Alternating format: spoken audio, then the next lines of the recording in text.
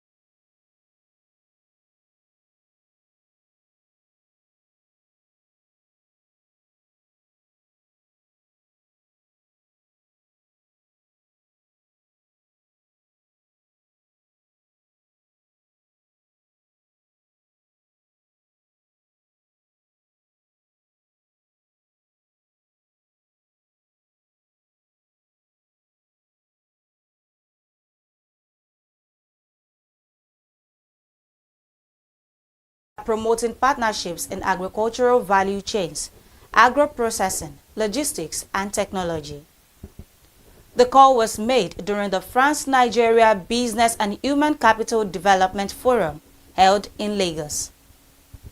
Speaking during a session with the Dean of Lagos Business School, Professor Olayinka David West, French ambassador to Nigeria, Marc Fonbustier, said Nigeria is yet to fully realize its potential as Africa's agri-food powerhouse. He noted that France is ready to support the country with expertise in food preservation, processing, and distribution, while respecting national priorities. Fonbustier added that modern agriculture now includes innovation, digital technology, and climate resilience.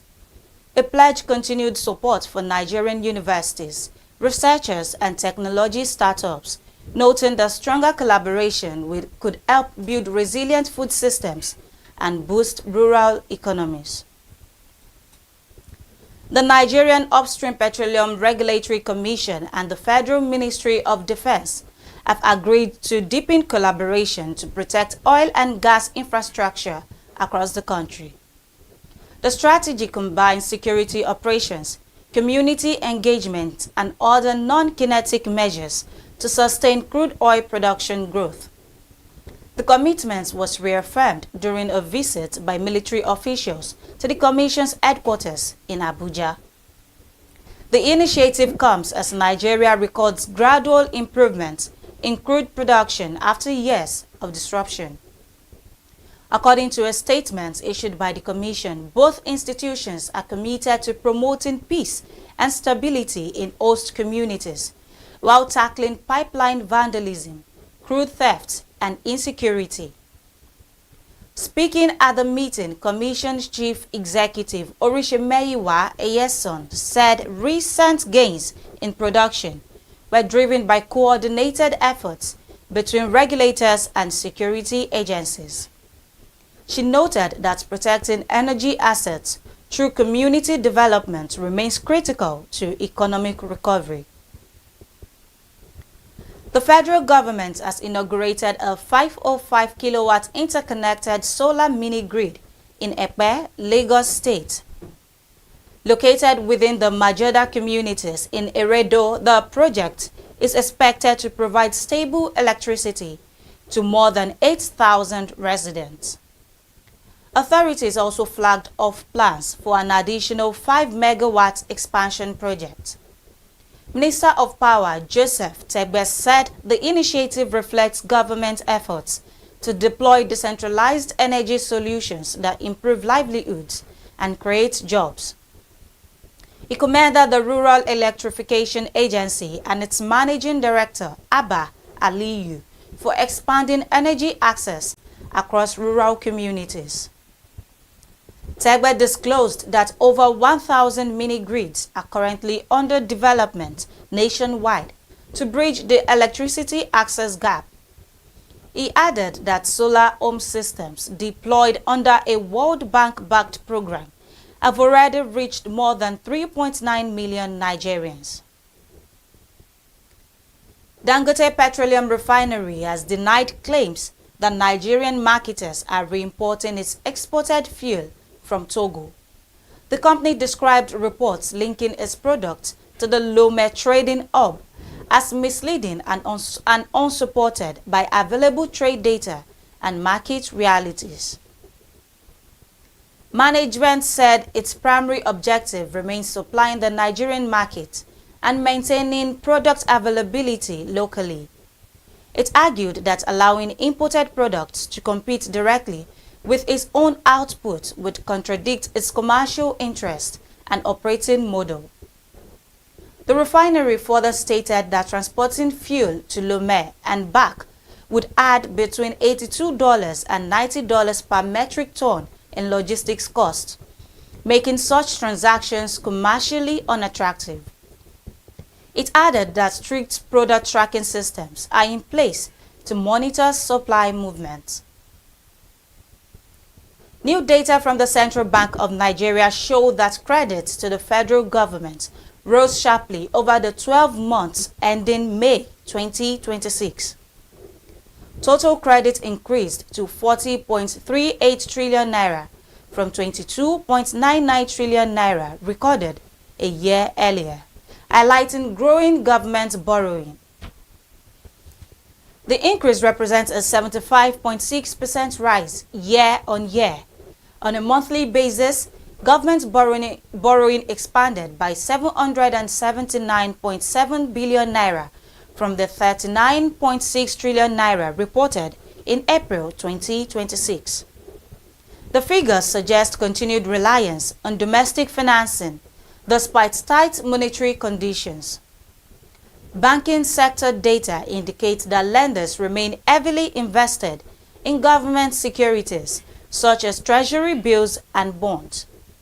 Meanwhile, private sector credit grew more modestly to 81.04 trillion naira, reflecting a cautious lending environment. The Central Bank of Nigeria has expressed concern over the persistent abuse and mutilation of the naira. The Apex Bank warned that poor handling of banknotes increases currency management costs and shortens the lifespan of legal tender. CBN Governor Olayemi Cardoso gave the warning in Abuja during the inauguration of the Naira Ambassadors Club. It said the bank spends significant resources producing durable and secure banknotes and urged Nigerians to handle them properly. Cardoso stressed that protecting the Naira is a collective responsibility, and he added that the bank will continue public awareness campaigns, especially among young people, to promote respect for the national currency. Moving on, the National Association of Stevedoring Operators has called for an industry-wide roadmap to modernize cargo handling equipment across Nigerian ports. The group said it plans to engage the Nigerian Port Authority and the Nigerian Maritime Administration and Safety Agency on the initiative.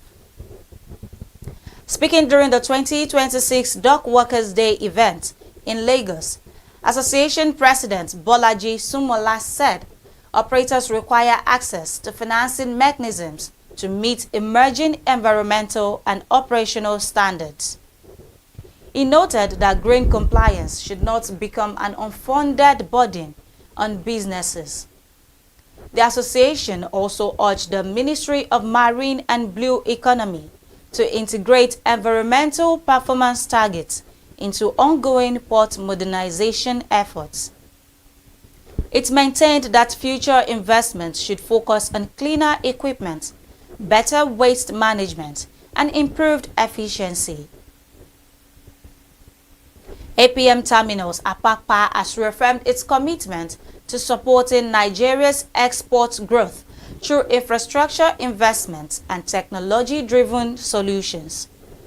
The company said its efforts are aimed at improving the competitiveness of Nigerian exports in international markets. Speaking at an export management workshop organized by Lagos Business School, Chief Commercial Officer Wester Capito highlighted investments in cargo handling equipment, yard capacity, and workforce development. It said the projects are helping reduce operational bottlenecks. Capito added that digitalization has significantly improved cargo visibility and processing times for customers. According to him, a more efficient port system ultimately lowers supply chain challenges for exporters. MTN Group President and Chief Executive Officer Ralph Mupita has called for greater unity and economic integration across Africa. He warned that rising anti-immigrant sentiment and cross-border tensions could undermine growth and discourage investment. Mupita made the remarks ahead of a migration dialogue hosted by the Galima Montlanti Foundation. His comments come amid renewed tensions linked to anti-immigrant protests in parts of South Africa and Ghana. It stressed that Africa's long-term prosperity depends on social cohesion and respect for the rule of law. Analysts have also warned that recurring xenophobic incidents damage investor confidence and weaken regional cooperation. The Association of Bureau de Change Operators of Nigeria has backed recent United States sanctions targeting terrorism financing networks. The group said it remains committed to strengthening compliance and protecting the integrity of the financial system. In a statement issued on Wednesday, the association clarified that the sanctions should not be viewed as an indictment of the entire Bureau de Change sector. It noted that most licensed operators comply fully with regulatory requirements. APCON also unveiled a 7-point strategy aimed at tightening controls and preventing illicit transactions. Measures include stronger customer verification, sanction screening, and prompt reporting of suspicious activities. The Manufacturers Association of Nigeria has expressed concern over a sharp decline in bank lending to the industrial sector. The group warned that reduced access to credit could weaken industrial growth, job creation, and economic diversification efforts. According to the association, commercial bank credit to manufacturing fell from 8.53 trillion naira in December 2024 to 6.61 trillion naira in December 2025. The decline represents a 22.5% contraction over the period. Director General Segun Ajayi Kadru said the trend is troubling, especially as sectors such as oil and gas and finance continue to attract significantly higher levels of credit. He argued that stronger support for manufacturers is needed to drive economic growth.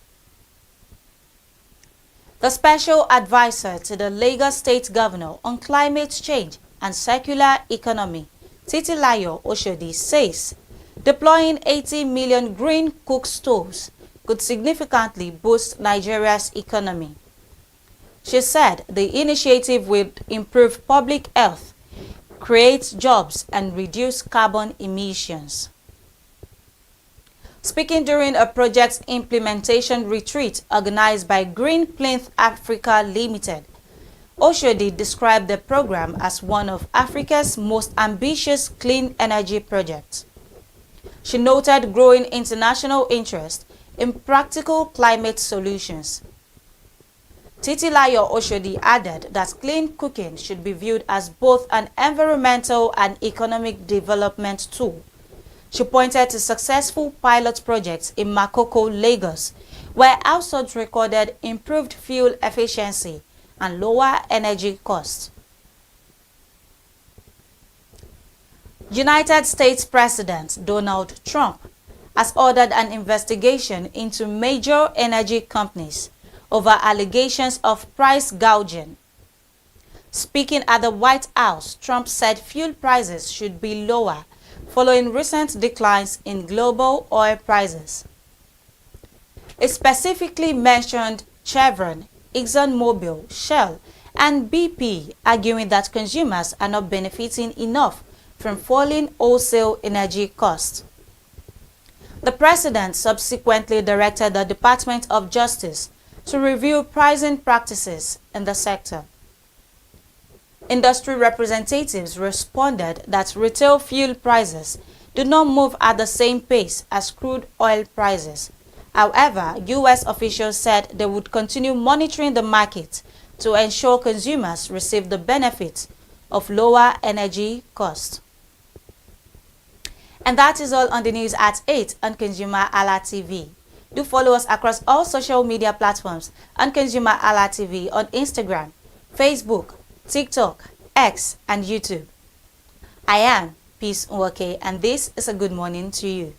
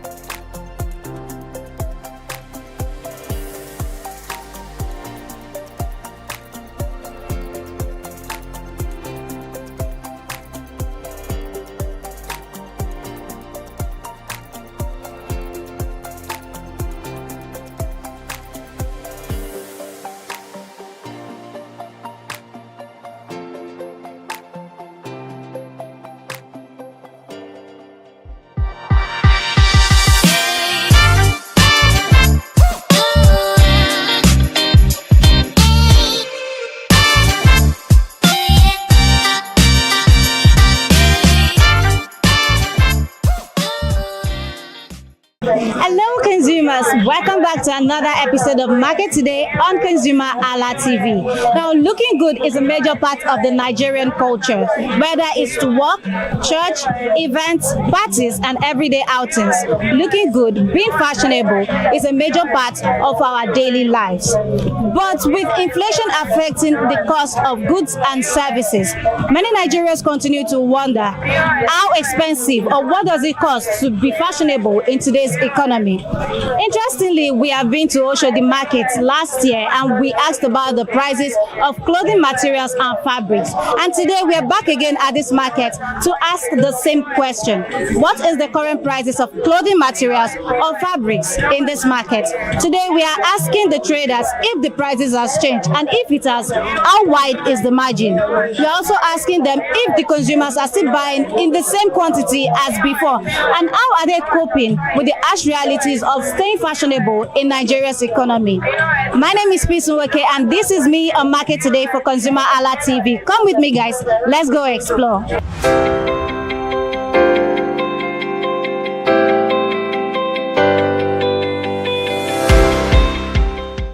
Hello, good morning, ma'am. Morning. How are you today? Fine. All right. So can you tell me your name? Mrs. Adebayo. Mrs. Adebayo.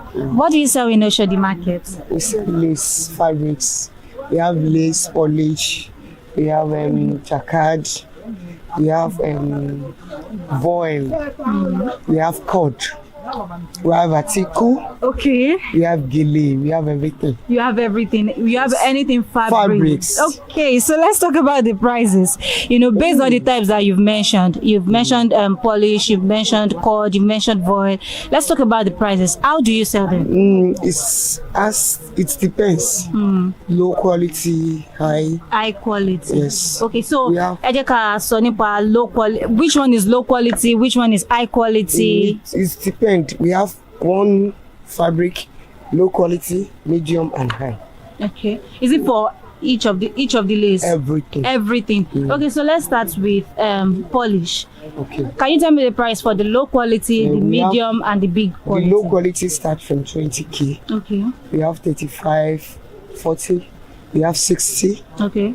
The largest one we have 120, 150. 200, 300. Oh, wow. Okay. So let's move to the voile. How do you sell? You know, big quality, small quality, medium the low quality from the voile is 25,000, 30. Medium 40, 55, 60. Okay. High quality 150, 200 upward. So they are still in the same price range? Yes. Okay, what about cord? Cord, we have different. The medium 15, 25, 35, 50. Okay. The medium from 50, 100. The biggest one, 150, 200. 150, 200. 250. Okay, so let me ask you, which one do your customers buy more? Which one do they like more? The medium. The medium. For any of the lace? They prefer the medium. They prefer the medium. Ones are not equal. Yeah. But mostly the medium. The medium. Okay, so let's talk about where you get your supplies from. Where do you get your supplies from? Supplies from Ibadan, Oshogbo, Ilorin, okay, Abuja, okay, at times Port Harcourt, okay, Ijebu. You know Ijebu people. they like Ewambe, so yeah, we have them very well. You have them very well. Okay, so let's talk about the Nigeria's economy and last year and this year. Will you say? Let me ask you. The first one is: has Nigeria economy affected your business? Will you say Nigeria's economy in a big way? It's very, very affecting in a big way. But we still manage. We don't have anything to do. This is our work. We can't say because of economy we run. We can't run. You can't run. We still manage it. We keep on managing it. But would you tell me in that big way? You've mentioned that it has affected you in a big way. How? No customers. People are saying because of those Boko Haram and they can't travel down to Nigeria, to Lagos. Okay. And even they will say, just send me the small one. So people are not doing party again. No, just send the small one. Then we'll send it to them. But at times we still see the mediums. Yeah. But it's affecting. It's affecting. Okay, so you said that compared to last year, the prices has it changed? Has it gone high or is it stable? Much better. 101. When you say 101 better. than this year. This year, 0.0 point. So this year, let's talk about, is it January, from January or maybe 2 months ago? When you see 0.0, do you know the meaning? 0.0, that is, it's not even man, it's bad. Wow.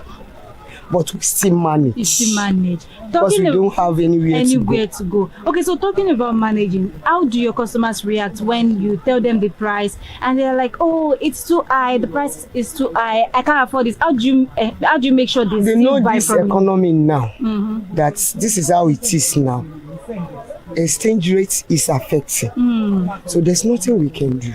They accept with us. And the one we are selling 25,000 last year, we sold this year 30, 35.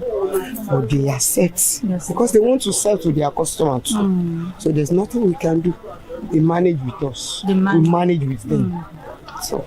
Okay. So let me ask you, is there a particular season where you sell more than a regular day? You don't have any season again. No season again. We have to have season before. But now, there's no season. No season again. Because this exchange rates, Nigeria economy, all those things is affecting a big way. It's affecting. So we don't have any this thing again. Okay, you know, you've been mentioning exchange rates. It has been affecting your business. How has it affected your business? That one has been affecting before this year. Okay. But now we think the exchange rate is even better now. Okay. Because it stands. It's not going up, it stands. Okay, so it's stable right now. It stands now. So but there's nothing we can. It's still affecting. It's still affecting. Yes. Okay, so my last question for you. I believe you know about the increase in fuel prices. So we say that transportation costs, fuel costs has affected your business. Everything based on this transaction.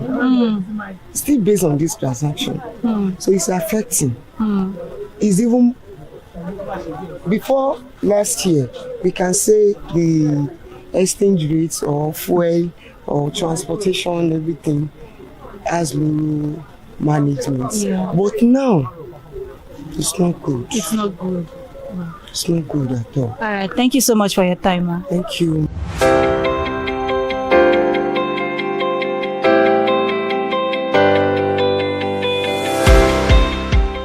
Hey, good morning, ma. Good morning. How are you today? I'm fine. All right. Can you tell me your name? My name is Miriam Alabi. Okay, Mrs. Miriam Alabi. Yeah. What do you sell in Oshodi market? We sell different type of fabrics, sequins, sample lace, and dry lace, small dry lace. Okay, so I'm going to point at some and you're going to tell me the types here. Okay. What type is this? This is dry lace. This is dry lace? Yes. Is that dry lace too? Yes. Okay, the ones we have inside, they are sequins? Yeah, sequins and sample lace. Okay, these are sample lace? Yes. All right. What about this? They are dry lace. Dry lace. Okay, now that we know the types of fabrics you have in your shop, let's talk about the prices. Okay. Let's talk about this dry lace. How much is it? How do you sell? We sell 2.5 per yard. Okay. Can I bring it and show you? Okay, and it's by 60. 2,500 naira per yard. Very nice and durable and affordable. And affordable. Yes. Okay, so let's talk about the sample lace. Okay. How do you sell? Sample lace, we have the one of big one and small one. Okay, so the sample lace, how much is it? How do you sell? 5,000 per yard. The big one. And the small one, 2,000 per yard. 2,000 naira per yard. Okay, so I need you to, educate me. What's the difference between sample lace and dry lace? Sample lace is very soft. Okay. And transparent, but dry lace is hard. As in the texture is hard. Yes. It's okay, so is sample lace flexible. The same thing as cord lace? No. It is different. Yes, cord is different. Cord is different. Okay, so let's move on to sequence. Okay. How do you sell sequins? How much do you sell? Do you sell it per yard or? Yeah, we sell all this we cut per yard. Okay, you cut per yard. We have the small sequence and big sequence. The small one is 2,000 per yard.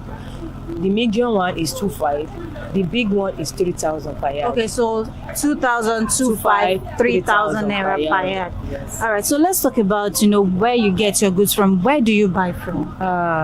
We go from Aba. Okay. Okay, you get your supplies I have supplier in Aba. I have supplier in Lagos Island, and we have Oyinbo that used to do distributor for us. That used to distribute. Yes. Okay, so let's talk about the economy, Nigeria's economy. Okay. Would you say that Nigeria's economy has affected your business? Has it made the prices of your supplies of your goods to go high, or the prices are stable? It really affects it too. It's not stable. It's go high, it come down. That's it. Okay, let's talk about it going high, coming down. Last year I was here and people complained that, oh yeah, the price is high, it's not stable, it has increased. Okay, so I want you to compare last year to this present moment. Will you say there's a big difference between last year's price and this year's price? Yes, there's a big difference. Last year is more than this year. It's come down small. Okay, so it's better this year than last year. Yes. Okay, so what do your customers have to say to that? When they come to buy and they're like, oh, the price has reduced from last year to this present moment. So how do they react to that? They're happy about it. They're happy about it. And even though if they used to come, they will still ask before they buy. As we come down again. So we have to tell them it's still the same price. Okay, so let me ask you, is there a particular season where you sell more than a regular day? There is so. Tell me, because the way you answered me, Seth, you have ginger. Yes, now during that, we are selling clothes. Okay. Although we sell, but there is a particular day that we sell more. That is during festival time, like Ileya time. That's Muslim festival, yeah. And then December time. That's the best time. You enjoy sales during that period. Yes, December is the best. It's the best. Yes. Okay, thank you so much for your time. Okay.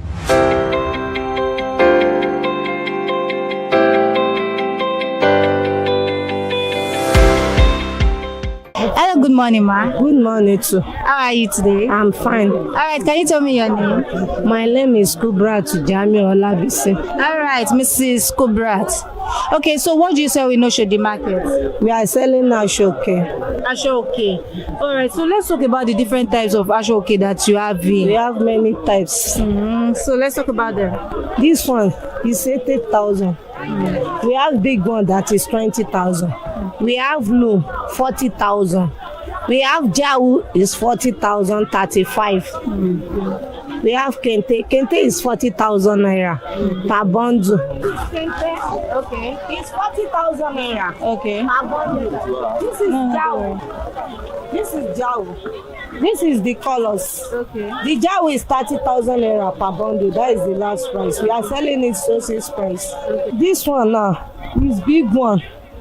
We are selling it 20,000 naira per bundle. Per bundle? Yes.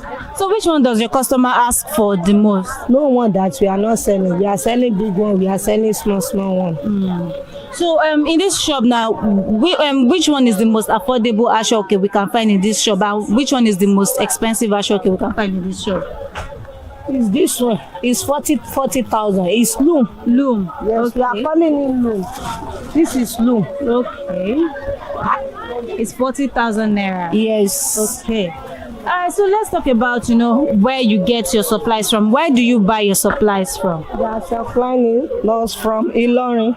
From Ilorin? Yes, Iseyin. Okay. Ghana people. We have Ghana people that they are supplying us. Okay, the Ghana people are the ones that supply you, Kente? Yes. Okay. So let's talk about the prices compared to last year, because we were here last year. Yes. Now let's talk about the prices of today compared to last year. Will you say that the prices has gone up? Is it the same thing or it has changed? No, last year we said the small one 6,500. Now we are selling it 7,000 naira. 7,000 naira. Yes. The big one last year we said it 15,000. Now we are selling it 20,000 naira. Okay, so what about this loom? How much did you sell it last year? Last year we sell it 25,000 naira. But now it's 40,000 naira. Yes. Okay, so what are your customers saying when they come to buy from you and they've seen that the price has increased? How do you make them still buy from you? We are explaining for them because they don't have choice to buy it. We are explaining that everything is cost now. Everything is costly now. Yes. Okay, so let's talk about season. Is there a particular season where you sell more than a regular day? So lọ́jọ́ kan tó jẹ́ pé like yes, okay. It's God know that one, no. We cannot prepare. Okay, all right. Thank you so much. We can't predict. It's God knows that one. Okay, thank you so much for your time.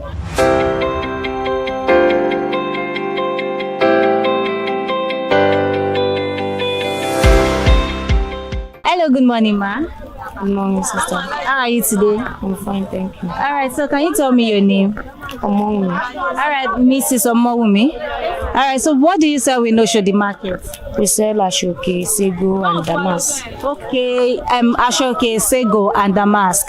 All right, so let's talk about the prices. The Ashoke, how do you sell them? The Damask, how much is it? The Sego, how do you sell? We have Damask. Damask is 150,000. That is for 5 years. This is 150,000 for 5 years. And we have Ashoke, big one by 90. That one is 20,000. And we have the one of 12,000. We have the one of 8, and we have the one of 7. The Sego is 20, 25, and 30. Okay, so can we just see the one you're calling Sego? It's okay. Okay. This Sego. Okay, this is Sego. So between this Sego and Ashoke, which one do your customers ask for?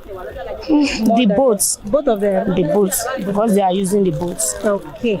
So let's talk about, the economy and how it has affected businesses. Do you think Nigeria's economy has affected your business? Has the prices of your goods gone up, or are they stable? No.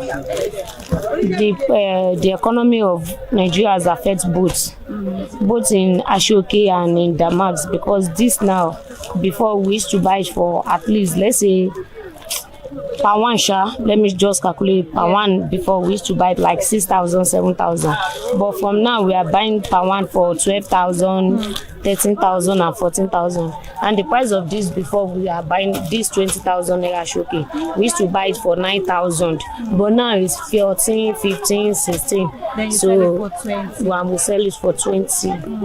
So what about the Damask? Damask is 150. That is for. But that is let's Damask. talk about how much it was before. How much Damask before should be there. It was between 70 to 60. So but it now has doubled it's in price. even times 2 and more than times 2.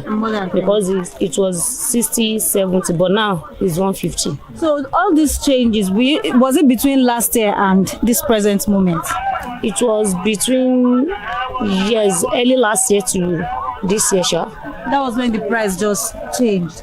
Wow. Okay, so what are your customers saying about, when they come, how do you talk to them? How do you come to a middle ground? When they come just feel like, when to when, at least we still came here last year or 2 years ago, but we don't have choice. We have to approach them well.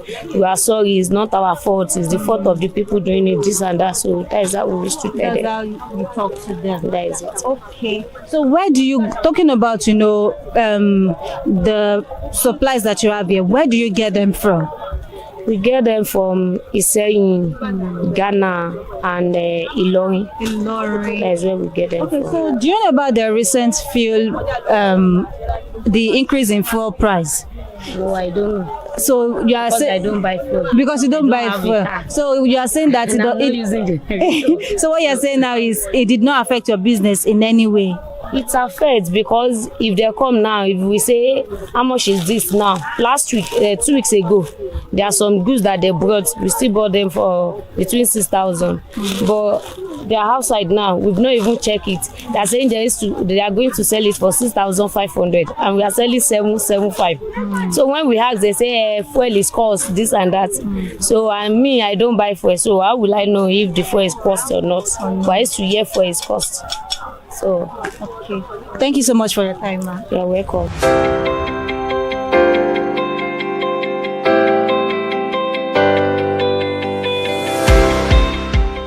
Hello, good morning, morning, ma'am. Hello, good morning. How are you today? I'm very fine, thank you. All right. So, can you tell me your name? Oh, my name is Chioma Okorori. All right, Miss Chema, right? Yeah. Let's talk about what you sell in this market. What do you sell in Oshodi market? We do sell beaded lace and sample lace. Beaded lace and sample lace. Yes, ma'am. All right, so let's talk about the prices. How do you sell? Do you sell based on type? Are there different types?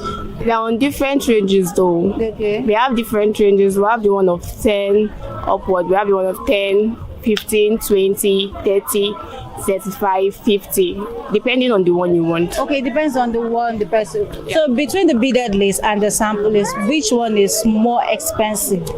The beaded lace is more expensive. So what is the price range for that?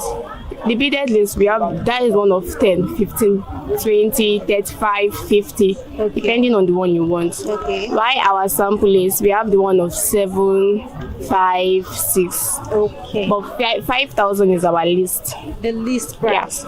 Okay, so let's talk about, where you get them from. Where do you get your supplies from? Our supplies, we don't get it in Nigeria though. Okay. It's outside Nigeria. Okay. All right, so let's talk about, the economy, inflation, and how it has affected businesses. Would you say that inflation, Nigeria's economy today, has affected your business? Has the prices gone up, or is just still the same? No, the prices has gone up though. Let me say this year was better than last year. Because our prices for this year has increased than last year though. So what are you saying? Is it last year is better than this year, or this year is better than last year? Last year was better than this year. Last year was better than this year. Okay. Talking about last year being better than this year, was there a particular period when the price was better last year, or just all through last year the price was okay? I'm going to say the inflation of prices of last year was better than this year though. It was better than this year. Okay. What about beginning of this year to this present moment? Has your price changed at any point in time? Consider the seasonal period, the Easter period, the Eid al-Fitr period. Did you increase price, or was it the same thing? Has it been the same thing from January up to this moment? Yeah, it has been the same. So you would not change price? No.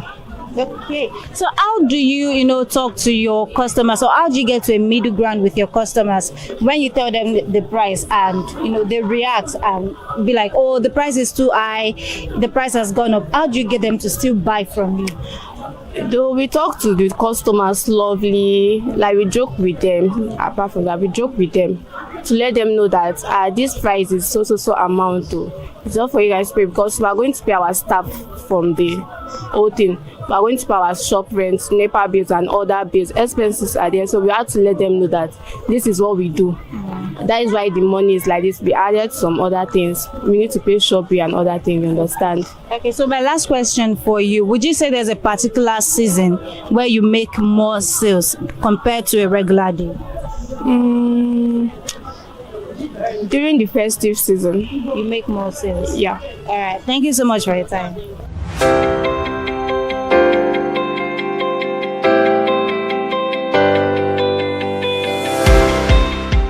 Hello, good morning, ma'am. Good morning. How are you today? I'm great, thank you. All right. So, can you tell me your name? My name is Deborah.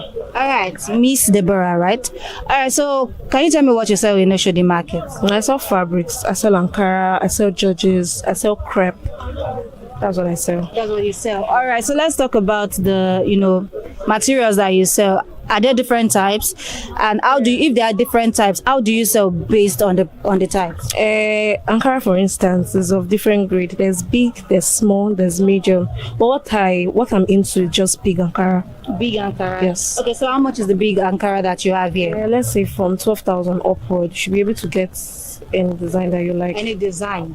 Okay, so is it a fixed price, or you're open to negotiation? I'm open to negotiate. That's if you're buying in bulk. Okay. Yes, and the negotiation is not much. Okay. The price difference is not really much, because the prices has changed. It has changed. Yes. All right, so let's talk about the other materials you have here. You said you have George, you have crepe. Georges for brides. You sell what? Indian Georges for brides. Okay. That's if you're doing ceremony. It's not even a more ceremony, just if you just want to change your look or anything, you can come for Indian George. Okay, so how much is Indian George? How much is crepe? Indian George, it starts from, the one you will like mostly, it starts from 30,000. So from 30,000 to 250, 300. You're able to get what you like and what you can afford. Alright, what about crepe? Crepe, the general price is 11,000, 10,000. 11,000. 10,000. How many years is it 6 or 5? 4 years. 4 for years. crepe. All right. Okay, so let's talk about, where you get them from. Where do you get your materials from? Mostly from Cotonou. Yeah, mostly if you're trying to get a big fabric, they are imported from Cotonou. So would you say you are a wholesaler? Do you supply to people in this market? Yeah, I supply. I'm a wholesaler. Okay. All right, let's talk about, the economy and how it has, the economic inflation and how it has affected businesses. Are you saying it has affected you? A whole lot. Before, like for instance now, if you're selling at the rate of 11,000, at least you should be able to see enough profit. But now, to be very fair, your profit is no more than 500, 1,000 for 6 years. So it has changed, and you don't have any choice than to sell it like that, because if you don't sell, there are other people in the line that are already ready to take your customers. So that's it. Okay, so marginally, how wide will you say that the margin is from last year's price to this year's price? For Ankara business, I won't really say the price change. It's still like that, but for other fabric like the George, the crepe, the price changed. It changed a lot. Yeah. Okay, so when you tell your customers about the price, and definitely they would react. Okay, so how do you come to a middle ground with them when their reaction, when they've given their reaction? How do you come to a middle ground with them that you ensure that they still buy from you? At this point, everybody understands that the business itself in Nigeria has changed. Everything has changed. So before, you can just tell your customer the price. If they like, they buy. If they didn't like, they do. But now, you have to pet your customers. Like, you pet them, you explain things to them. If it's to beg, you beg them that they should understand that Nigeria, everything has changed, and they understand. Okay. At least if you ask from me, if you go to other vendors too and you ask from them, you see that the price is still the same. You still come back to me and buy, because I'm not giving you price. Exactly. Okay, so would you say that your customers are still buying in bulk as before, or they're not really buying as much? Not really, to be honest, to be fair. Like for instance now, today, on a normal Tuesday, I don't sit down like this in the markets. Me, that I know myself. But you just have to take it the way it is. Market, everything has changed, to be honest. Everything has changed. Everything. Okay, so let's talk about the most expensive and the most affordable material in this space today. So how much is your most affordable material in this shop? 11,000 naira. And how much is your most expensive material? 35,000 naira. 35,000 naira. Is that Ankara or India? It's Ankara. Ankara. All right, so we've talked about last year and this year price and comparing it to this year's price. Let's talk about the beginning of this year to this present moment. Not even beginning of this year. Welcome, Auntie. Let's go far back from when I think all these things changed, because one thing about Ankara, that if their prices are changing, it's changing 1,000, 15. Okay. Let's go far back to Buhari period when all these things started. It's the prices, because before we sell Ankara for 6,500. Yeah. 6,500, 5,000, 5,500. You are able to get something you would like, but now from 11,000 upward. That's how. So you can see the way it changed from. Okay, so my last question for you: would you say there's a particular period or season where you sell more than a regular day? With Ankara period, no. It's an everyday something. That's what I'm saying. On a Tuesday, even most times when you sell, it's mostly on Monday, Tuesday, Wednesday. Thursday is half day, so we leave Thursday. Anyhow, we see Thursday, we collect it. Okay. Then Friday, Saturday. So Ankara is an everyday thing that you know that yes, you definitely sell, but things have changed. So you just have to take it the way you're seeing markets. Yeah. All right. Thank you so much for your time. You're welcome.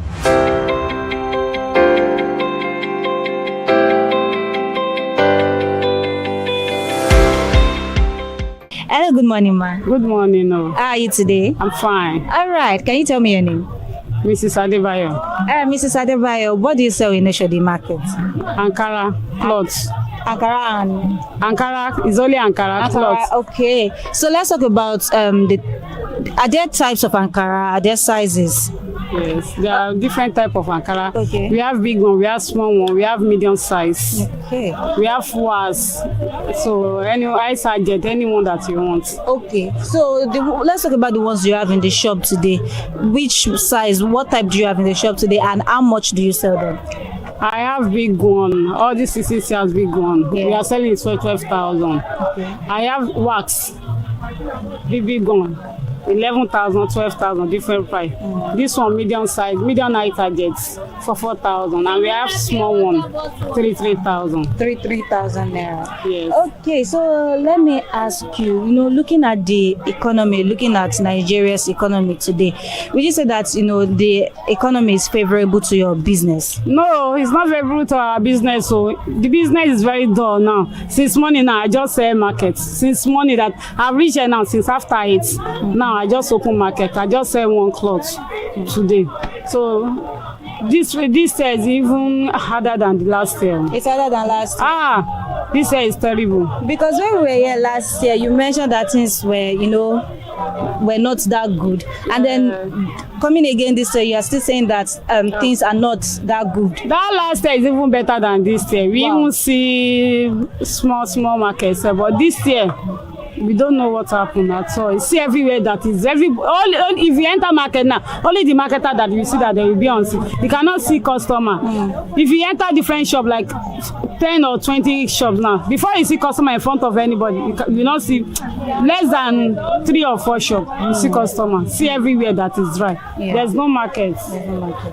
All right, so would you say that your customers are still, saying that your customers are not really buying as before? Let's talk about how you come to a middle ground when they price. So how do you ensure that they buy from you when you tell them the price and they say it's too high? The price is not too high. We are selling the normal price. Even Ankara, you cannot cheat in Ankara. I don't talk of Guinea or lace, but Ankara have fixed price. Everybody already know Ankara because of Owambe, party. Yeah. So most people know the price of Ankara. You cannot cheat. Even the gain that we are seeing in Ankara is too small than any other business. 500, 200, 300. That's how we used to sell it. Okay, so where do you get your goods from? We are buying it here now. We know there's China people in Oshodi here, so they used to supply us. They supply you. Yes. All right. Okay, so talking about we've mentioned last year. Let's talk about the beginning of this year to this present moment. We've had the Easter period. We've also had the Eid al-Fitr period. So do you think you make more sales during seasonal periods, or the sale is just the same? We have more profits than season price, but after season everything will just dry. Not much, but just manageable. It's just manageable. Manageable, yes. All right, thank you so much for your time. Thank God.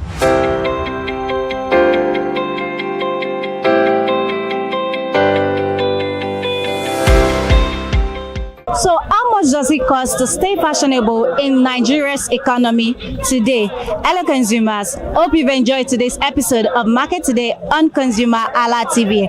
And today at Oshodi Market, we've been able to know that however fashionable you want to be depends on your budget, your taste, affordability, and how well you can cope with the harsh realities of inflation in Nigeria's economy. And as consumers try to stay fashionable, they also try to stay more deliberate with their spending, while traders try to find ways to keep their businesses afloat. It is not over, but until the next episode, you can find us on ConsumerHalla TV on Instagram, Facebook, TikTok, YouTube, and X. My name is Pisunwoke, and this is me on Market Today for ConsumerHalla TV. Until the next episode, bye for now.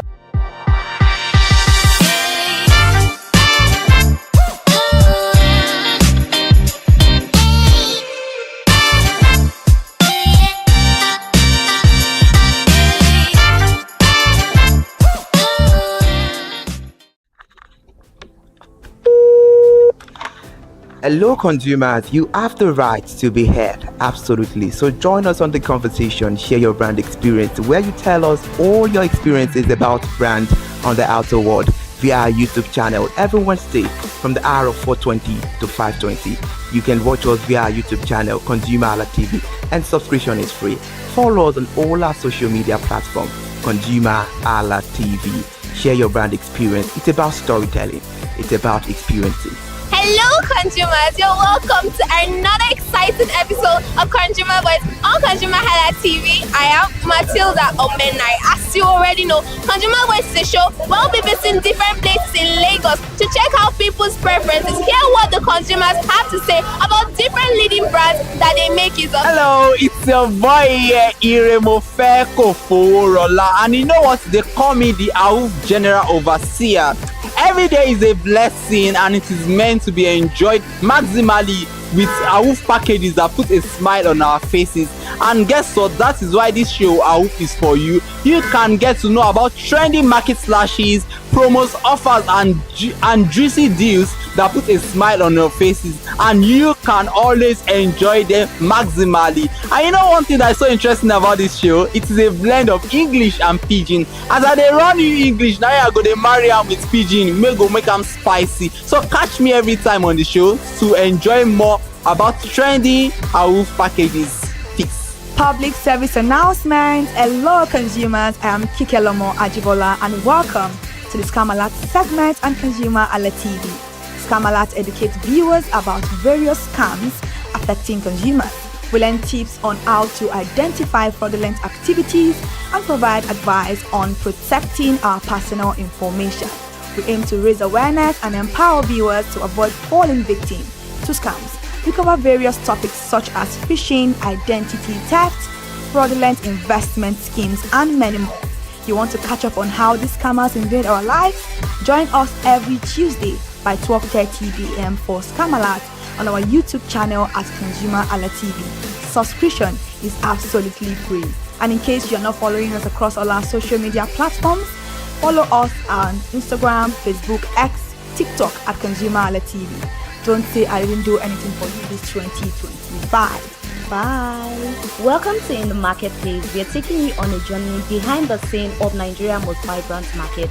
From the sight and sound of the market to the stories of the people who makes it thrive. We will be sharing the untold stories that brings this market to life. Join us as we explore the history, challenges, and triumphs of the market vendors. We will dive into the daily lives of the people who call markets home and uncover the secret that makes this market special. You will get to see the passion, energy, and dedication that goes into making this market success. Tune in to the In the Marketplace on ConsumerHalla TV on Thursday by 11 a.m. to experience the sight and sound. Don't forget to follow us on all our social media and on ConsumerHalla TV. I am Elizabeth Abefe. Hello fellow consumers, are you looking for a program where we give analysis about brands and a program where we project the voice of the consumer? Join my team and I on Consumer Analytics and Resolution Box by calling on the program to get your issues resolved.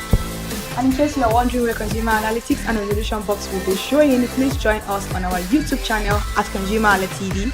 Subscription is free by 2 p.m. to 4 o'clock p.m. every Mondays and Wednesdays. Consumer Analytics and Resolution Box will be airing and will be here to provide you any information on brands and also issues that you have pending for us to resolve. Also follow us across all our other social media platforms, Instagram, Facebook, X, TikTok at ConsumerHalla TV. And that is why at ConsumerHalla TV, you deserve to be heard. Hi everyone, I am Iri Ayomikunle Eke. Join me live on Perspective every Mondays to Friday from the hour of 9 to 10, where we have meaningful and engaging conversations about all the burning and pressing issues making the round. Issues related to our economy and consumers. It's conversing, it's relatable, it's beyond interview. We have expert analysts who gives updated analysis about all aspects of a conversation. Join the moving train by subscribing to our YouTube channel, ConsumerHalla TV, and do well to follow us on all our social media platforms, ConsumerHalla TV. Stay informed. Thank you. I am Matilda Omenai. As you already know, Market Today is the show where we visit different markets across Nigeria, Lagos, to check out the prices of different things, ranging from household items to foodstuffs to cosmetics, electronics, every other thing. In a world of hustle and bustle, entertainment keeps us alive, and that is why at ConsumerHalla TV, we ensure you enjoy all around 360-degree entertainment program.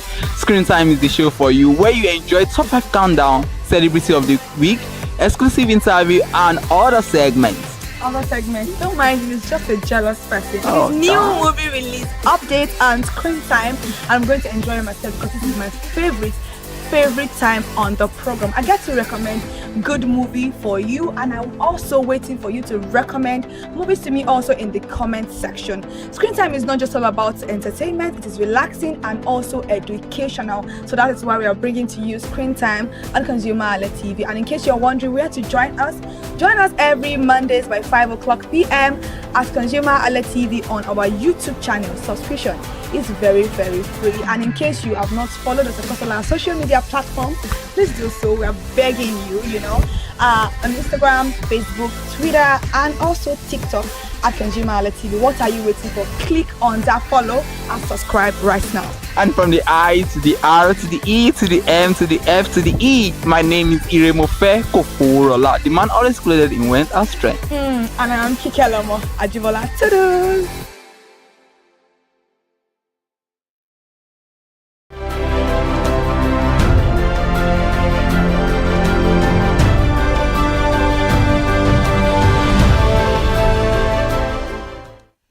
Beautiful Wednesday morning. Thank you for always staying with us, and thank you for joining us on your favorite breakfast show on your number one TV channel, ConsumerHallaTV.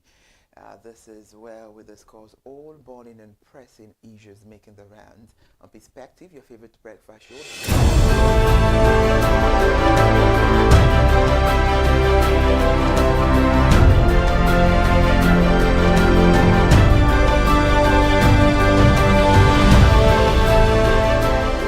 Hi people, my name is Fakorede and I am a filmmaker and a film director, and you're watching ConsumerHallaTV.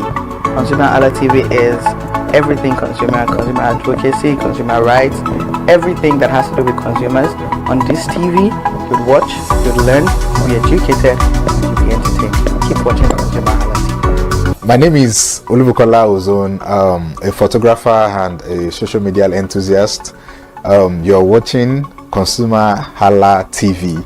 It's a consumer advocacy TV. If you have a problem, any consumer related problem, just holla at them, just like their name implies, and they're going to get it sorted for you. Keep watching, stay tuned. Thank you very much. Hi guys, my name is Joba Jalabi. I'm a marketing communications professional. I currently lead marketing at FlashChange, a fintech startup. Keep watching ConsumerHallaTV, a consumer advocacy channel.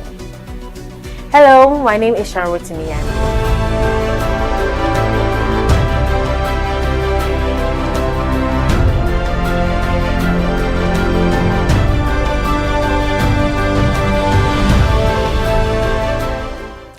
Good morning. Your favorite breakfast show is on board. Welcome to Perspective on your number one TV channel. And on Perspective, this is where we discuss major political, economic, and social development shaping our world.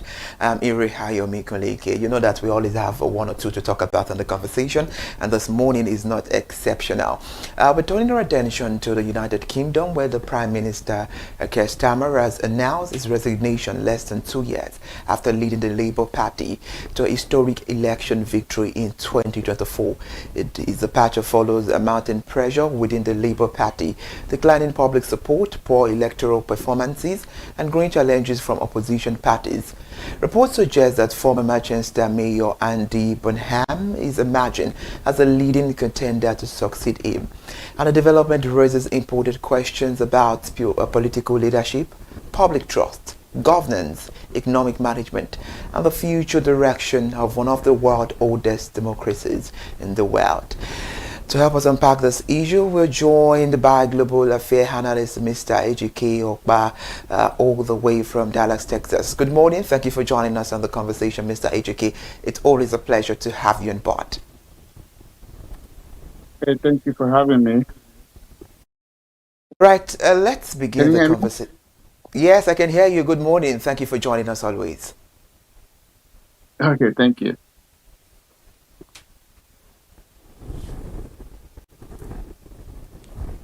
Okay, go ahead. Thank you for joining us. Thank you for having me.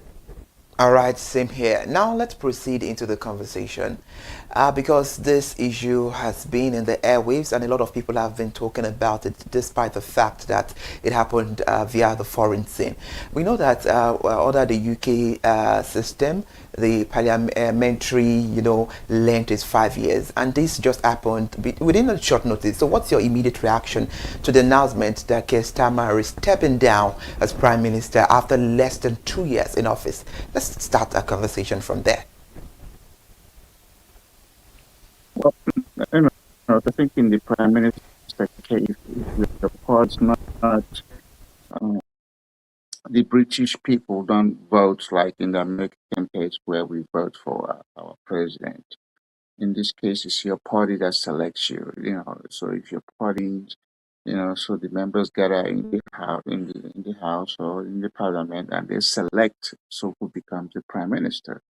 And then once you get to that position, you your party members will start watching you to see what it is you're doing, and if you're doing something that supports what the agenda is, then you keep going. If you don't, they can have a vote of confidence in you, and and then at that time they will say, "Hey, you're gonna have to step down."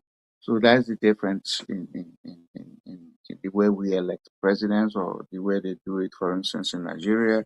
But in the case of the UK, they don't have national elections. They just have elections to the members, and then the members select who becomes their prime minister. So, in the past 10 years, Britain, UK has had 7 prime ministers. And what does that tell you? They tell you that the party members, when they push the agenda and the prime minister is not able to deliver, then the prime minister is in a vulnerable situation, and they're just going to have to call a vote of no confidence, and they said, "You gotta go." And so that's what this gentleman has experienced, and he has to step down.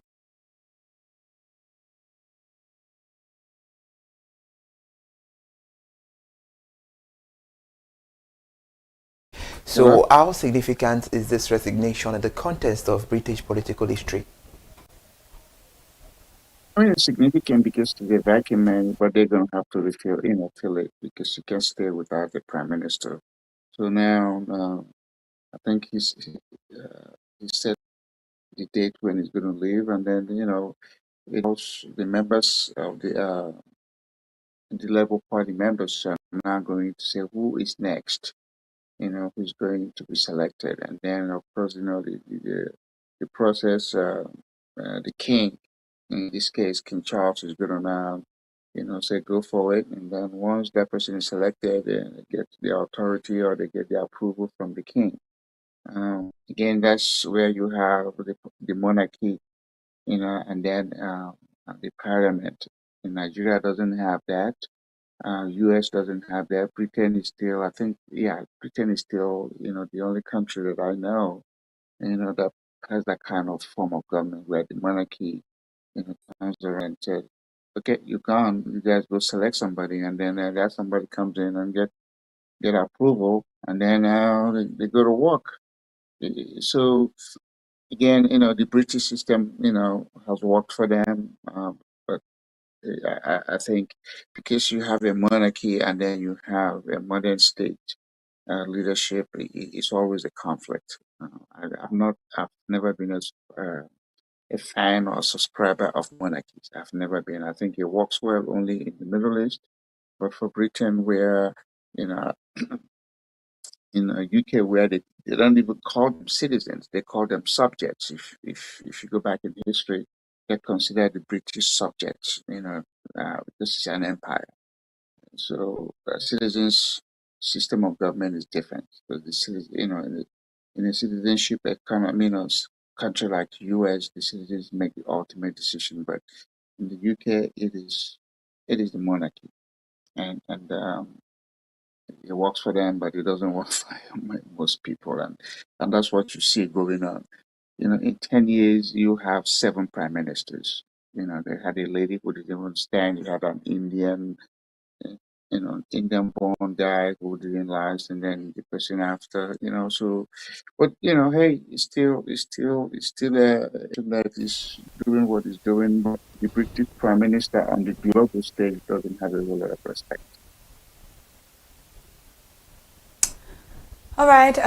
Good morning, Mr. Ejike. It's so good to see you once more this morning. But then you spoke about the numbers of prime ministers in 10 years, and also, but it is very, very important to talk about this particular conversation right now.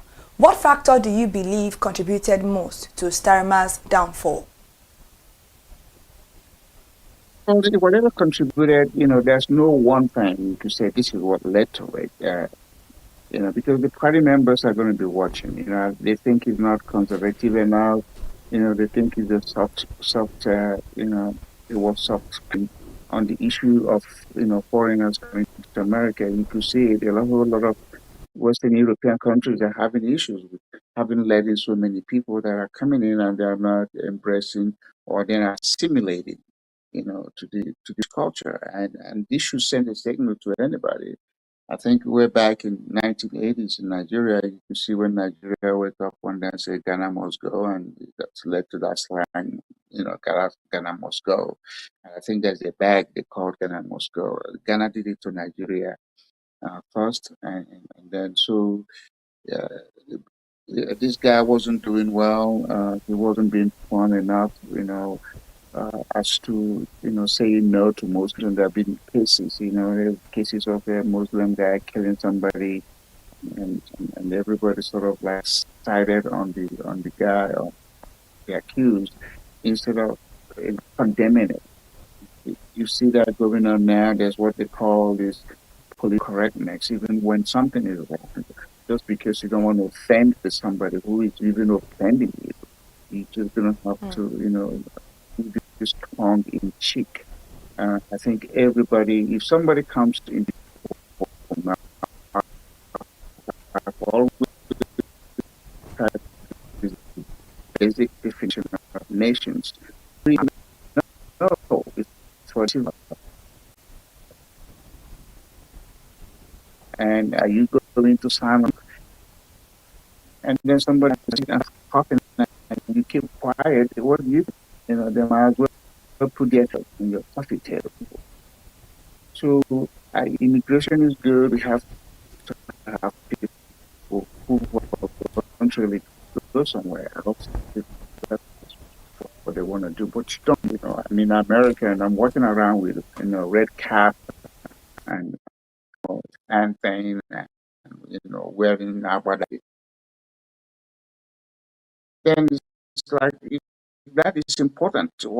Why did you come? As you knew, I did take with you those things that live in the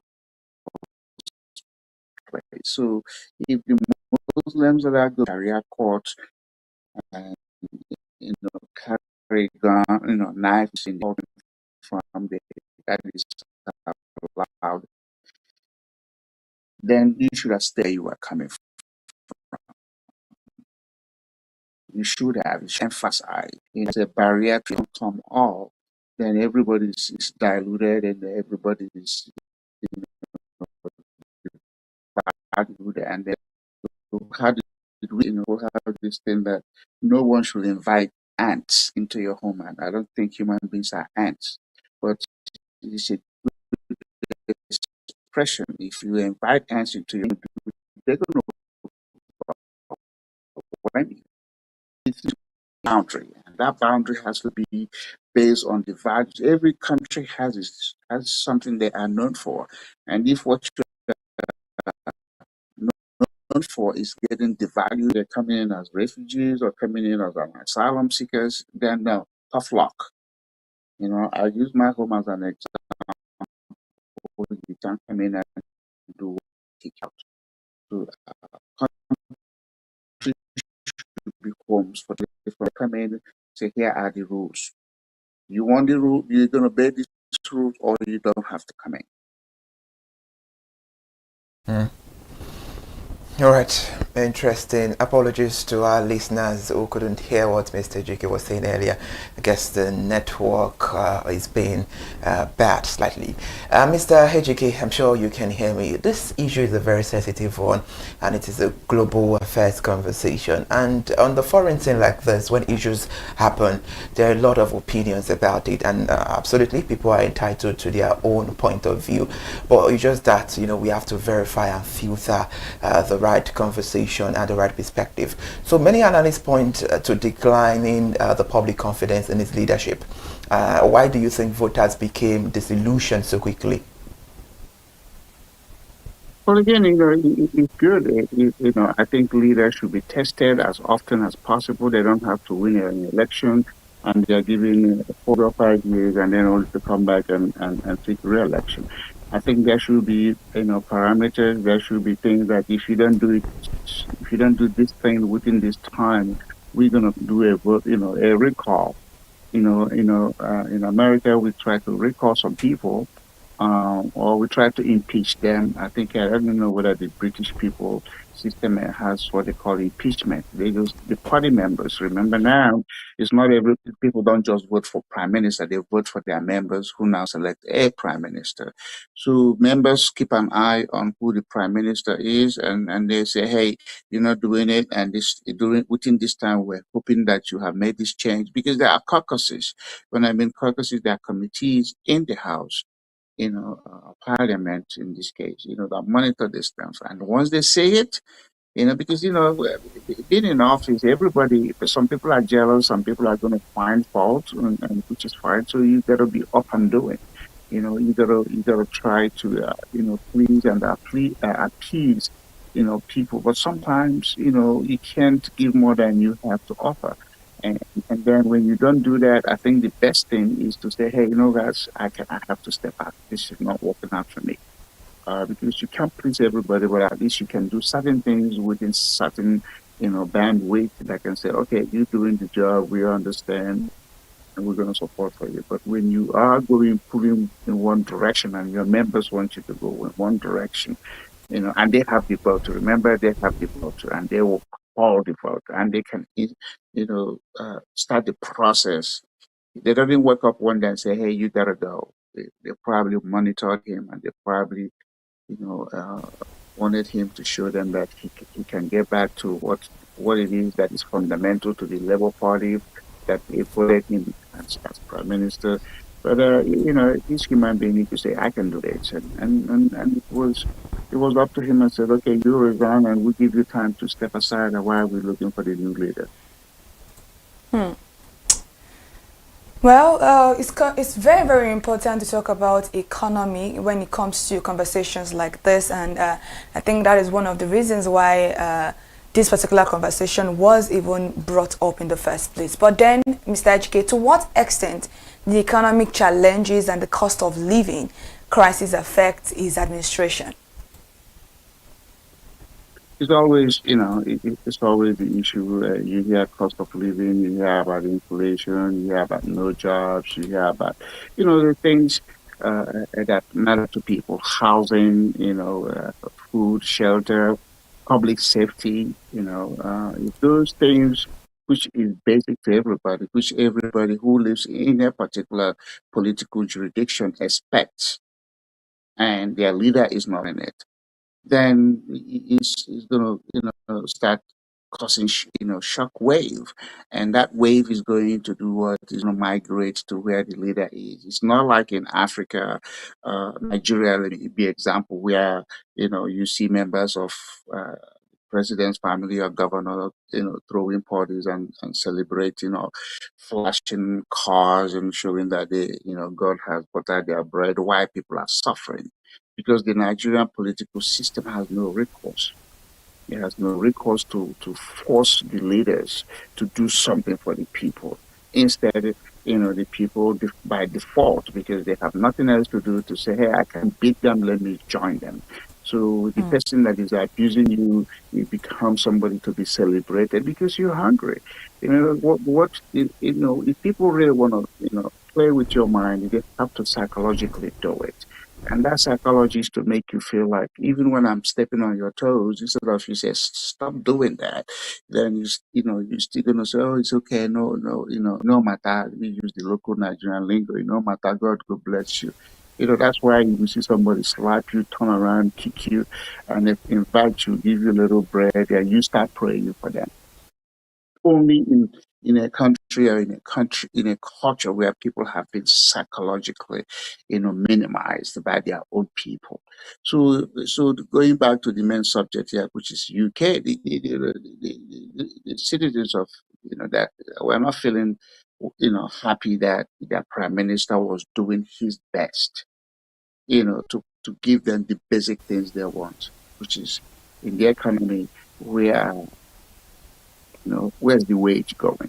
Okay, I may be making the money or I'm making the money, but I go home and I find out I can't even buy food and I can't even pay my rent. I can't even do the other things that I'm supposed to do because, everybody has expectations.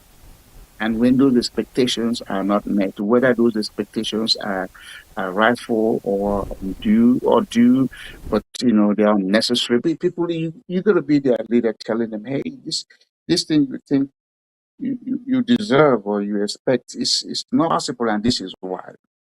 But when we ignore them, in the case again of Nigeria, where the president will speak about what people are going through, or the politicians, I don't want to pick on the president particularly, but the president in the case of Nigeria is the head honcho, So whatever his feelings dictates a lot of things that's going on. People are going to agitate. And so we do that in America. We you hear what people say about the president, American president worshipped, as opposed to other places where they just, worship their leaders. And so we speak up, we speak up by being critical, and sometimes we criticize. And that makes the leadership, want to stay up on the game and keep communicating. So the economy of Britain, again, the economy is being overwhelmed by foreigners. I'll give you an example. If people from outside of your country or your home are doing better than you, well, what do you think you're going to do? You're going to have a bad feeling. That's even happened when Ghanaians appear to be doing better than Nigeria at the time. Nigeria say, oh, you can't do it, you have to go. You see what is going on in South Africa as well. Other Africans go over there and they're doing better than the natives, and the baby say, we're not getting the jobs, but these people are doing well, and whether they're doing it well by being well or doing it well by being crooked, they have to go. So there's always a balance. How do you harmonize that balance? How do you, convince your people that, hey, there are program projects that are there to help you, but if they're not doing it, and other people are taking advantage of it, then whose fault it is? It's always the fault of the political people. When the people are feeling bad, when the people are feeling, I'm not getting my face shake in this whole process. And getting the face shake is the economy, is the job. There's nothing else we do together as a people than job. Getting paid when you work, even earning what I call a fair wage that can enable you go home, meet your own individual family needs while you pay for the other things: food, shelter, and clothing. Those are the three things. For the people who read the Bible, it's even in the Bible. That if you meet that, when you meet that in sufficient quantity, is now when you start to feel, oh, let me go for a vacation. Let me go have a museum. Let me go, when I retire, watch the sun, go by the ocean and stuff. But if you don't have that, you don't think of that. People say, person where money remain, they go buy books, cat. So yeah,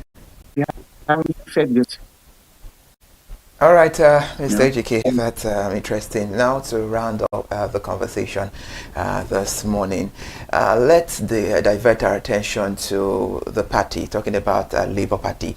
And about that, we were not there. We read and we heard a lot of news about it. Some opposition parties are gaining ground. So how damaging were the internal divisions within the Labour Party to Starmer's leadership? Let's, just be brief about that because time is not on our side. Thank you so much.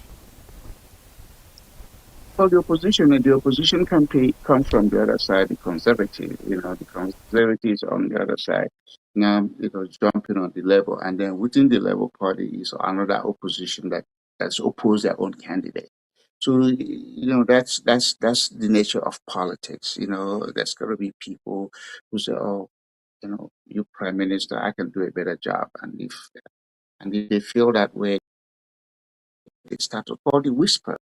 They start to whisper this guy or this girl. They think they can do it, and well, I'm not feeling comfortable about his ability or her ability. Let's see. And they keep doing it. All of a sudden they gain momentum. Or because now they say, oh, if we don't do something on this side, the opposing party in the parliament is going to exploit that, and the next election they're going to take, win or make it a case that will convince other people to support them, and they will and then run the other person out. So that is what happened. The opposition is from within what I call the intra-opposing members of a party side, started opposing the prime minister. And then, the interside, across the aisle, if you were to use that expression, getting emboldened and say, hey, we have a chance here to not only oppose them, but also remove their own, the prime minister, so that our own side will elect the prime minister. It's a dangling game, If you're in physics, the pendulum swing, it goes up and down, and you're looking for equilibrium.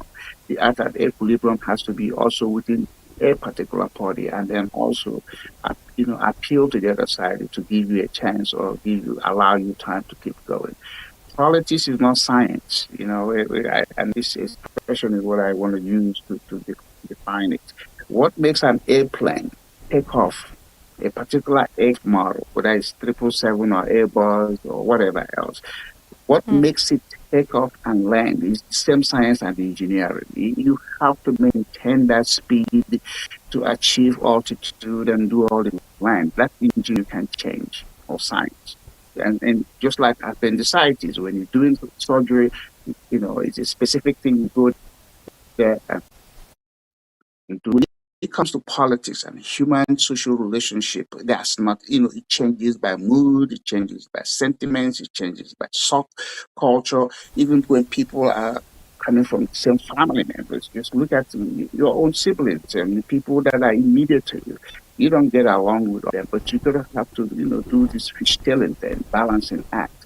So politics is very difficult. It's not for most people, but it works sometimes against the country in a dictatorial side, and that is where you see in developing countries where they have enormous power. They can use the police to suppress you. They can kill so many on your side and put a fear of God in you and say, hey, you see what we did to John, we can to you. So that is why African nations are not successful, because they put too much fear. They don't allow oppositions to do what they want to do. And they find a way to suppress them, which is either to bribe them or to physically eliminate them. And so, but in the case of advanced society, they use the word of war, war of words. They attack you openly, they attack your style, they attack anything they think that's going to create, doubt in other people to say, you're not good enough, get out. All right, we've to the viewers at home, we've gotten a honest piece of cake from our analyst this morning, Mr. Richard Kilpa, on this sensitive conversation. And due to time factor, we will not be able to go on a lengthy conversation with him. But amidst all odds, thank you so much for joining us on the conversation, Mr. Richard Gate. Always a pleasure to see you on board. Thank you for having me. Time is never enough. Anywhere you go, time is always against every one of us. Well, thank you guys for always having me. And there's need for me to participate again. Let me know. I'm here for. Like I said, I full ground for. Absolutely, you full ground, Mr. Ejikeokpa. Thank you so much for joining us. Just like you said, of course, time is value, and so people will say time is money, but absolutely, time is life. Please do also enjoy the rest of your day. I will hope to see you more editions to come on Perspective.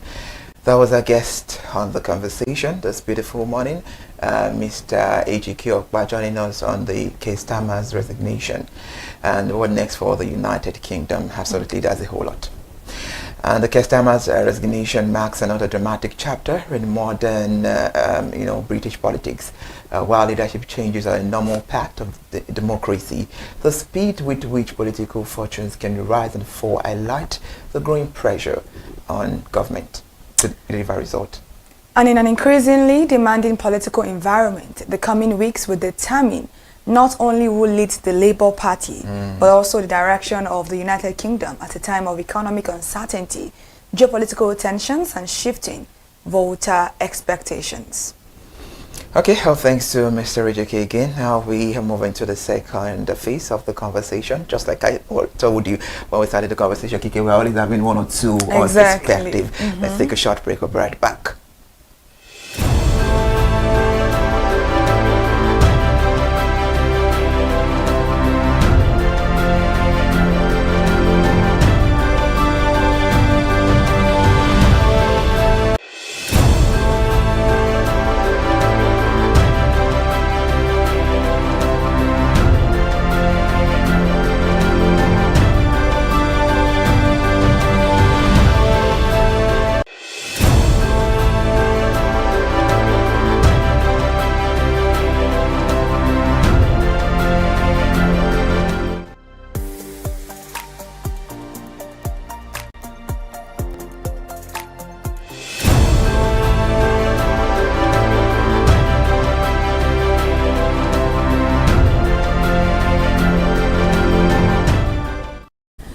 Alright, welcome back to Perspectives, your favorite breakfast show, and we are still talking about the issues burning around the country. And now we're moving to the second phase of the conversation this morning. And freedom of expression remains a fundamental right under Nigeria's constitution, but that right exists alongside laws designed to protect individuals and institutions from reputational harm.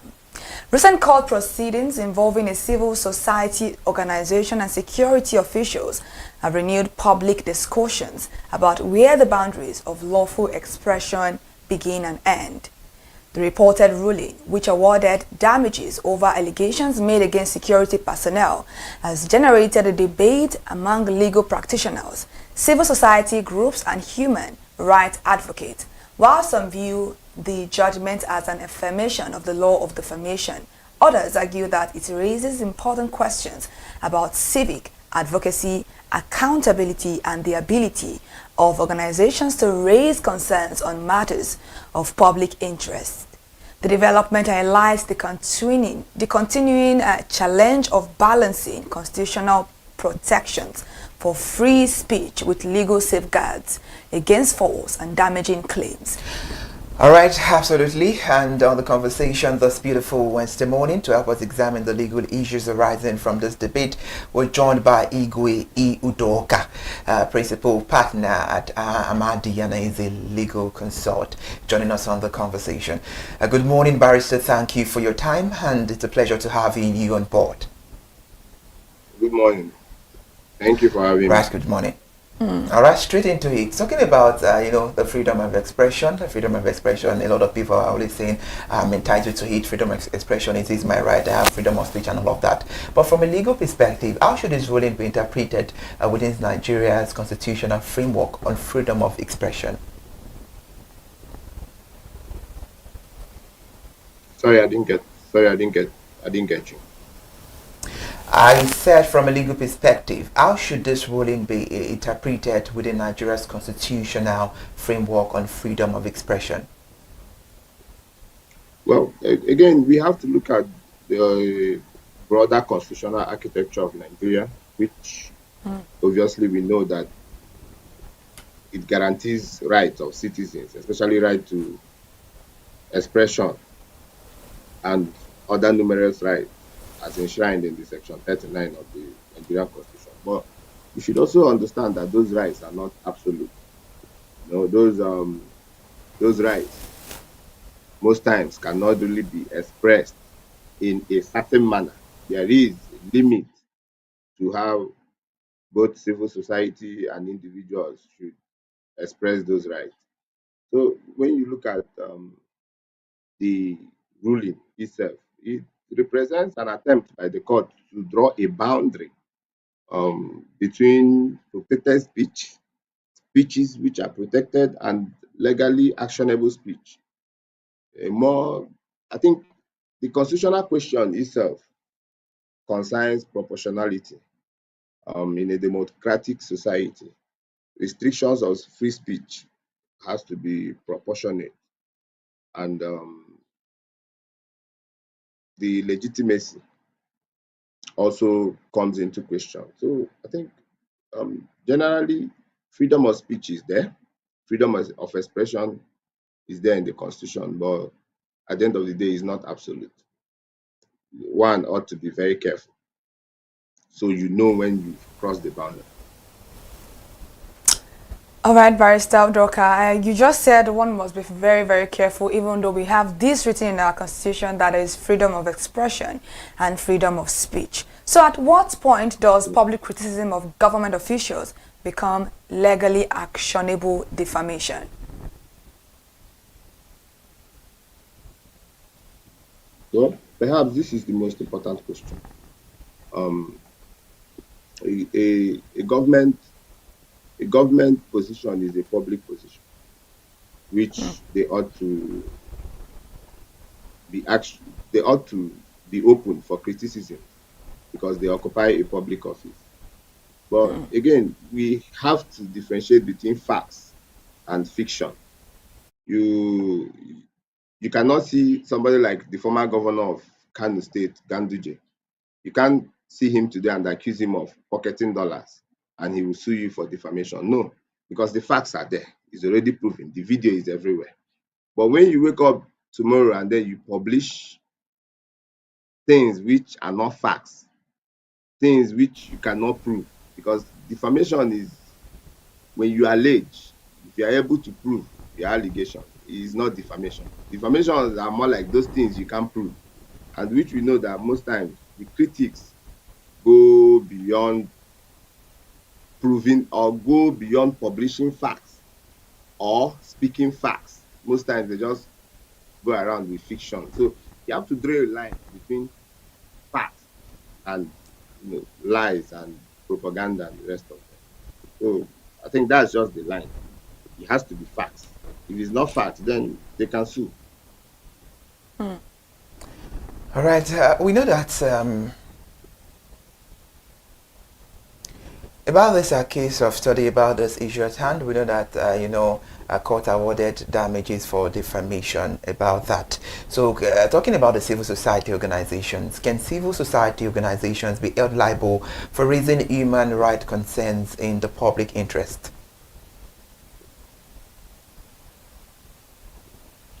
Yes, they can be held. They can be held. The straightforward answer is yes. Civil society are not above the law and may be held accountable if they publish false and defamatory statements. However, the more answer is that public interest advocacy occupies a unique position within a democratic governance. Public society organizations most times are watchdogs. We can call them watchdogs, monitoring government conduct, documenting human rights violations, exposing corruption and amplifying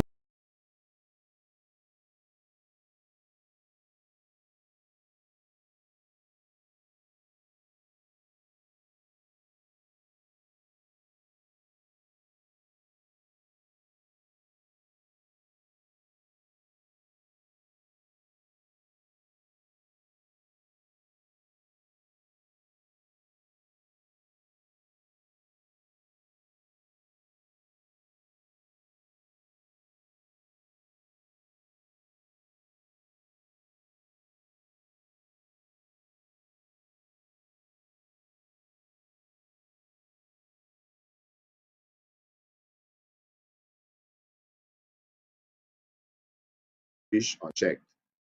So I feel the international body generally recognize that speech concerning public office deserves enhanced protection because such should carefully consider whether an organization acted in good faith or in bad faith.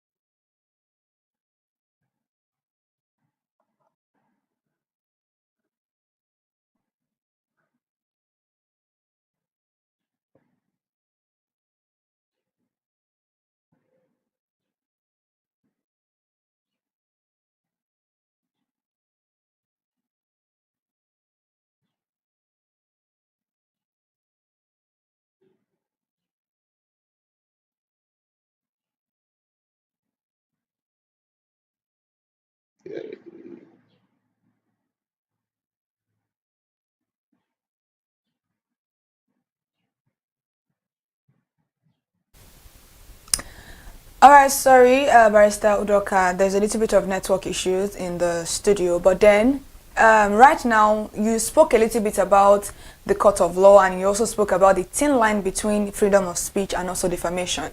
So how do Nigerian courts typically balance free speech with protection of reputation? Well, achieving such balance has to require both legal and institutional reforms. First, I think courts should continue to recognize that public interest speech deserves enhanced protection. Allegations, like say allegations concerning government conduct, should not be treated in the same manner as purely private disputes. Secondly, I think damages and defamation cases should be proportionate. Excessive award risks suppressing legitimate speech and creating that chilling effect. Thirdly, Nigeria should, I think, enact a comprehensive whistleblower protection legislation. Individuals who expose should enjoy, say, legal safeguards against retaliation. When you look at the case of the Kano State man who exposed Ganduje in that dollar kickback videos, you watch at the time he was so threatened that he had to leave the country. So I think whistleblowers should be given maximum protection. Access to government information too. I think Nigeria more when it comes to Freedom of Information Act. It should be improved because the more transparent government institutions become, the less reliance there will be on speculation and unverified allegations. I think fifth, I'm numbering it. I think I'm in number 5 now. Courts should continue developing jurisprudence that distinguishes clearly fact, opinion, and fair comment. Citizens should also know where the legal boundaries lie so as to not to cross the threshold of the legal boundaries. And lastly, judicial transparency is essential too. Public confidence in court. Again, the court should be the last hope of the common man. And not only on fairness, but also on openness. Decisions affecting constitutional rights should be accessible, well-reasoned, and subject to meaningful appellate review. That is when the case goes on appeal. Ultimately, the controversy surrounding the ruling of the exact case we're talking about, it reflects a fundamental tension, I think, that exists in every constitutional democracy. Reputation deserves protection because individuals should not be subjected to false and damaging accusations. But yet, democracy also depends on robust debate, criticism of government, and the ability of citizens and civil society to expose wrongdoing. I don't think there is anything wrong with exposing the wrongdoings of government. I think the challenge for Nigerian courts is to ensure that defamation law remains a shield. Defamation law should be able to protect legitimate reputational interest rather than people weaponizing that defamation law. They are weaponizing it to suppress civil engagement, public accountability, democratic discourse, and just generally weaponizing the defamation law to suppress people or inject this fear into the society that one cannot actually come and say say the truth, or even most times it's generally not even false. Most times it's the truth, but they just tend to make it look like the right thing, and then they weaponize the defamation law against the person. Interesting. I'm glad you said this might cause affairs with the society, because a lot of people would not want to talk about the truth, if you know, considering the fact that we know the verdict of the court of law about this issue. So does the ruling risk discourage human rights from reporting advocacy? Do you think? Yes, yes, it does. There has to be a legitimate concern that it does. You have to look at that. The chilling effect. It should have a chilling effect.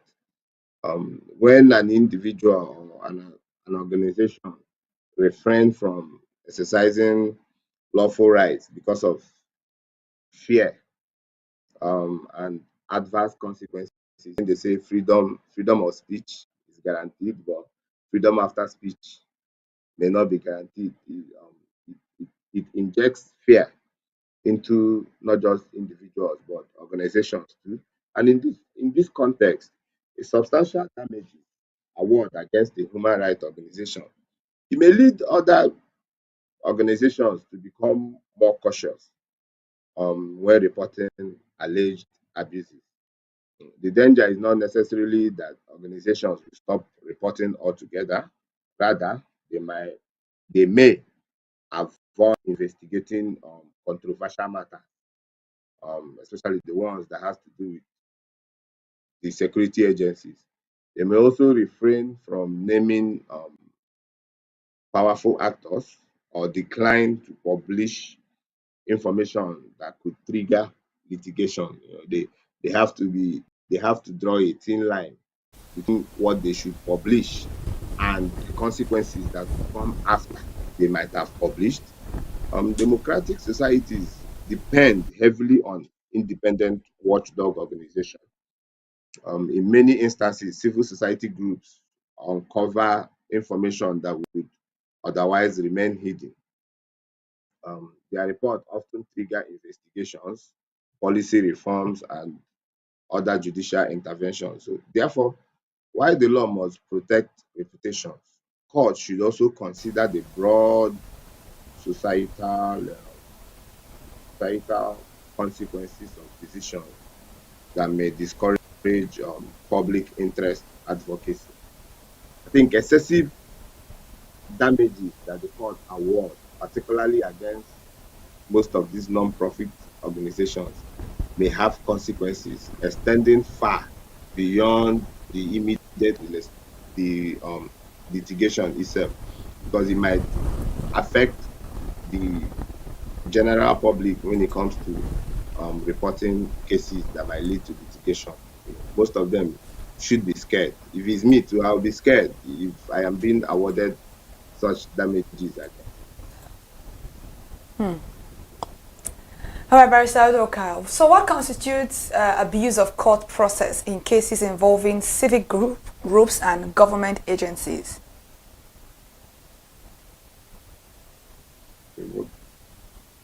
Well, sorry, I didn't get you. Can you go back?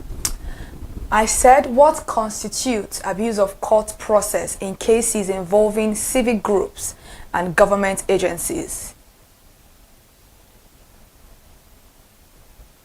Well, there is a whole lot of things that constitute such, because you have to generally look at the reporting itself. Um, the court should also, I think, you have to look at public interest to start with. You have to look at the extent of damage of what you feel those reports or those publications might cause when it has to do with the general public itself. So when you talk about what constitutes the the issue in general. I think it just has to do with the publications, what they publish, what they should publish, or what they should not publish. And the ones that are in tandem with the general public and that might not really hurt or make some form of reputational damage to the individual or the organizations the report is being made about. Thank you for your time, Barrister Udoka. But before, let's end our conversation with this briefly. How strong is the legal protection for the whistleblowers and human rights defenders in Nigeria? Let's end our conversation with this. Again, it's not strong. It's not strong. Again, I painted a picture of the man that exposed Ganduje in the pocketing of dollars video. And I told you that he had to flee the country at a time because his life was at risk. He was getting threats here and there. So now we cannot pretend that Nigeria has what it takes to protect whistleblowers. No, they don't. They don't. We don't have it. So when you look at it, you see that the lack of adequate protection mechanism is restraining a whole lot of whistleblowers from coming out in the open to,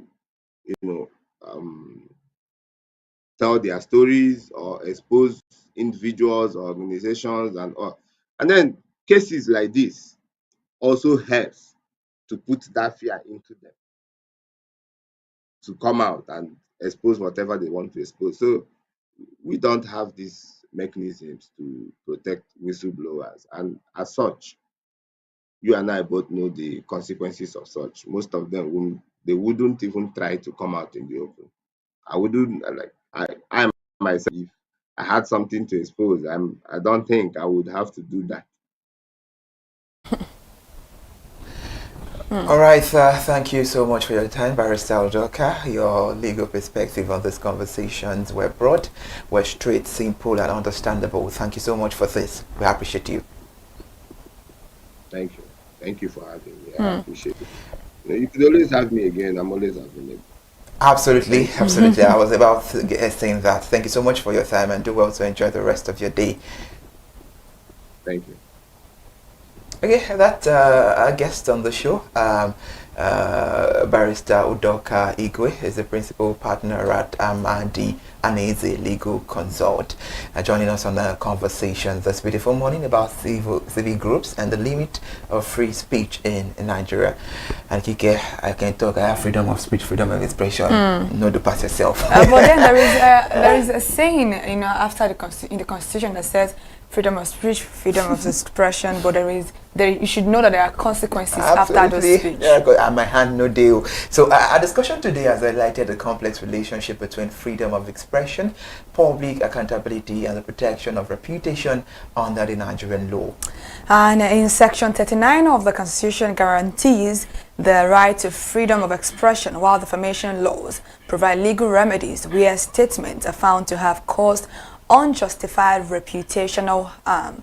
Courts are therefore often called upon to balance these competing interests on the basis of evidence, legal principles, and the specific fact of each case. As debate continues over the role of civil society organizations, human rights advocacy, and public criticism of state institutions, the legal boundaries of expression and accountability are likely to remain important issues within Nigeria's democratic and judicial landscape. We thank our guest on the show, Barrister Igwe, once again, joining us on the conversation. And absolutely, this is where we draw the curtain on your favorite breakfast show, Perspective, on ConsumerHalla TV. Thank you so much for joining us once again on ConsumerHalla TV, and we hope to see you on Friday for another beautiful edition of Perspective on ConsumerHalla TV. I am Kike Lomo Ajibola. I am Mary Hayomi Kunleki, and shortly we are running into ConsumerHalla TV in his 10. Stay with us.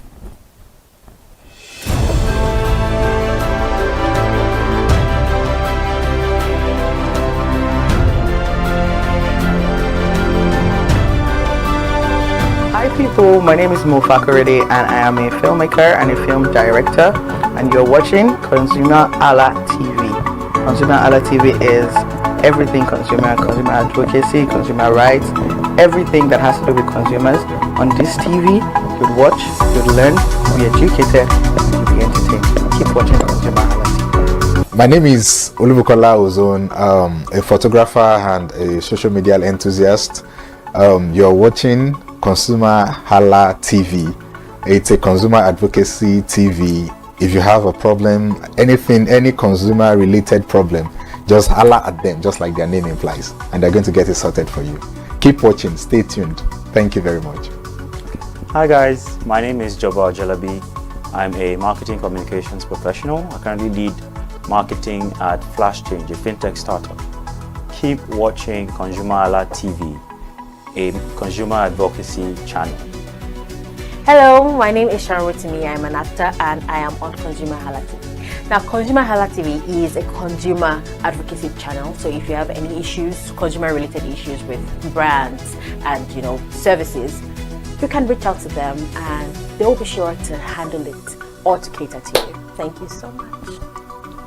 Hi guys, my name is Iyebiye Adeton. I'm a film poster designer and illustrator.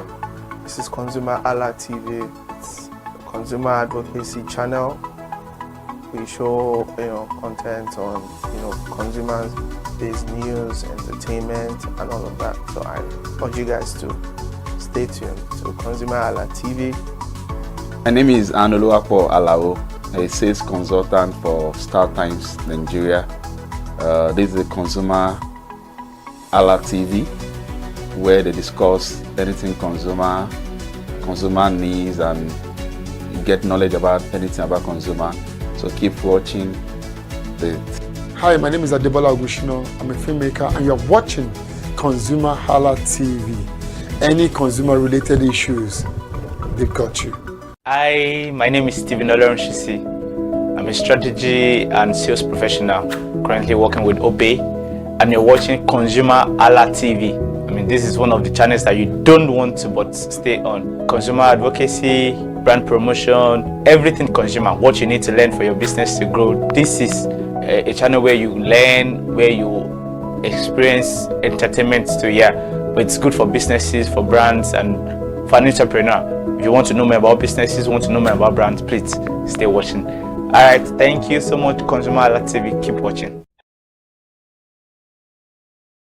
Pastor at the Kingsborough Church in London, and you're watching ConsumerHalla TV, which is a new initiation into the TV industry in Nigeria, the first of its kind in Nigeria, and I know that it's going to bring value and quality into the service industry.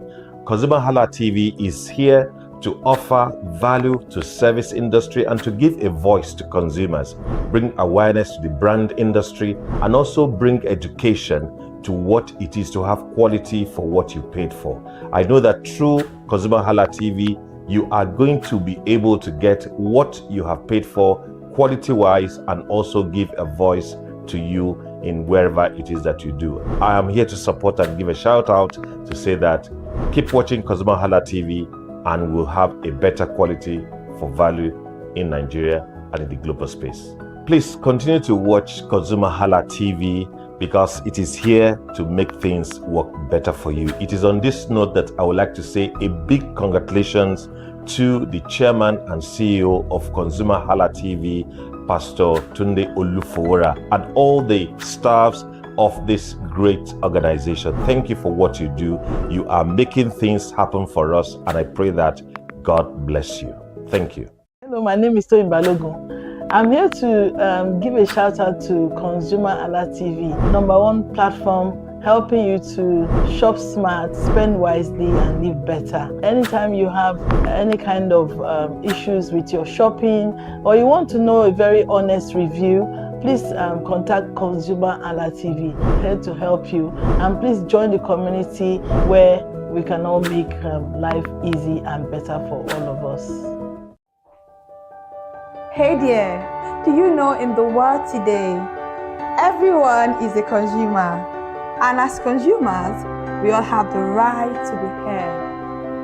In Nigeria today, as a consumer, you have all right to product information, right to fair pricing, right to return goods, right to product labeling, right to fair dealings, and a lot more. Well then, have you heard about the new media channel? ConsumerHalla TV. ConsumerHalla TV. ConsumerHalla TV. At ConsumerHalla TV, our goal is to inform and educate consumers in Nigeria with insightful news alongside development within the fast-paced world of consumers through well-researched, specialized, and analytical content. Our vision at ConsumerHalla TV is to create an engaging platform that provides right connection.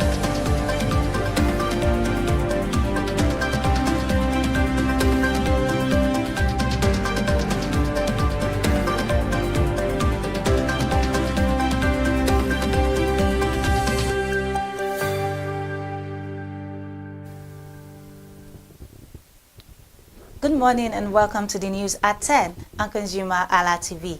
I am Peace Nwoke.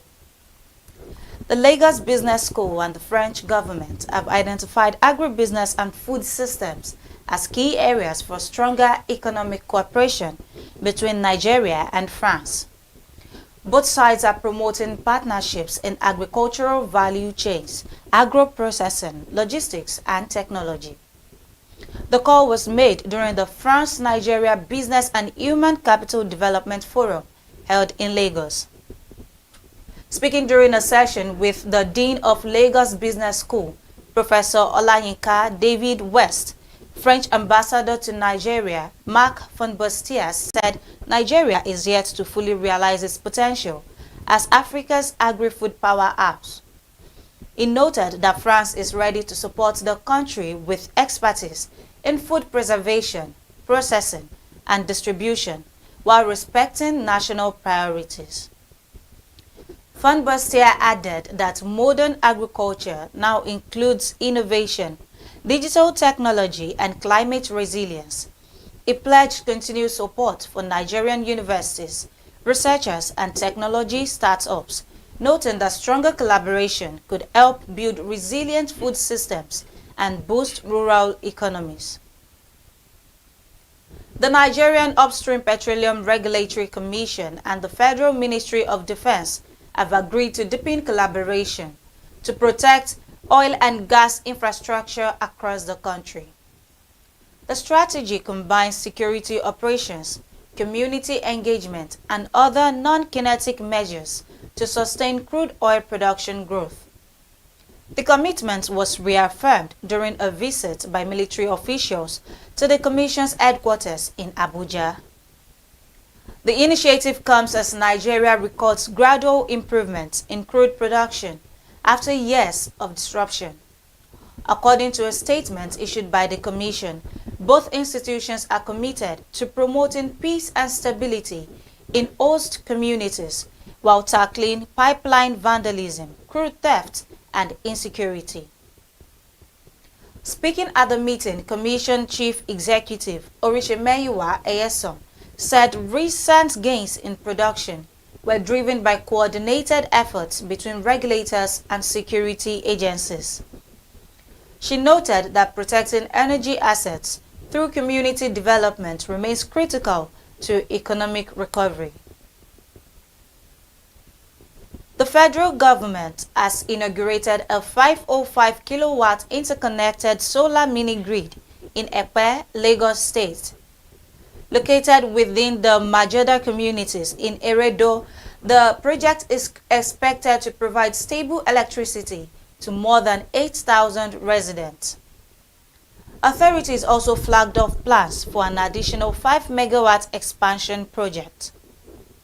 Minister of Power Joseph Tegbe said the initiative reflects government's efforts to deploy decentralized energy solutions that improve livelihoods and create jobs. He commended the Rural Electrification Agency and its Managing Director, Abba Aliyu, for expanding energy access across rural communities. Tegbe disclosed that over 1,000 mini-grids are currently under development nationwide to bridge the electricity access gap. He added that solar home systems deployed under a World Bank-backed program have already reached more than 3.9 million Nigerians. Dangote Petroleum Refinery has denied claims that Nigerian marketers are re-importing its exported fuel from Togo. The company described reports linking its products to the Lomé trading hub as misleading and unsupported by available trade data and market realities. Management said its primary objective remains supplying the Nigerian market and maintaining product availability locally. It argued that allowing imported products to compete directly with its own output would contradict its commercial interest and operating model. The refinery further stated that transporting fuel to Lomé and back would add between $82 and $90 per metric ton in logistics costs, making such transactions commercially unattractive. It added that strict product tracking systems are in place to monitor supply movements. New data from the Central Bank of Nigeria show that credits to the federal government rose sharply over the 12 months ending May 2026. Total credit increased to 40.38 trillion naira from 22.99 trillion naira recorded a year earlier, highlighting growing government borrowing. The increase represents a 75.6% rise year-on-year. On a monthly basis, government borrowing expanded by 779.7 billion naira from the 39.6 trillion naira reported in April 2026. The figures suggest continued reliance on domestic financing despite tight monetary conditions. Banking sector data indicates that lenders remain heavily invested in government securities such as treasury bills and bonds. Meanwhile, private sector credit grew more modestly to 81.04 trillion naira, reflecting a cautious lending environment. Also, the Central Bank of Nigeria has expressed concern over the persistent abuse and mutilation of the naira. The Apex Bank warned that poor handling of banknotes increases currency management costs and shortens the lifespan of legal tender. CBN Governor Olayemi Cardoso gave the warning in Abuja during the inauguration of the Naira Ambassadors Club. He said the bank spends significant resources producing durable and secure banknotes and urged Nigerians to handle them properly. Cardoso stressed that protecting the Naira is a collective responsibility. He added that the bank will continue public awareness campaigns, especially among young people, to promote respect for the national currency. The National Association of Stevedoring Operators has called for an industry-wide roadmap to modernize cargo handling equipment across Nigerian ports. The group said it plans to engage the Nigerian Ports Authority and the Nigerian Maritime Administration and Safety Agency on the initiative.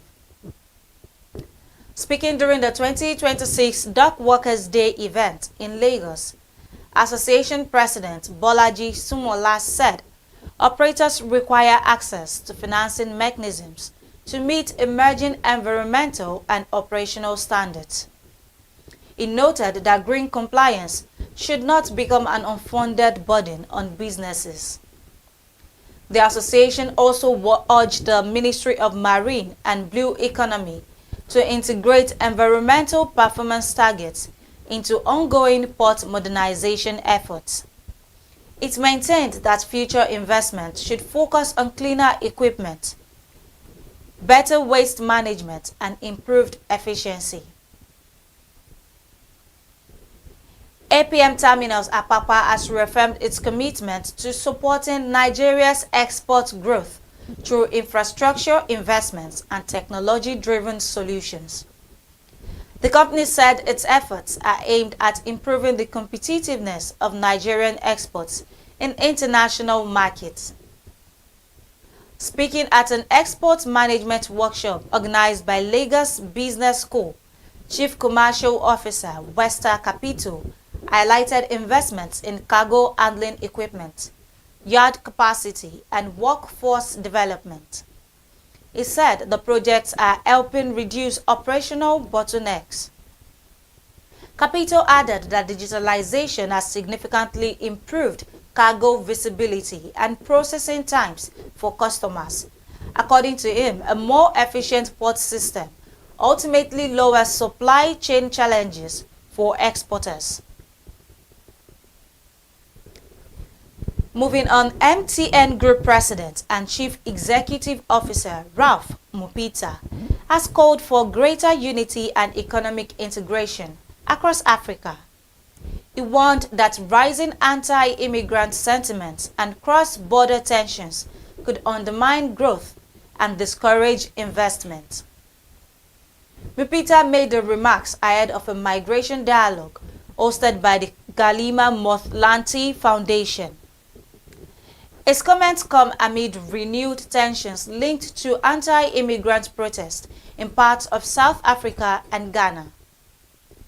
He stressed that Africa's long-term prosperity depends on social cohesion and respect for the rule of law. Analysts have also warned that recurring xenophobic incidents damage investor confidence and weaken regional cooperation. The Association of Bureau de Change Operators of Nigeria has backed recent United States sanctions targeting terrorism financing networks. The group said it remains committed to strengthening compliance and protecting the integrity of the financial system. In a statement issued on Wednesday, the association clarified that the sanctions should not be viewed as an indictment of the entire Bureau de Change sector. It noted that most licensed operators comply fully with regulatory requirements. APCON also unveiled a 7-point strategy aimed at tightening controls and preventing illicit transactions.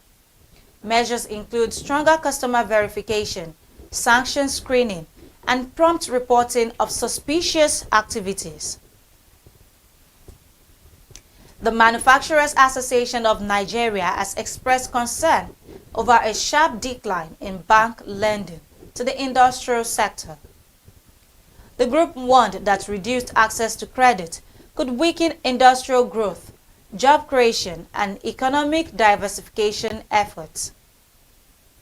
According to the association, commercial bank credit to manufacturing fell from 8.53 trillion naira in December 2024 to 6.61 trillion naira in December 2025. The decline represents a 22.5% contraction over the period. Director General Segun Ajayi Kadru said the trend is troubling, especially as sectors such as oil and gas and finance continue to attract significantly higher levels of credit. He argued that stronger support for manufacturers is needed to drive economic growth.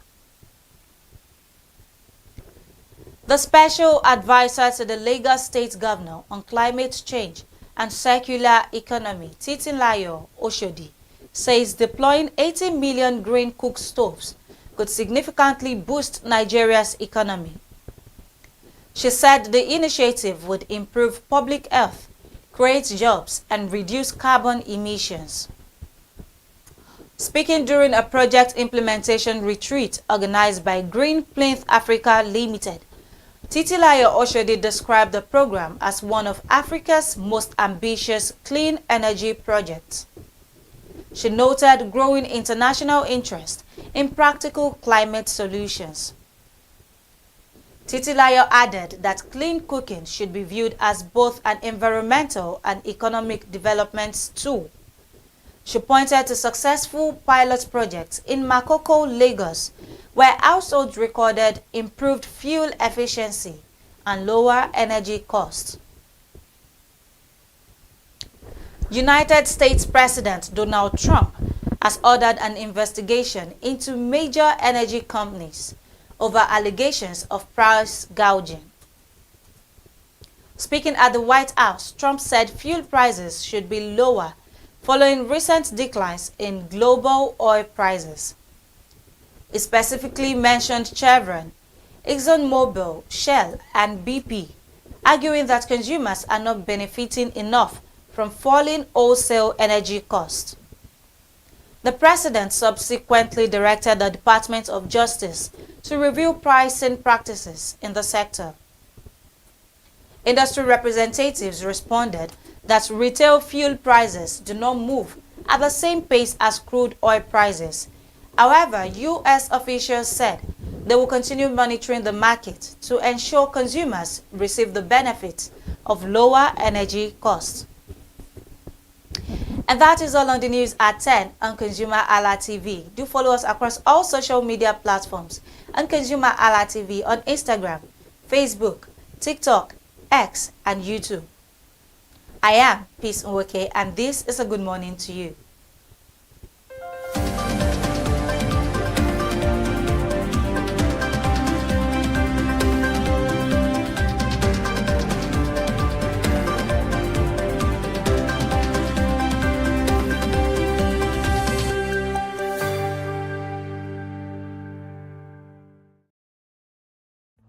My name is Tunde Olufowora. I'm the CEO of Bandai Communications. We are we call the publisher or the owner of the new initiative called ConsumerHallaTV. ConsumerHallaTV is actually Nigeria's first consumer-centered, or call it consumer-centric television platform that aims to bring voice to the over 220 million Nigerians. It was a vision that came to my heart about 10 years ago. I remember that I was traveling. I traveled out of the country, on airline. And I had this unpleasant experience. It was a trip to an African country from Nigeria, and I actually went with a local flight from Nigeria. I wouldn't want to mention the name of the airline. And then it was to South Africa, and we landed in South Africa. And let me just paraphrase it. When I was coming back, I had some money, some dollars, and that someone had given to me to hand over to another person in Nigeria. So I wanted to help out. I didn't want to carry the cash on myself. So. For whatever reason, I had a small case, and I felt that it was safer for me to put the money in my luggage. So I put it in a safe place in my luggage, got everything intact, and I checked in my luggage. My arrival in Nigeria, I was standing and was waiting about the carousel just so that I could pick up my luggage, and then I was there for 1 hour. And waiting for my luggage. I didn't know that my luggage already arrived, and it was one of the luggage that was moving around on the carousel. So after about 1 hour wait, I looked to my left and my right. Almost everybody had gone. I think there were just about 2 or 3 left. So I beckoned on the woman that was on my side, and I noticed she was really in tears. Madam, what happened? She said, our bag has just been torn and a lot of things stolen. So I said, well, I've also been waiting for my own. She said, you better go and check those those luggages there. Maybe yours is one of them. And lo and behold, I went around there. Mine was one of them. By the time I got it, everything inside my luggage was gone. All the valuable things there were gone. To cut the long story short, we felt there was need for us to report the case, at least to the airline. It was in the night, about 8 o'clock or 9 o'clock.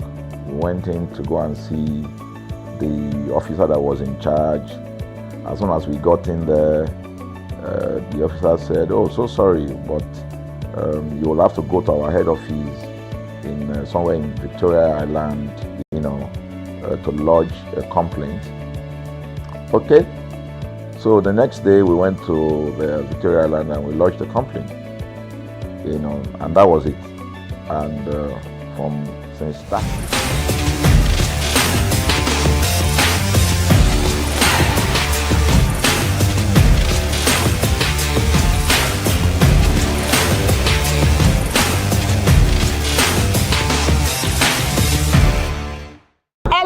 Consumers, body lotion and cream are essential part of many people's daily skincare routine for moisturizing and giving the skin more beautiful tone. Many people have their different brand of body lotion and cream that they use. If you're following us on different edition of Consumer Voice, you will know that we've treated this edition. And you know what? Nivea always comes first. But then we decided that what is the main reason why Nivea do come first? Why not change location to find out different preference and for different people? And today I'm live here on the street of Lagos, Oshodi to be precise, to ask consumers which brand of body lotion or body cream do they use and why do they stick to this brand. As we all know, we have different brands of body lotion and body cream. Now come with me as we go find out from consumers which brand of body lotion and cream do they use. Let's go.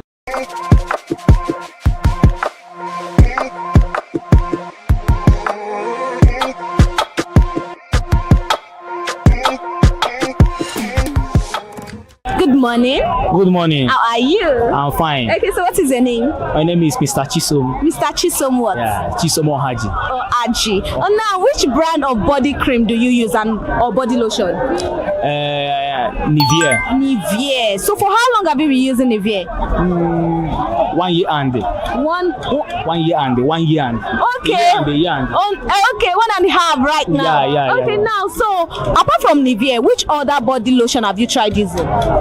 Caro White. Caro White. Why you can't leave Caro White to Nivea? Because they bleach me. So I don't want something to go bleach me. I just want to make my body just day. Understand? You know, say black is beauty. Very beautiful. Okay, now apart from this Nivea, now you take know about this Nivea. Who introduced Nivea? Give you. Reach one day, maybe the time we say my body come the yellow. Understand? Here now come the black. Get knocked. So I can't say man go where they say cream. Tell them my solution. Understand my problem? So they give me solution about my problem. So as they look me finish, they say that Nivea I go better for my body. So they can't give me since 1 year now they use them. We don't ask my body. You dey fresh. Yeah. Okay, so what do you look for? Well, I don't say you tell me say they tell you about Nivea. Now per se when you go where they sell cream, they tell you say me they use Nivea. So apart from that, now what do you look for? What do entice you to cream? If you want buy cream now, what do you be the first thing where you go look? I go look the expiring date. Come look whether that one original. And me, I dey like go where they sell them.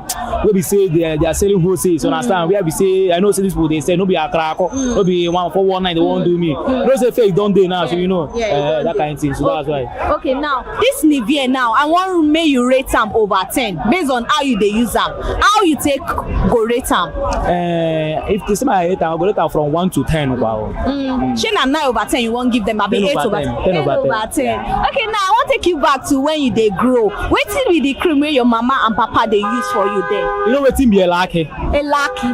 Waiting be a. Igbo this thing. Even Yoruba they use them too. They go know all those native cream. Shea butter. I use shea butter that time with a lucky. That one they use palm they do. I use them too. Palm oil? Yeah, no, not palm oil. You know. Palm kernel. They go fry. They go fry. Saute. Go bring that oil. Now you they use. That time, why you not come they use them again now? I'm a big guy now. Why go use that one again? You say, why go use that one again? I know you don't upgrade. So how much be Nivea? Should Nivea they expensive? I be they. I dey buy for Boko. Boko they give me 4-5. Other people they say 6,000. But I know say Boko they say original. That's why they go for Boko. I know why young batim. You know say Nivea get different brand. We get Cocoa, we get Fair and White, we get Natural. Which one go you dey? Hey, Chineke. Now that one will be white. But they na white. I don't forget your name. Now you dey use. Okay, what do you want me Nivea do to satisfy their customer to do better? Hey, if I should say, I go say make Nivea put eye for all those one where they do fake. You understand? Make they put eye. If there's people where they do fake, where they use their brand they do fake, make they hold them. You understand? I would say, and they make they not change their hand. Make they do them. Change their quality. Yes. Thank you very much.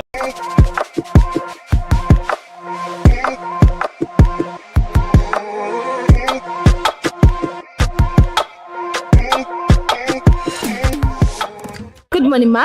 Good morning. How are you? I'm fine. You look good. Thank you. Okay, so what is your name? Latifat. Latifat what? Abdulatif Latifat. So which brand of body lotion or cream do you use? New. For how long have you been using that brand? Almost a year now. Almost a year. How do you get to know about this brand? Through my sister. It was based on recommendation? Yes. Okay, now which other body lotion or cream have you used before? Vaseline, Jeggings, Brownstone. So why do you switch from those 3 brands to New now? New is actually better. I feel like it just works with my skin, that's all. So what do you look out for whenever you want to purchase a cream? Honestly, I don't look, I just buy what my sister buys. That's what I use. So you are not even bothered whether it moisturizes your skin, the fragrance? No. Okay, because my sister is using it, I'm sticking to it. Yes. You are the type that steal your sister cream. Yes. Okay, now I want you to rate New over 10 based on your experience. How will you rate them? 8 over 10. 8 over 10. Okay, now let me take you back to when we were growing up. Which cream do you think our parents give us to use back then? Brownstone and Jeggings. So why do you outgrow them? Why do you stop using them? We're selling the fake in the market. We're not able to get it, so just switch to another. Okay, is there anything you like them to do better? I have no complaints, honestly. I always use it. So why do you think it is necessary to cream your body, to apply lotion?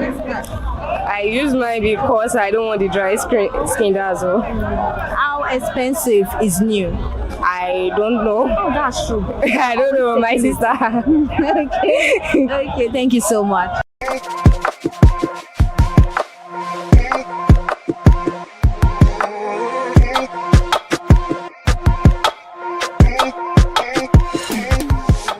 Good morning, ma. Good morning, ma. How are you? I'm okay, I'm fine. You look good. Thank you very much. Okay, so what is your name? Oyinlola. Queen Oyinlola. Yes. Oyinlola what? Ogunaike. Okay, now which brand of body lotion or cream do you use? Baby lotion. Baby lotion. For how long have you been using it? It's actually a month, but going to 2 months now. Okay, so which brand were you using before? I was actually using organic. Organic. So why do you switch from organic to baby lotion? You know, organic products are kind of like the kind of ash, aside from even the ash, the mixture, the lot of things they used to produce it. So, but it's been a while I've stopped using it. So how then do you find yourself using body and baby lotion? Not damage my skin. It really match my skin too. So I'm kind of a lady who has this kind of a good skin, like he doesn't really react, but I actually stopped it, but not for me to go with. So I went for a lotion, but I'm okay with the lotion for now. So how do you get to know about this lotion that you're using? I actually have a lady selling a cream, but around Mushin. So I went for her and I told her I need a body lotion that's going to suit me and match my skin. And she said that is okay for me. She gave me a product and I never regretted it. And ever since then, how has the experience been? It's been fine. Okay, now, can you remember the body cream or body lotion your parents used for you back then when you were growing up? My mom loved Vaseline. So why did you outgrow Vaseline to organic and body lotion? Okay, Vaseline. There's nothing bad about Vaseline, but you know our country. So when you apply that Vaseline, it's kind of making your skin more darker. So different kind of Vaseline that they are doing is the kind of lotion, not that old Vaseline. Okay, now I want you to rate this body lotion that you use over 10. How will you rate it? Actually, I have a stubborn skin. Okay. Let me be sincere. I have a stubborn skin. I'll give it, let me say, I'll give it 40 out of 90. 40 out of 90? But that's average, oh. Yes, because it's still one bottle of it. So it's my first this, but I can see it, yes. But when I actually finished it, that's when I think I'm seeing the result of it. But me going for another one now, I can say 80 out of 90, but because I can see the change in it. So what do you look out for whenever you want to buy a cream? What must that cream? Is it how it's moisturized? Is it the fragrance? Is it the how it tone? Or what do you look out for exactly in a It's actually a moisturizing cream. I love it. It gives me the kind of skin I want. Not too flashy, not too... but it gave me a natural skin.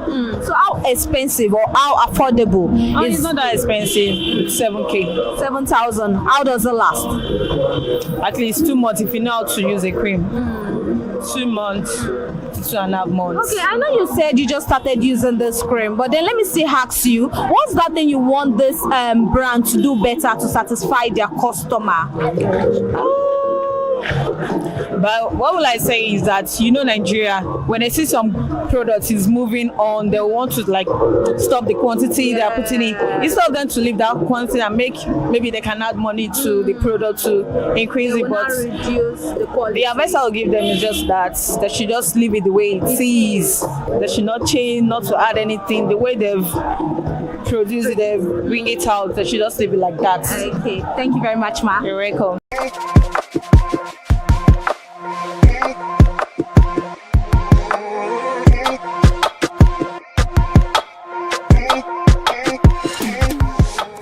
Good morning, ma. Good morning, ma. How are you? Fine, thank you. You look good. Thank you. Okay, so what is your name? My name is Titilayo. Titilayo what? Jolasho. Okay, now which brand of body lotion or cream do you use? Ultimate Aliyah. Ultimate Aliyah. For how long have you been using it? Maybe 2.5 years now. Before you started using Ultimate Aliyah, which other cream have you tried using? Fairchild. So why did you switch? Why did you switch? The Fairchild is not really working for my own tone. It's not really my color. Okay, so what do you look out for whenever you want to buy a cream? Is it the price, the quality, or the fragrance, or how it moisturizes your skin, or how it's tone? What do you look out for? The quality and how it moisturizes my skin. So Ultimate Aliyah gave you that? Yes. So how do you get to know about Ultimate Aliyah?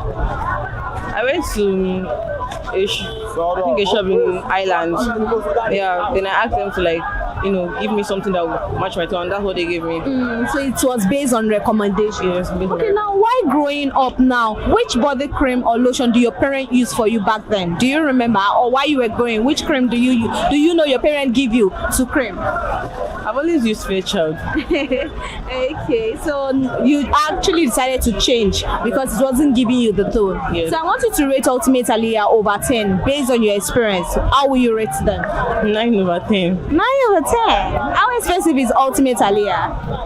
I think it's 12K per one now. I don't know. How does it last? When you buy it, when does it finish?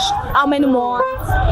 It can last more than 2 to 3 months. Yeah, it can last up to 2 to 3 months. Okay, is there anything you like Ultimate Aliyah to do better to satisfy their customer? Maybe for some people they can reduce the price because when people want their skin tone to look like mine, so maybe they might not buy it because of how expensive it is, so maybe they can reduce the price. Or they should always give recommendation for people to try. So how has your experience been with Ultimate Aliyah so far? That's been better. It's nice. Like everybody should try out Ultimate Aliyah. Okay, so why do you cream? Why do you think it is necessary to cream? Why do you cream? Moisturize skin. Thank you very much. You're welcome.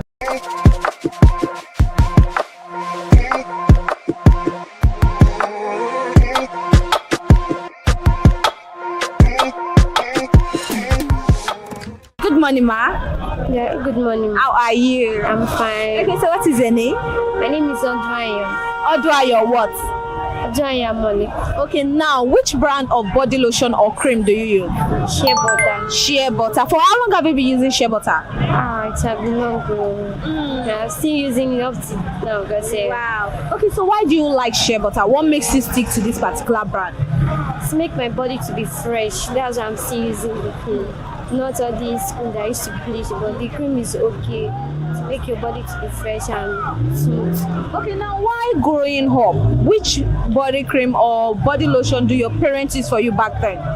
It's shea butter too. It's still same shea butter and you're still using it? Yes, sir. So why do you still stick to it? It match my skin, that's why I'm still using it. So I want you to rate shea butter over 10. How will you rate them? Over 10.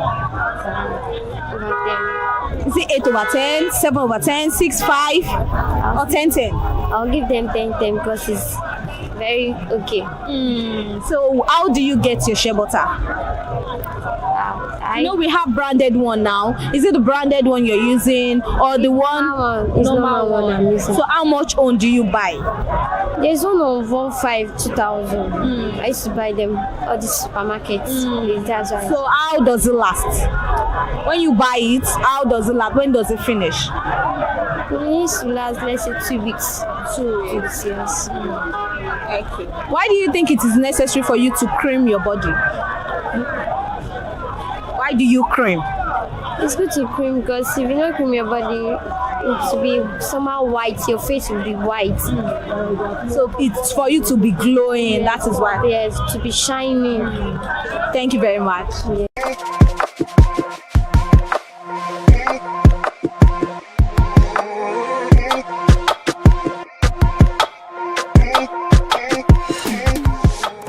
Good morning, ma. Good morning. How are you? I'm fine. You look good. Thank you. Okay, so what is your name? Kemi. Kemi what?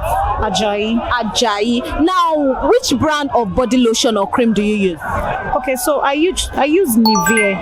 Yeah. Nivea. Yeah. Well, how long have you been using Nivea? For years. For years. Yeah. It's been long. Okay, so how do you get to know about this particular brand?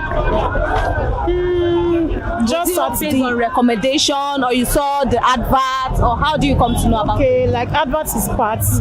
And aside that, I just feel it's a natural cream. That's why I decided to go for it. Yeah. Okay. So, and true reviews too. People said as they are using it that it doesn't tone them and all those things. So I just had to go for it. Okay, now what do you look out for whenever you want to purchase a body lotion and body cream? So I look at what it gives. I don't like when a cream bleaches my body, my skin. I like a natural stuff. So I do read content, and when I see that the things that are made up of the content is natural, I prefer it actually. So I see that what I see in cream is the natural content, like no artificial things used and all. So if I try it and I see that it's giving me a desired skin, I go for it. So that's okay, now let's move. Before you started using Vaseline, which other body lotion or cream have you tried using? Okay, I've used Bismuth products, Bismuth cream, and I've also used Gold products. So what made you switch from those brands to Nivea? So for Bismuth products, I think it tones my body. So because I don't want anything that will tone my body, and I don't want my skin having a change or reaction or anything, or reacting to any other thing. So that's why I had to like stick to a natural cream. Yeah. So now I want to take you back to when you were growing, maybe when you were still very little. Do you remember the body cream you used or your parents used for you back then? I'm sure it's shea butter, and there's this cream like that. Is it Tony? There's one cream like that we used to, but shea butter. Okay, so why did you now leave shea butter to what you use now? Maybe because I don't like the way it draws. Like it's not. I like when I want to use either it's an oil or a lotion. I prefer it than using something that is sticky. That'll be sticky on my skin. Yeah. Okay, now I want you to rate Nivea brand over 10. Based on your experience, how will you rate them? So Nivea is 9 over 10. 9 over 10, that's a good mark. Okay, so how affordable or how expensive is it? So it's on the very expensive part now. So whenever I don't really have much to buy, I just stay on coconut oil. So when I have my money to shop, I go for it. Okay, now basically because you already say it's on the high side right now. Okay, now what is that thing you would like them to do better in order to satisfy their customer? If they can reduce the amount and make it come down to a lower amount, or if they can do a smaller ones that one can easily buy, I think that would be better. Because there are some products like that, paste, even toothpaste now, they have to do the smaller ones so that people can afford. Even roll-on, there's a smaller part of 1K and it's still Nivea roll-on. So because I use Nivea products like that, so there's a smaller one, even if you cannot afford the higher one at the particular time, and because of the economy, you can still afford the smaller one, but still on the same quality. Yeah. So why do you think it is necessary for us to cream our body? It's good because it makes the body glow, it makes it refreshed, and it makes it moisturized. Yeah. Thank you very much, ma'am. Yeah.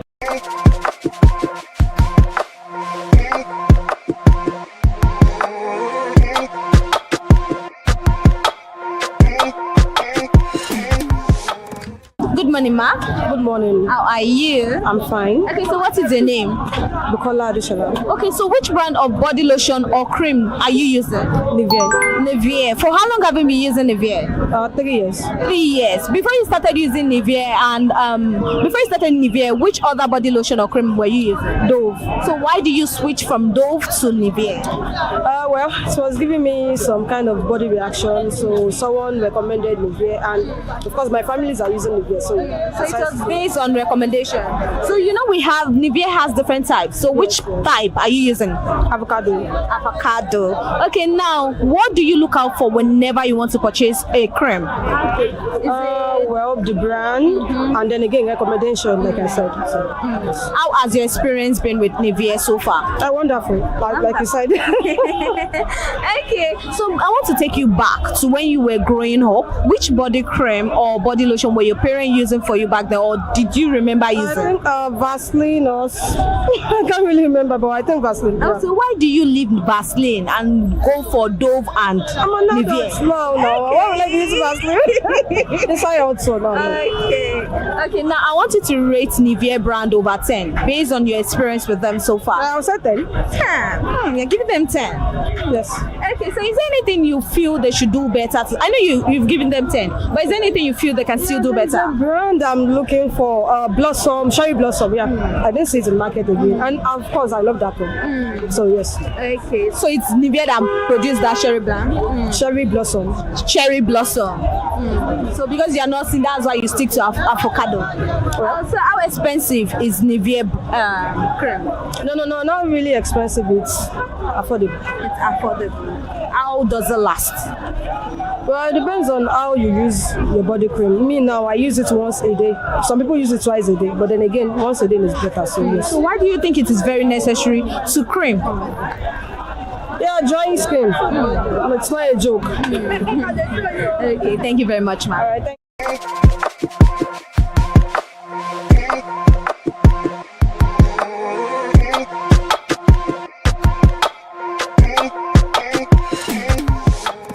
Good morning, ma. Good morning. How are you? I'm good. You look good. Thank you. Okay, so what is your name? Pharmacist Austin. Pharmacist Austin. Okay, so which brand of body cream or body lotion do you use? Galatian White. For how long have you been using that brand? Like 2-3 years. How do you get to know about Galatian White?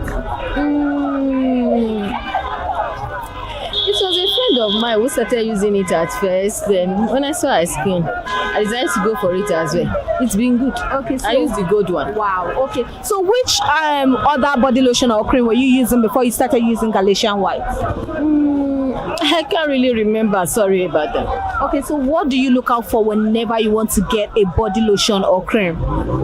I hate anything that bleach my skin. I want to maintain my tone.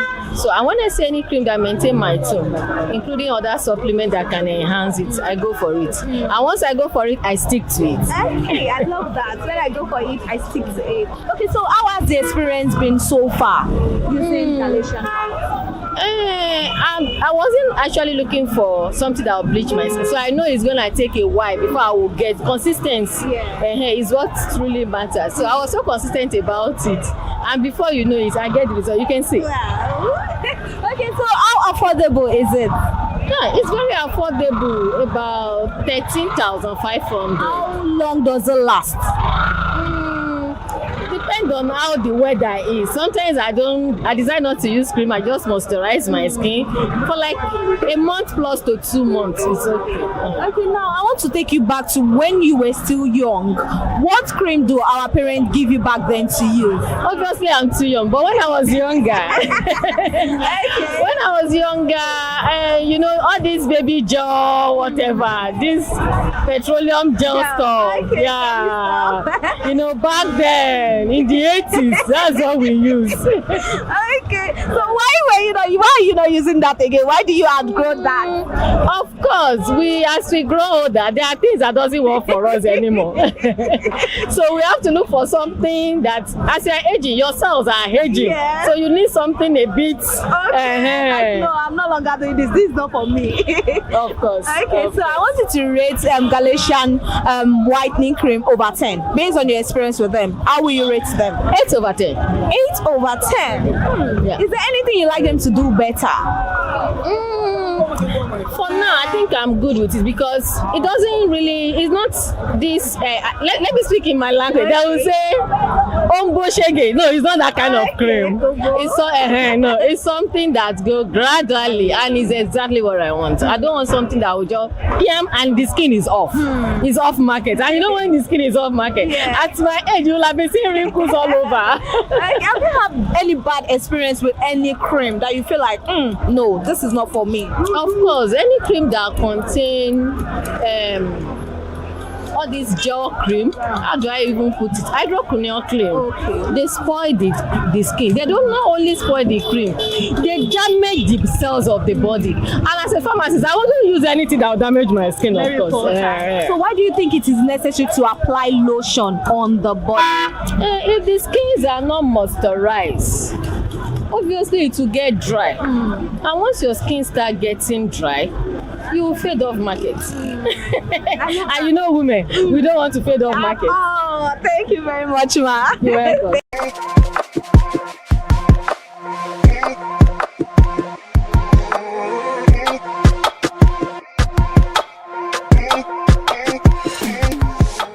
From moisturizing benefits to fragrance and affordability, it is crystal clear that consumer knows several factors when it comes to choosing brand of lotion or cream. And we've had it all from consumers. We've changed different locations, we've changed different direction. Nivea still top the chart for consumers, mainly because of how it suits the skin well. You've heard so well from consumer, and that is all on today's edition of Body Lotion on ConsumerHalla TV. Do well to subscribe, comment, follow us under the comment section. Comment which body cream or lotion do you use and why do you stick to this brand. Till I grace your screen again, I am Elizabeth Avefe. Bye for now.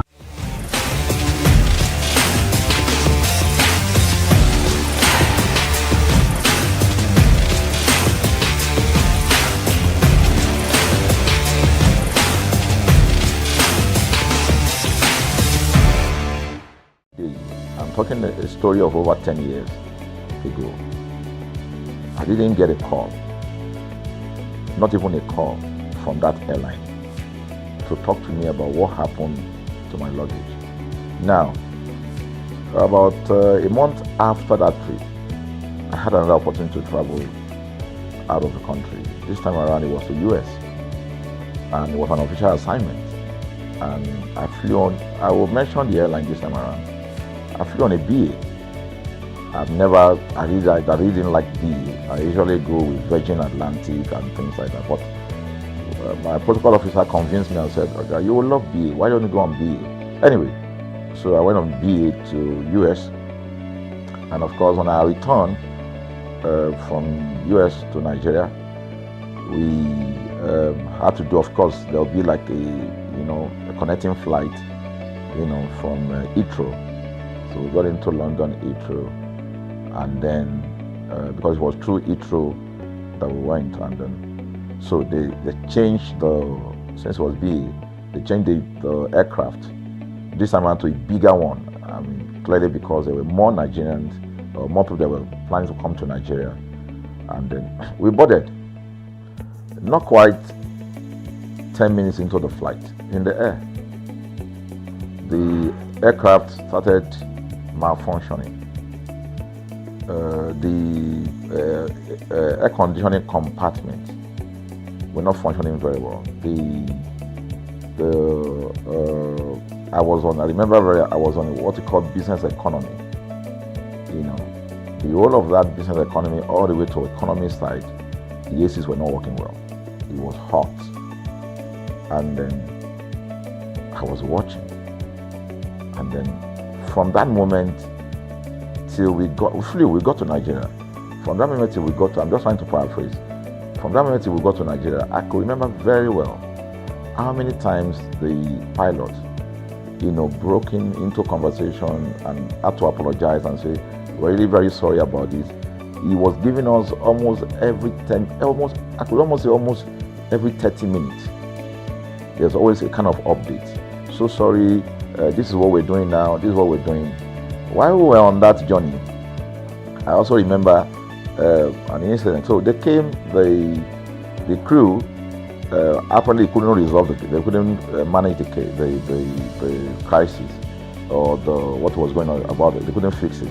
So they come up and said, we're so sorry, but for all the inconvenience, we're declaring, free lunch, free whatever it is you want, you can get.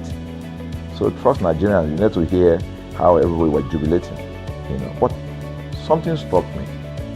The experience I had just about a month before, and this experience, somehow I started comparing them. I was trying to see how this matter will be managed. Again, to cut the story short, we landed in Nigeria on a BA. Before we landed, the pilot announced and said that for the inconvenience, they will be giving a voucher of £50 to everyone that flew on that aircraft. I thought it was a joke. I mean, it was my first time with BA, but for what I knew or know of the British man would never even play with his 1 penny, talking of £1. So I felt that must be a joke of the year. So we left. I got back to my office. I think it was just about a week after. My officer, our guys in our mail room came up and said, "Oh, you have a parcel." So I said, "Parcel? Yeah." So they bought this parcel wrapped. I opened it, and boom, I brought the document out. It was the £50 voucher from BA. So what's the tenor of this story? An experience with one airline was terrible. No apology.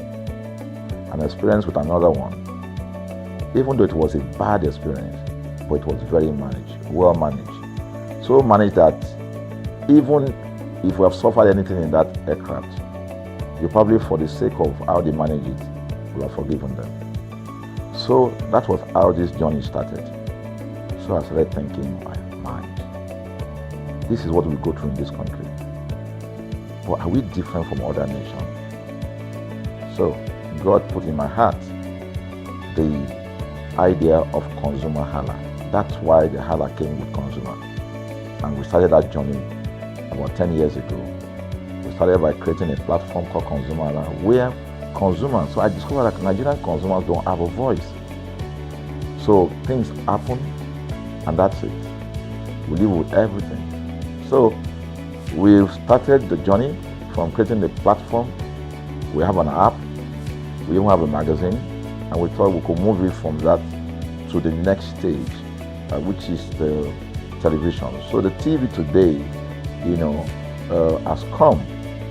So I would say precept by precept, line upon line, we have been able to build on our aspiration, to finally bring to birth this unique and exciting platform, So it's a digital telecast, and our goal is to further connect consumers in Nigeria to brands with insightful news, development within the fast-paced world of consumers. The world of consumers is growing at a very fast pace, So we want to inform Nigerians. We want to get them educated about their rights, So our role is that we're going to educate consumers in Nigeria, all right?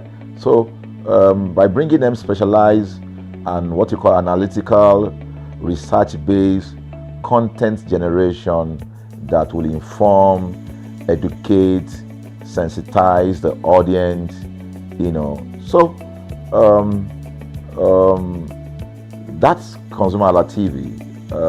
So I call it an offshoot of our ConsumerHalla brand. ConsumerHalla brand actually was the first we call it the first complaint or consumer complaint resolution portal. When we started it about 10 years ago, or about 7 years ago, it became the first complaint resolution portal.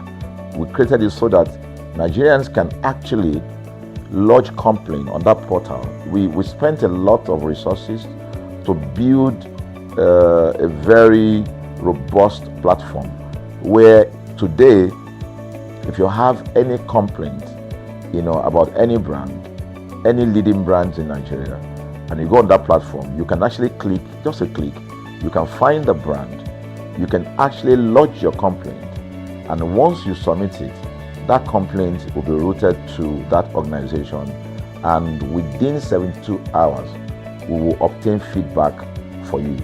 We build it in such a way that we have connection to almost all the organizations, and it's been working. We've resolved several complaints for people without having to charge them any penny, because the idea is not to charge.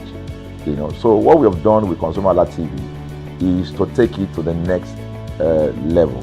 So we hope to change the narrative. We want to give the right direction.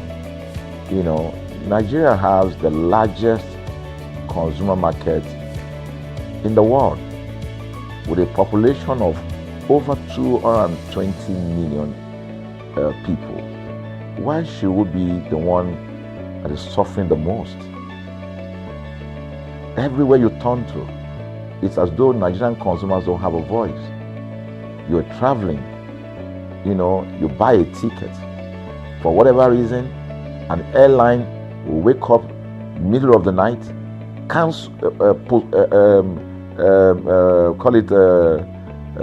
delay the flight for whatever reason, and then you'll be waiting at the airport for hours. You'll be there for 2 hours, 3 hours, no any explanation. Then while you're there, they can even wake up and say, oh, flight has been cancelled. So everybody carry their luggage and go home. Nothing happened. Of course, things are changing. We must commend government, because government is beginning to wake up, but there's still a lot to be done. And we believe that we can help to make, bring about those right changes. So we offer deliberately, part of what we do is that we also offer advocacy. All right, we're not just an advocacy organization, but we offer advocacy. We have a legal team. We have lawyers that are registered on our platform. All right, that can also take up cases. Okay, So, and we've taken up many cases like that, and won those cases. So, ConsumerHalla is a platform to help consumers to, we're not fighting brands, but rather we say we're bringing about an amicable, resolution of conflict, such that it will be beneficial to the consumers and also be beneficial to the brand. I remember the word of Jeff Bezos. Bezos is the founder of Amazon. He said that the most important single thing, all right, for an organization is to focus obsessively, use the word obsessively, on the customer. We often say that customers is a king. They should sit at the top of the ladder. In our environment, customers are the ladder. A brand wakes up today, decide what product to produce. They wake up today, decide how much the consumer should pay. They wake up to decide everything for consumers. So consumers are just at the receiving end. And yet, they are milking the consumers. There's no price regulation in this country. None. People just wake up and fix prices. Look at the power. Government wakes up, we change policy, we wake up and we get people to pay more. We think it's time for consumers to begin to speak out. In speaking out, in engaging, we can get the brand to begin to do what is right. And of course, I know that the consumers themselves need to be educated. So our role, our vision also is to ensure that we educate consumers, we bring awareness. A lot of Nigerian consumers don't even know about their rights. You buy a product from a supermarket. I've had this experience. You buy a product from a supermarket, all right? For whatever reason, you take that product back to your house, and maybe something went wrong somewhere. By the time you take that product back to the shop where you bought it from, and you say, "Oga, this thing," you know what's going to tell you? "Oga, na me make am. Na me make am now. That's why I buy am." Meaning that there's nothing I can do to the product. So you lose the product, then you lose your money, because the money is not refunded. The product you can't use. Only in Nigeria. Only in Nigeria. Let me give you another experience I had. In the course of this, because I went around, in doing this. I was in US, I was in UK, I was in South Africa, I was in Germany, just because of this, to just study the environment. I was in a friend's house in UK, in London, and then what happened? We were going to go out, and he was going to dress up. So he said, "Oh," to me, I was seated in his sitting room. So he said, "Oh, wait a minute, I picked up an iron, that's the pressing iron, 2 days ago or so from a store. Oh, let me try this. Let me just try and use that to iron my shirt, and we can go out." So I was seated. The TV was on. I was watching. While I watched him, he brought out the pressing board, spread it out, brought the iron out in my presence, plugged in the iron, and then as soon as he switched on the power button, we just had a spark. Boom! Ooh. The guy was raged. Then he goes, "What? What just happened?" So he said, No, these guys are in trouble. They're in soup. I was thinking, what are you going to do? I was trying to compare that experience to what would have happened in Nigeria. In my presence there, he opened the pack. There was a card inside it. Inside that card was a call, number to call. And he called the shop or wherever he got the thing from. I was hearing the conversation that was going on.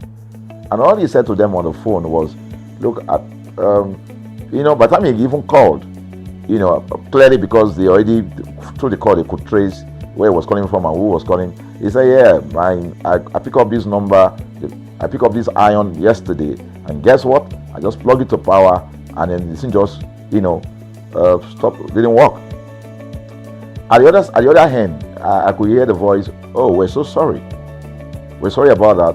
And they said, "This is your address, yeah. Don't worry, we'll get you a replacement." All right. So my friend handed the call and dropped the. So I said, "So what's going to happen?" He said, "Don't worry yourself now. Should we're here. They will bring a replacement." I said, "They will bring a replacement." He said, "Yes." I said, They won't even try to check whether it was your fault, because it could have been your fault. Maybe you didn't do something well about the first." "No, it can't be his fault. Should be it's a brand new item that he bought."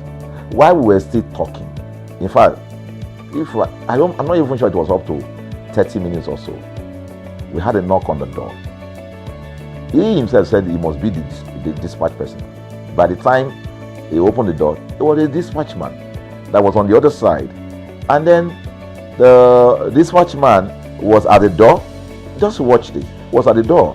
I was seated in the sitting room. The guy was at the door to meet with the dispatch guy. The dispatch man that brought the replacement iron, I heard him say, "We're so sorry."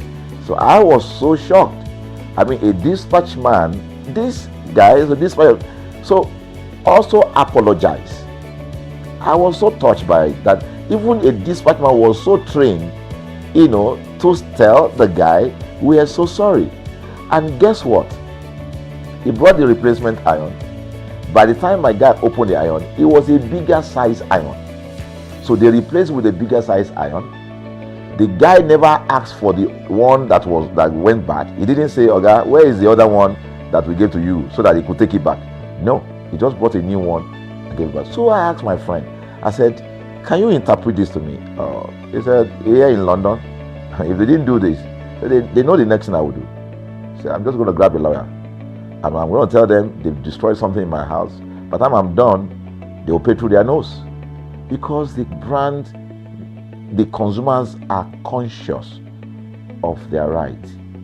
In Nigerian consumers, even those who are aware, won't even take the battle up. Everybody just go, "What can we do now?" Today they wake up and ban this. What can we do now?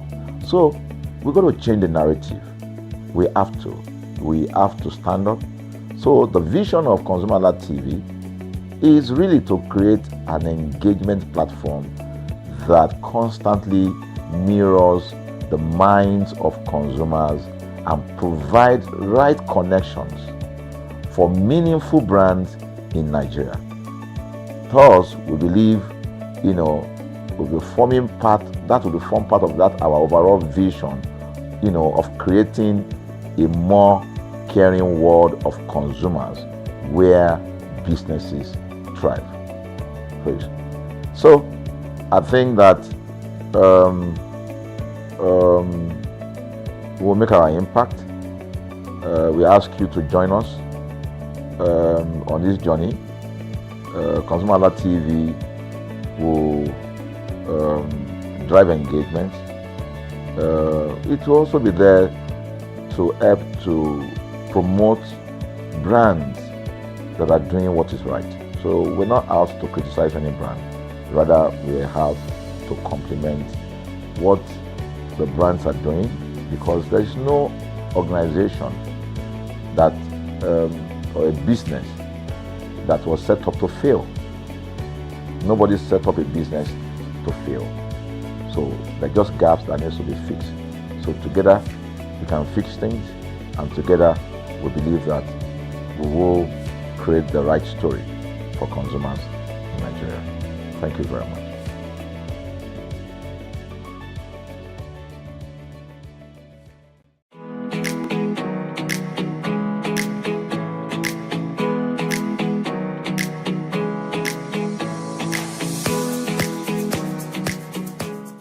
When people talk about markets in Agege, one name often comes to mind: Agege Main Market.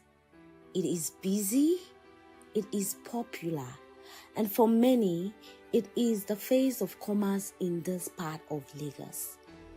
But what if the story did not begin there? What if the market many people know today was not the first? Welcome to Market Series on ConsumerHallaTV. I am Elizabeth Abefe. This segment is called In the Marketplace, where we travel across major markets in Nigeria, uncovering the stories behind them, their history, their struggles, their growth, the people who keep them alive, and the stories many people never get to hear. When people talk about markets in Agege main markets comes to mind. We've been here before. We at ConsumerHalla TV have been there before. We walked through its streets, spoke to its traders, and listened to the history behind one of the Lagos' most recognized markets. And according to the history we were told, Agege main market was the first market in Agege. Or so we thought, because while the story seemed settled, something happened. What if there was another market? Older, quieter, hidden away from the main road, yet deeply rooted in the history of Agege itself. Welcome to Ogunji Market, a market many traders and community elders describe as the original marketplace of Agege. A market, they say, was established during the reign of the first king of Agege, Oba Jinodu Idowu Ogunji, to serve the everyday needs of the community, and according to them, long before Agege became the commercial hub it is today. This was where people came to buy food, outsold items, and order daily necessities. According to community leaders and long-time traders, Ogunji Market was created as a community market, not a wholesale center, not a regional trading hub, but a market designed to serve people living around it. Even today, traces of that history remain. Walk through Ogunji Market and you will notice something unusual. Unlike many modern markets, houses still sit within a round part of the market. A reminder that this market grew alongside the community itself. It was not separated from the people. It was built around them. According to those who know its history, Ogunji Market later became the foundation upon which all the markets in Agege developed, including the more widely known Agege main markets. Yet, while newer markets grew larger and more visible because of their location along major roads, Ogunji remained tucked inside the community. No Agege markets, but know every little about Ogunji. Today, Ogunji may not enjoy the visibility of markets located directly on the highway, yet its influence extends beyond Agege. Traders told us buyers from Bega, Mowe do come over there back then to source goods here. For them, Ogunji is not simply a market.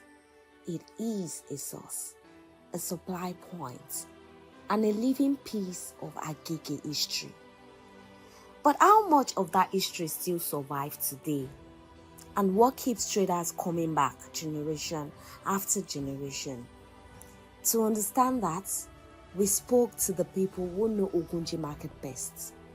Let's hear from them. Orúkọ mi ni Mr. Abiodun Olusegun. Mr. Abiodun Olusegun, a ti tó ọdún mélòó tẹ́ ti wà ní ọjà yìí? A ti tó ogójì ọdún. Ogójì ọdún, tó bá yé mi dáadáa, ogójì jẹ́ bí 40 years. Bẹ́ẹ̀ni mà. Kí ni ìtàn ráńpẹ́ tẹ́ lè sọ fún wa nípa ọjà yìí? Kí lorúkọ ọjà yìí gangan tá wà ńbẹ̀? Orúkọ ọjà yìí ni Ọba Ogunji Market. Ọba Ogunji Market. A ti tó ọdún mélòó tí ni ọjà yìí ti dá sílẹ̀? Tí ọjà yìí tó ti dá sílẹ̀, a ti lé lọ́gọ́ta ọdún. Ọgọ́ta ọdún. Ọgọ́ta ọdún yẹn ẹ jọ̀ọ́ ṣé lè sọ fún wa ní 60 years. Over 60 years. Wow. Over 60 years. Kí wá ní ìtàn tí ẹ lè sọ fún wa ráńpẹ́ nípa ọjà tá wà náà?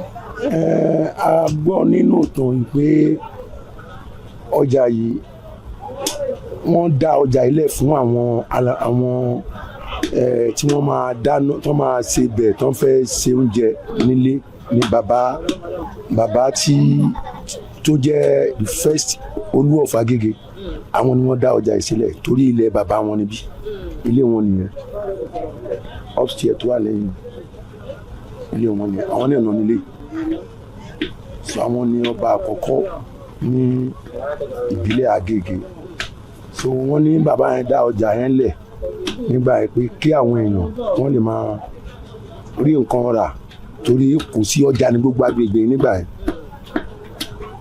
That is nǹkan tẹ́ ń jẹ́ láti sọ fún mi pé ọjà yìí wọ́n dá sílẹ̀ as an household market. So wọ́n dẹ̀ nígbà tí wọ́n dẹ̀ tún máa lọ náà wọ́n tún fi ilẹ̀ fáwọn àwọn oríṣiríṣi àwọn èèyàn ni wọ́n ti túkọ̀ ọjà yìí kó tó wá àwa ni à ń túkọ̀ ẹ̀ lọ́wọ́lọ́wọ́ báyìí àwa ìgbìmọ̀ bíi 6 àbí 7 kan ni a wà ní ìṣáájì ọjà yìí lásìkò. Báwo lẹ ṣe jẹ́ ní pàtó ní ọjà yìí? Mo wà nínú àwọn ìgbìmọ̀ tó ń túkọ̀ ọjà yìí. Kọ́mítì wo gangan wà ní ipò wo gangan ní tiyín? Ẹni ẹ wà lára àwọn ìgbìmọ̀ yín ṣé kò ní táìtù? Kò ní pé kíní yẹn wọ́n gbé lórí ọlọ́jà ni so láti inú ilé ọlọ́jà ni àwa gangan là ń kọ́ńtù ọjà yìí. Mo dẹ̀ bóyá láti inú ọjà sí ọ̀dọ̀ ìjọba láti ọ̀dọ̀ ìjọba sínú ọjà tó wá ní à ń ṣojú ọjà. Ta ni olórí ọlọ́jà nínú ọjà yìí gangan? Ta ni bàbá ọjà àbí màmá ọjà? Nísìnyí bàbá ọjà tí a ní bí wọ́n ṣe ìgbésẹ̀ ni so àti ìyẹn bàbá ọjà àti ìyẹn permanent bàbá ọjà for now but màmá tí a lọ bálẹ̀ kan yẹn àwọn ni wọ́n tún ń darí ọjà yẹn lẹ́yìn adé níyà ọjà bóyá ọjà ò sí ara fún àwọn lọlé ọdún. Kí ni wọ́n máa ń wò tí wọ́n bá fẹ́ yan bàbá ọjà tàbí olórí nínú ọjà? Wọ́n máa ń wíwò yẹn. Báwo ló ṣe máa ń yan bàbá ọjà? Àwọn tí wọ́n bá ti jẹ́ pé tí wọ́n ti wà ní ìgbìmọ̀ yẹn tẹ́lẹ̀ tọ́jú àrùn ìgbìmọ̀ tọ́jọ́ ń ṣe àkóso ọjà bóyá wọ́n fẹ́ lọ síbi kan ní ẹ̀yin ní kẹ́ lọ bí wọ́n fẹ́ ṣe nǹkan ní báyìí ní kẹ́ ṣe so inú wọn máa wò wọ́n máa. So a gbọ́ tẹ́lẹ̀ nígbà tí a wá tẹ́lẹ̀ ń pé ọjà yìí ló bí main market Agége tí wọ́n mọ̀ ṣé bẹ́ẹ̀ ni? Bẹ́ẹ̀ ni òun ni ọjà àkọ́kọ́ ní gbogbo Agége ń bí ọjà ilé ọjà àkọ́kọ́ so débi pé àwọn tó wà ní main market yẹn inú ọ̀tọ́ jẹ́ wọn lẹ́ran bí tí wọ́n bá tẹran wọn kò bí wọ́n ṣe máa gbé lọ sí ibẹ̀ ọmọ pé bí láì pé títì gba ìbẹ̀rẹ̀ kọjá wọ́n máa dúró sí ẹ̀gbẹ́ títì mẹ́ wọ́n pe àwọn ibì kan wọ́n pe ibì kan ní ọjà yẹn wọ́n pè lórí aro ìbẹ̀rẹ̀ máa ń gbé ẹran lọ wọ́n máa lọ. Kí wá nídìí tó fi jẹ́ pé main market ni àwọn èèyàn mọ̀ jù ní ọjà Agége tá wà yìí? Gbọ́ mo sọ láti ilẹ̀ ọjà bí ọjà agboolé ni ọjà agboolé púpọ̀ nínú àwọn tí wọ́n ń tajà ní main market yẹn ló jẹ́ pé minority wọn ni ò gbà bí kọjá tó yẹ pọ̀pọ̀lọpọ̀ majority wọn ló yẹ pé inú ọjà yìí ni wọ́n ti ń kúrò torí pé ibẹ̀ yẹn bọ́ sí ẹ̀gbẹ́ títì àyè dẹ̀ wà ń bẹ̀ òun ṣe pé bóyá àárín ilé lọ́jà bẹ̀ wá. So ọjà yìí ta wà nínú ẹ̀sìn ọjà mélòó ni ó ti jáde láti inú ọjà yìí? Ọjà tó ti jáde nínú ọjà tó ti jáde lára ọjà tó wà l'Agége àṣàdúmọ̀ báyìí ń sọ yín sí ọjà 15 wà l'Agége 15 gbogbo ọjà yẹn àbí ọjà iná wà. Ẹ mọ̀ pé nígbà tí bí ìlú ṣe ń lajú sí lọ́jà ṣe ń gbòòrò tó nígbà tí ò bá ti sáyè mọ̀ bí tọ́wọ́n kan bá ti dúró sẹ́gbẹ̀ẹ́ òun yẹn tó bá ti ń di 4 10 nǹkan tí ló bá ti ń pọ̀ nbẹ̀ tó tí ó dẹ̀ ti yàtọ̀tọ̀ síra wọn so àwọn náà dá dúró tiwọn tẹ́lẹ̀ láti ìṣẹ́rí ọlọ́fun bágà ìpájà mòwe ìbàfò ìbínú tí ń wá rajà nígbà yẹn ní around 80 sí early 90. early 90 ìbínú ṣì ń wá rajà àtìgbà tó ti di pé ìlú ti lajú sí everybody tí everywhere ti ń fẹ̀ sí ìmọ̀ oníkálukú náà dúró sí àdúgbò. Kí wá ní rules and regulations tó wà nínú ọjà táwa nú ẹ̀? Kò sí òfin kankan ju pé tẹ́ bá ti jẹ́ lọ́jà ẹ gbọ́dọ̀ jà ẹ gbọ́dọ̀ bára yín jà tíjà bá fẹ́ wà mọ̀ pé jálè wà ẹ wá àwọn èèyàn tẹ́ máa rìpọ́tù fún gan àfihàn èèyàn lè fẹjọ́ sún èèyàn pé alájà nǹkan báyìí báyìí alágbájá ṣe fún mi àdúrà báyìí tẹ́ ẹ bá ti jà tó bá jẹ́ ṣọ́ọ̀bù lẹ́nu ọmọ àti ṣọ́ọ̀bù yín tó bá jẹ́ pé ìsọ̀ lẹ́nu àwọn alákòóso ọjà wọn àti ọjà ìtorí a rí i pé èkó ò fẹ́ wàhálà. Báwo ni àwọn olórí ṣe máa ń darí àwọn ọlọ́jà fún ìdàgbàsókè ọjà? Báwo lẹ ṣe máa ń darí wọn? Kò sí dídarí kan tí ó le púpọ̀ nínú ẹ̀ bí ó ṣe pé ká mójútó pé gbogbo ẹni tẹ́ wà lọ́jà o ìsọ̀ yín ò gbọ́dọ̀ dọ̀tí torí tí ìsọ̀ yín bá dọ̀tí àbí ó yẹ kó ní àtúnṣe kan tí ẹ bá ti ṣe àtúnṣe yẹn padà sẹ́ríà fún wọn torí a ti rí pé àwọn health officers tó bá wá tó bá rí pé ọjà dọ̀tí wọ́n lè ti ọjà so a lè fẹ́ nǹkan tó máa múrù yẹn wá àbí tí wọ́n máa ta àwọn nǹkan tí ò wojú jẹ nínú ọjà yìí kò sí ààyè fún nǹkan bẹ́ẹ̀. Nígbà tí a wá ní last 2 weeks a rí pé ọjà kún gan ṣé torí ọdún tó ṣe parí àwọn èèyàn tí dé padà ni àbí kí ni ó fà á tí ọjà ò fi kún bó ṣe máa ń kún? ọdún yẹn wà nú ẹ̀ àti pé bí ìlú ṣe rí nísìnyẹn rí pé gbogbo nǹkan ló dáa torí owó àpò oníkálukú èèyàn ní í ṣe jura ẹ lọ àmọ́ jù bẹ́ẹ̀ lọ àwọn kan ṣì wà tó yẹ pé wọn ò tí ì bẹ̀rẹ̀ ọjà tí wọ́n sì wà ní fún ọdún bóyá wọ́n travel ni o àbí fún àwọn nǹkan mi. So ìka mélòó ló wà ní ọjà yìí torí tá a bá lọ sí oríṣiríṣi ọjà wọ́n máa sọ fún wa pé àwọn ní ìsọ̀ àwọn aláta àwọn ní ìsọ̀ àwọn tí ń ta vegetables àwọn ní ìsọ̀ ẹlẹ́ja so mo fẹ́ kẹ́ sọ fún wa ní àwọn ìsọ̀ ìpelepele tó wà nínú ọjà yìí. ẹ̀yin fúnra yín náà àti rí nǹkan tó ṣẹlẹ̀ ṣé rí àwọn ìsọ̀ yẹn gbogbo nǹkan tí ẹnu ń jẹ ló wà nínú ọjà yìí lẹ́yìn nǹkan tẹ́nu ń jẹ àwọn nǹkan èlò nílé àbí ní ibikíbi tí wọ́n bá ti fẹ́ lò tó jẹ́ àwọn nǹkan tí èèyàn lè lò ló wà nínú ọjà yìí ẹ rí i pé òróró wà lẹ́gbẹ̀ẹ́ ìwà yìí eléyìí ọ̀nà ta gbo pòtétò ta kùkúbà àwọn kìnnìún àwọn ní pòtétò náà ní àlùbọ́sà nìyẹn aláta ló wà lọ́ọ̀kan aláta fún nìyẹn gbogbo àwọn ẹlẹ́ja nìyẹn so gbogbo nǹkan tó jẹ́ bí èlò ní èlò ní oúnjẹ ilé àbí nǹkan tí wọ́n lè lò olúwa mi because àwọn ọlọ́ṣẹ́ wà wọ́n sin ṣáìdì wọn náà wà lẹ́gbẹ̀ẹ́ tí wọ́n àwọn ní ráìsì ẹ̀wà nǹkan. So ọjà yìí ń sìn mo rí pé everybody ló ní stand àyà rẹ̀ so stand àyà rẹ̀ tí wọ́n ní yìí ń sìn ṣé wọ́n ń sanwó fún àti pé ṣé ọdọọdún ló ń san ni. wọ́n ń sanwó ni oníṣọ́ọ̀bù máa sanwó oníṣọ́ máa sanwó. Báwo lọ ṣe máa san ṣé monthly ni àbí yearly? Yearly. Ṣé lè fún wa ní range amount yẹn ó ṣe kìíní díẹ̀ torí ẹ̀rọ pé kò ń ṣe iye kan náà ní gbogbo wọn san alẹ́ wọn tó ń san 15,000 ní ọdún Àrùn tó ń san 18,000 lọ́dún. Àrí ṣọ́ọ̀bù tó ń san 120 lọ́dún. But àwọn oníṣẹ́ ẹ̀rọ ṣọ́ọ̀bù kò àwa ò sí òmò tó ráwọn onílé ni wọ́n fi ṣọ́ọ̀bù rẹ́ǹtì.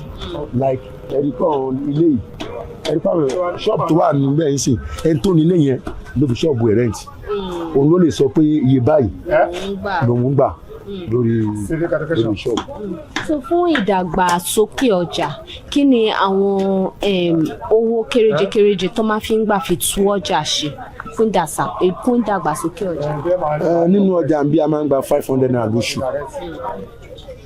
torí nínú ẹ̀ la máa sanwó lọ́mà bẹ́ẹ̀ ń bọ̀ títí ẹ̀ ti ẹ̀rí pé bí nǹkan wà mẹ́ẹ̀ bọ̀ kò ń ṣe ọjà wa nìkan ló ń sanwó ọjà wa ń bí and 2 other markets ní títì mẹ́ẹ̀ làjọ ń sanwó bíìlì yẹn so 500 naira ládẹ̀ ń gbà lọ́wọ́ everybody ní oṣù so tí náwó mi bá dé inú owó yẹn náà la máa ná. So 500 naira nìkan ló cover fún ìdàgbàsókè. 500 naira nìkan la gbà. Security náà àti ilẹ̀ ìfàgbà. Ọ̀rọ̀ security àwọn kan ẹ̀wọ̀n ẹni tó ní ṣọ́ọ̀bù tó wá fẹ́ tó bá wò pé bóyá géètì tóun ṣe àbí kínní tí ò bá ti tó òun fúnra ara ẹ̀ ó lọ gba security ẹ mọ̀ pé street ni there was a time tó yẹ pé àwa ọlọ́jà tá a ti gba security fún àwọn èèyàn bọ̀ tí pátá rí pé àwọn èèyàn wọn ò sanwó yẹn kíní yẹn wá ń hù kó àwa tó jẹ́ pé àlọ́ máa sáré tó wá rí parí oṣù owó security ṣòro. Ayẹyẹ wo ni wọ́n máa ń celebrate lọ́jà yìí torí a ti lọ sí oríṣiríṣi ọjà tó máa sọ fún wọn pé àwọn ní ọdún ọjọ́ ajé àwọn ní end of the year party tó bá ti di parí ọdún làwọn máa ń ṣe yẹn àwọn míì máa ń ní àwọn ní oríṣiríṣi ọdún táwọn máa ń celebrate nínú ọjà so ní ọjà yìí ń sìn kí ni ayẹyẹ tí ẹ máa ń ṣe nínú ọjà? Àwa náà ṣayẹyẹ kan ju end of year party lọ end of year party kan la máa ń.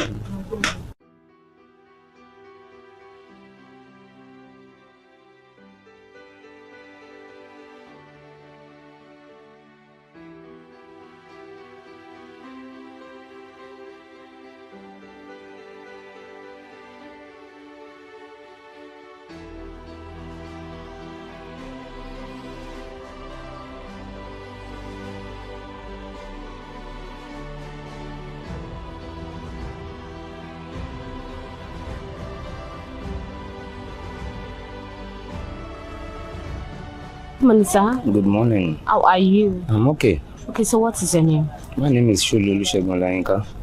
Who are you in this market? What do you sell? Well, I'm an engineer, so I repair phone and I sell accessories.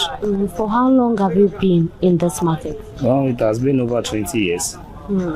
So that I've been in this market. This is a Songo Agege market.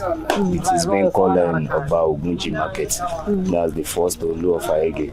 So this is the market belonging to the palace, the Ogunji people, and the marketmen and women. So I've been here for over 20 years. So what can you say concerning Ogunji market, this particular market that we are in?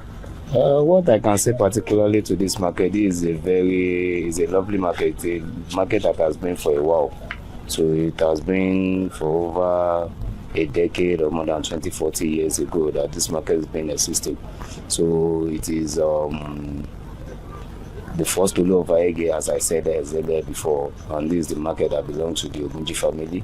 And this market is a very lovely market. It's a market that is whereby a lot of people are here coming in order to trade. If it is like before, this market is a very wonderful market that we have a large number of people who that are extended from this market to the other market.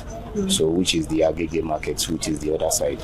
So how did you meet yourself here? How did you get here? Share us the story of how you started this journey, this business journey.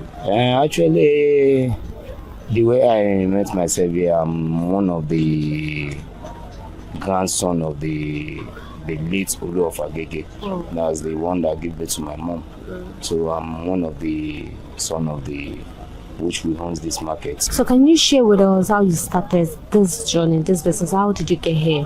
The way I started this business, right from my doing my ND days, where I went to Polytechnic before embarking into my BSc as an accountant. So this is what I do for a living before I got admission to school. So since over 10 to 15 years ago right now. So after the school start and everything, after the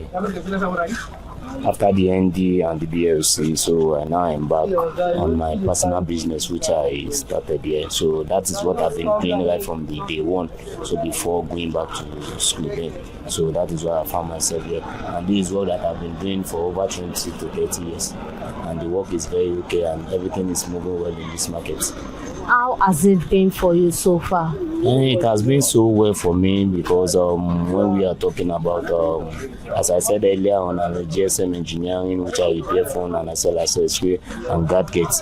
That is what I do, especially in this market, and everything has been working fine because I can see, because I have those that have already trained, that they have been on their own for now, so that they are capable, they are satisfied. So it has been a while that I've been in this market and everything is so good. The thing is moving well, as you all know that a mobile phone is something that nobody can do without using a phone. And so using a phone is a means of transaction of the market, and the wheel that is being repairing here, we have a lot of engineer here, but it is not based on those who that have a place which whereby they sit. It is not. It is different from those that are roadside, that put on a bench on the side. So it's different from those that are half shop. Even somebody that wants to patronize you, it's pleased for them to give somebody that is inside the shop than to give any other as well.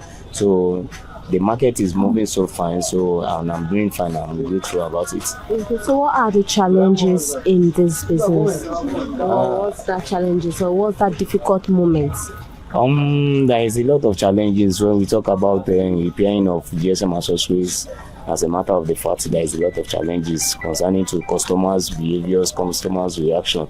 So it depends on, some customers prefer those who that they really know where they are coming from. They really know it is not another person that they can give something that will not put trust and rely on them before giving them work to do. But there are some other customers which whereby they will give you work no matter if you do the work, no matter if we have a little challenges concerning to the work.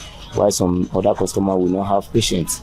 In order for some, they may be hungry, they must be okay, this and that. So, there are some challenges which whereby customer will give you from this, a particular thing that the customer complaining to you that you should repair on the phone. So when you get to that, you do that, they'll say that this is another thing occurred there. So as an engineer, for where we learn our work is that any work that is being given to you, that is where you focus on. So if it has other issues whereby you tell customer that these issues occur and these occur again, that is where we find the challenges, because no matter how it is, when you said, okay, yeah, fix a screen for me, when you fix the screen, if another problem occur, the customer will say, you see that this one is there, you can't fix it for me, so that is not what you got. So that is one of those challenges that we face in terms of where we said we repair for the customers.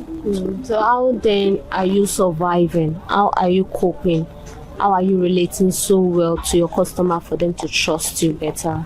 Actually, that is why this is one of the customer trust, which whereby a customer that want to give you work, they have to put trust in you. There's another customer that will say, okay, maybe you give a phone to you to repair. Now say customer, maybe you change their battery, you change their these things. But if they put trust in you, they won't care, they know that you can't do such of a things. Like those are the challenges which whereby we face for customer. But when we face how we are coping, well, everything is working fine because we fix, we repair, and everything is working fine. So no matter how you see challenges, as I am, I don't buy phones, I don't buy any associate from other people. In order for you to sell, they sell a stolen phone, being sell to other customers. Those are the challenges which whereby we face. And other area which whereby we are okay. So that is why a particular my own work based on those that I know that I put trust. I don't buy any phone from any other person. It's a small stolen phone from this and that you will sell. I don't do that. Because there is a day which whereby a boy came to me and I said, this brother Shegun, I bought this phone from me. I said, no. So my reaction to the person later on, the boy is lying. So for those who are the brought, they say that the boy is lying because they know that I don't do that. I don't buy something from other person, whichever. Even though if I want to buy, it should be somebody that I know, which are for me to sell, that will not give any problem or any challenges of whether we resort to a police case and whatever. So those are the things. And then how we are moving so far, because no matter how it is, phone must spoil and you must repair. None of this time around, which whereby phone is very expensive. I even advise the customer not for them to have easy buy. It is very good for them to repair the one that they have instead of them having easy buy. Because if you want to collect easy buy, you say you pay a sum of 35,000 as a fixed deposit, as a initial payment first, which whereby you now be paying the money maybe daily, whatever. I always advise myself customer not to do that, which whereby they will just need to repair the one that they are using. So if you repair the one that you are using for with the sum of 25,000 naira, you repair, maybe you fix a screen, you fix a battery, you change the back cover and everything, it turns to new one. So that is one of the advice which I give to my customers, so that they will not go and buy an easy buy, which whereby they will not be for me to send me data before the phone could be open. They will lock their phone. That is one of those tools that I have for my customers. Okay, so what's that memorable thing that's ever happened to you in the market? What's that unforgotten thing you can never forget that has ever happened to you? When a lot of things that happen, which is a memory things which I can never forget in this market, because of the trust that people put in me, which whereby I'm one of the person that is well recognized in this market. If not so, customer will not be relying on me. That's okay, let us give it to him, we trust him because it belongs to us here. So even outside, some people will refer a customer to me because they put trust on what you are doing. But one of the memorable things which I can never forget, a lot happens but I can even say one or two out of those of the memorable things which I've ever experienced in this market. As this market as a whole, if there is anything want to occur, maybe a customer coming here in order to come and report you, or a customer comes to you to fight you, we have a market, men and women, the leaders in this market, which whereby they are going to come to our rescue in times of any disputes, in times of any disagreements. They will come around in order to settle the issue amicably for the thing not to be escalated. So one of those things that was the day which whereby a customer came to me and I said, this so buying this kind of phone, this does that. So I said, I'm not buying a phone. So they bought with the police, which were the market leader and the market, they said, follow them since we trust you. When you get there, you say what is in your mind. So later on, everything went fine. So when they know, they said, this person is not that kind of person like that. So that's one of those things that they put trust within this community and between the market leaders and the market manager. So okay, so why do you like Ogoji market? What makes Ogoji market different from the rest? Why this Ogoji market is different from the rest is one of the best markets so far. It's one of the first market before other markets. That is one of the reasons why this market is very different from others. This market is a market that has been it has been a while. As I said as an earlier on, which whereby is an Ogunji market. Before this market is a very popular market that is well recognized. You can use ConsumerHalla in order to recognize this market. Even we have Garage Sherry, which whereby is very close to the market. So we have a parking space which whereby you can drive in, you can park in order maybe you want to buy something from the market, you are free to go. So the reason why this market is very different from the market is an old market which whereby people recognize very well. So if you are mentioning one of the markets in Agege, this would be maybe the second. When you said this is the first market before you said Agege market. If you are saying Agege market, you have to mention this Ogunji market with one of the best markets within the Agege community.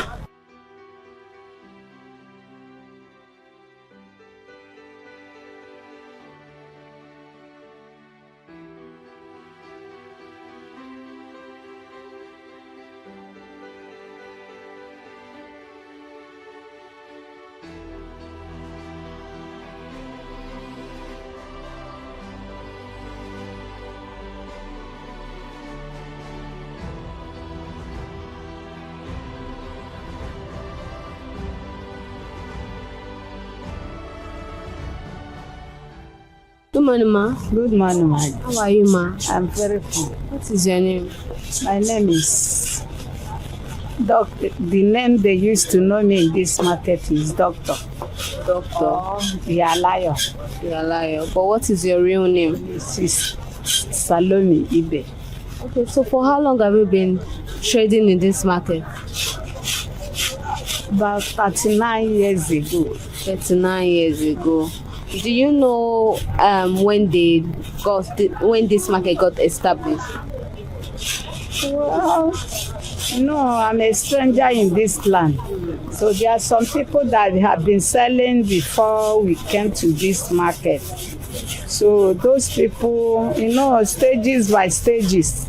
The market is a place that anybody, like a barracks, soldier go, soldier come, barracks remain. That's how market be. So those old women, many of them, all of them don't die. They have died. And new people come. So I can't tell the time the market they establish it. Okay, so walk us through that journey, how you started this business. Walk us through the journey, how you started this trade. Okay. I'm a diploma holder. But along the line, when I'm looking for work, I did my computer etiquetting and reservation at Lagos, at Island. But on the line, some men, they don't want their wives to work. So my husband used to work at Airways. That's when I got work at Airways. He doesn't want me to start working there with him along. So from there, I start going to Maiduguri, entering flights, going to Maiduguri. It's like an adventure because nobody took me over there. So I went to Maiduguri the first time. That is when Airways, they have not liquidated Airways, Nigerian Airways. I went there that very day, come back that very day. So from there, I make inquiry. I bought fish, come and sell it. As I sell the fish, it's moving. I said, okay, all what you are looking for is money, not another thing. So along the line, again, as I sell it, I have profit. I begin to go to market again. So as I went there, I inquire where they used to get the main cheapest one before the Maiduguri market. That's the Rumbaga. So I enter motor, 3 hours journey going. So as I enter motor, go there, I bought fish, come back to Maiduguri and lodge at the hotel because I couldn't come back to Lagos that very day. So in the morning, that was when I bought my market at airport and come back to Lagos. Okay. So that time my daughter was about 7 months. Because I have a little, no. That time I never got my daughter that time. So that's how I started the business. So how did you find yourself here in this market? How did you find yourself here in this market? I thank God because they say, there's a don't that said, one with God is majority. When you have God and what you have, you are content with it, God will bless you through it. Because I'm not a greedy person. Many people that used to sell market with me here, most of them have died. Most of them have left. They are no longer here again. But I take my life as I see it. Along so far, I have something selling. Before my table used to full, but it's due to because of some things that make me not to or have full markets again. But along the line, as I'm selling, using it to train my only daughter, my only daughter, she went to primary school from Ifakwa International to Air Force, from Air Force to federal government Ijaniki, and God is helping me to train her along with my husband. So because it's only one daughter only one child that I have. Along the line, God is blessing me when she's through Ijaniki federal government. She got admission at federal government university at Port Harcourt. From there, God see her through. She came out with second class offer. Along the line, I'm thanking God because God is blessing me and making me to see something to train her at school. So that was when, during her time to start university, that was when my husband left me alone along with my daughter. So as I hope that God is the ultimate, I hope in God. Managing here, trading my market, by then they don't liquidate Airways. I no longer go to Maiduguri and the Sokoto to buy fish to come and sell. So I base here. When I got here, I buy and sell. Okay, so what's the most memorable thing that's ever happened to you in this market? The most memorable thing that happens to me in this market is that as I'm selling the market, because it's good for you to know God. As I queue with God, plenty obstacles have come, but I start standing with God, so I'm a winner and I'm a conqueror. So how do you survive in the market? I survive because when I go to market and bought market, come and sell it. As I sell it, I take the profit to solve my needs and my problem. At least I thank God for that. So this particular space that we are in now, it is your space? And before, this place that Eleanor stays where I first bought. One old mama, to these two tables. Old mama used to sell markets. Two of them used to sell garri here. But one died. The other one left the market. That's when I take the two tables. So the other one is my neighbor that used to sell food stores. As they pack out, I still have hope and queue with God and stay.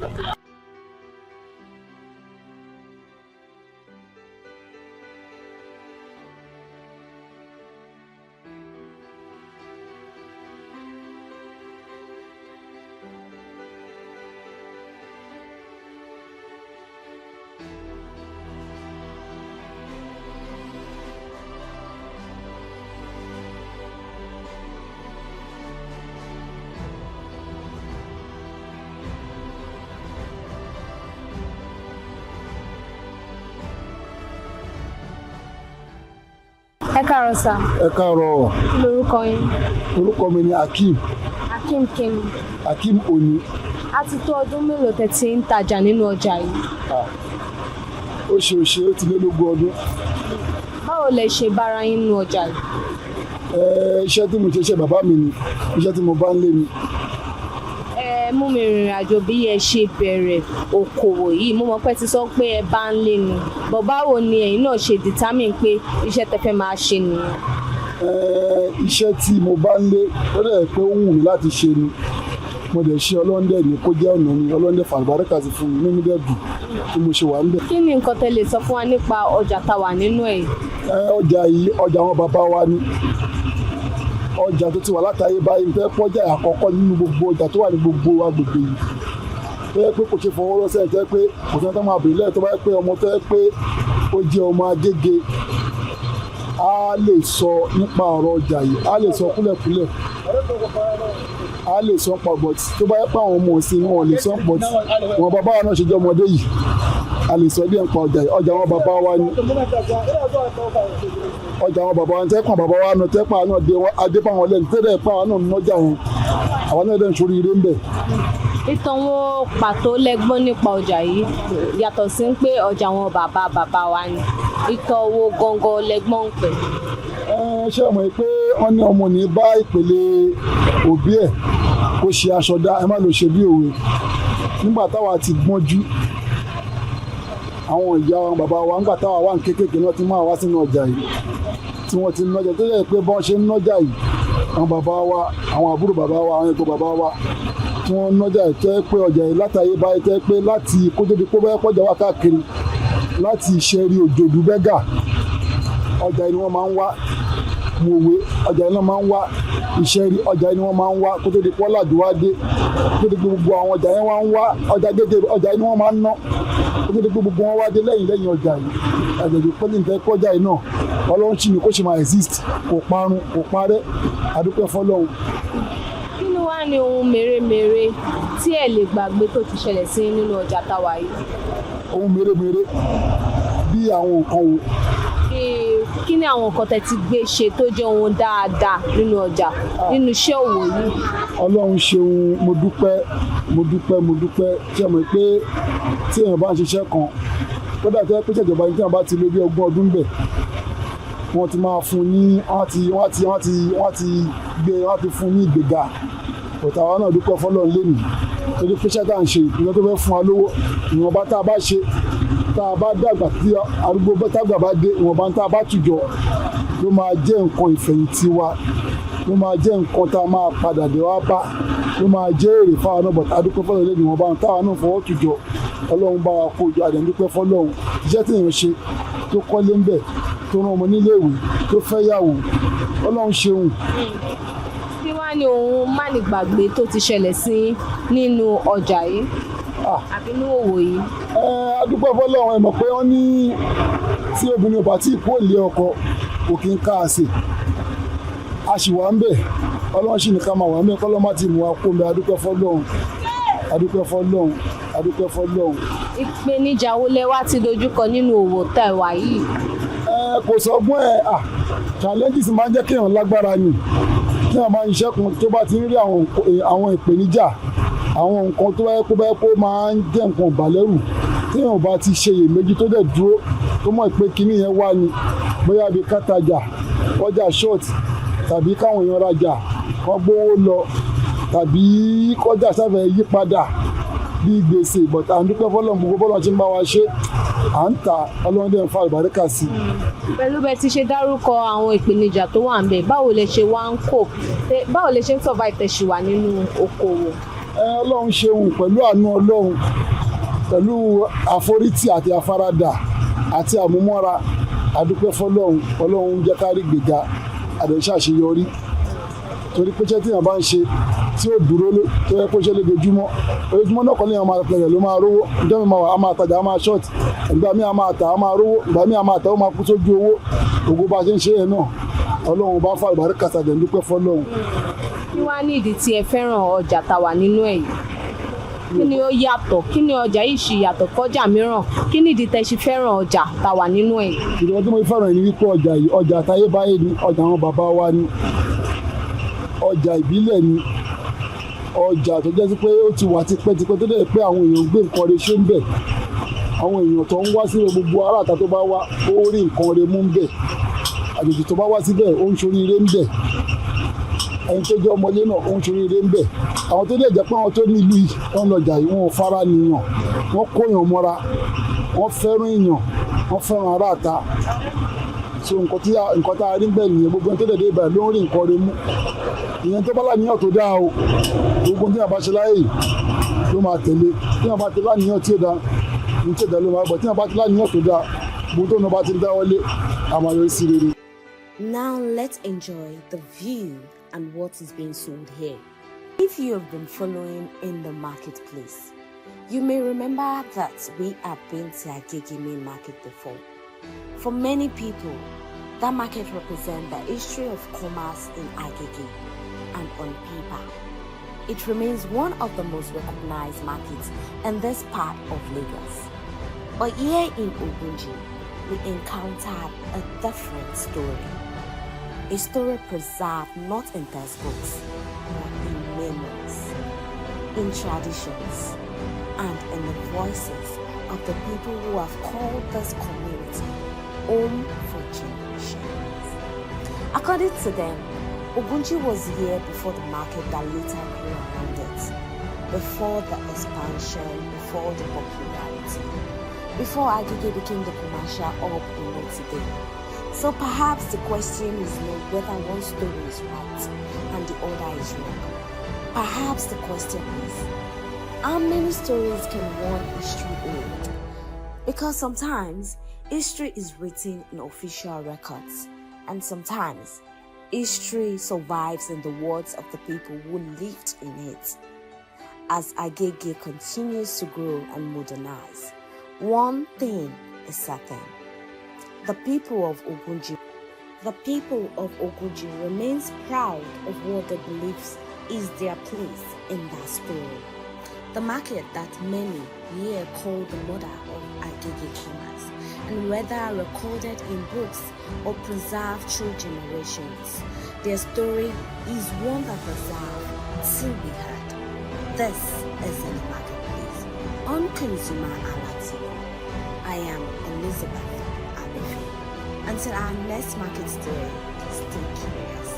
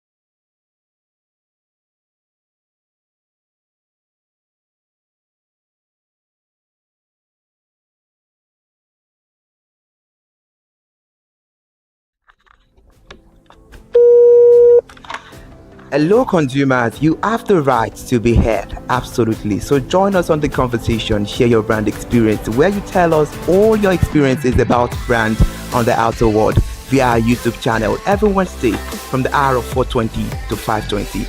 You can watch us via our YouTube channel, ConsumerHallaTV, and subscription is free. Follow us on all our social media platforms, ConsumerHallaTV. Share your brand experience. It's about storytelling. It's about experiences. Hello, consumers. You're welcome to another exciting episode of Consumer Voice on ConsumerHallaTV. I am Matilda Omenai. As you already know, Consumer Voice is a show where we'll be visiting different places in Lagos to check out people's preferences, hear what the consumers have to say about different leading brands that they make use of. Hello, it's your boy here, Iremofekoforola, and you know what? They call me the AWUF General Overseer. Every day is a blessing and it is meant to be enjoyed maximally with AWUF packages that put a smile on our faces. And guess what? That is why this show AWUF is for you. You can get to know about trendy market slashes, promos, offers and juicy deals that put a smile on your faces, and you can always enjoy them maximally. And you know one thing that is so interesting about this show, it is a blend of English and Pidgin. As I dey run you English, now I go dey marry am with Pidgin, make am spicy. So catch me every time on the show to enjoy more about trendy awoof packages. Peace. Public service announcement. Hello consumers, I am Kikelomo Ajibola and welcome to the Scam Alert segment on ConsumerHalla TV. Scam Alert educates viewers about various scams affecting consumers. We learn tips on how to identify fraudulent activities and provide advice on protecting our personal information. We aim to raise awareness and empower viewers to avoid falling victim to scams. We cover various topics such as phishing, identity theft, fraudulent investment schemes, and many more. You want to catch up on how these scammers invade our lives?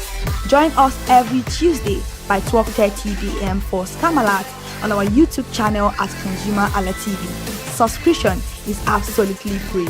And in case you're not following us across all our social media platforms, follow us on Instagram, Facebook, X, TikTok at ConsumerHalla TV. Don't say I didn't do anything for you this 2025. Bye. Welcome to In the Marketplace. We are taking you on a journey behind the scene of Nigeria's most vibrant market, from the sight and sound of the market to the stories of the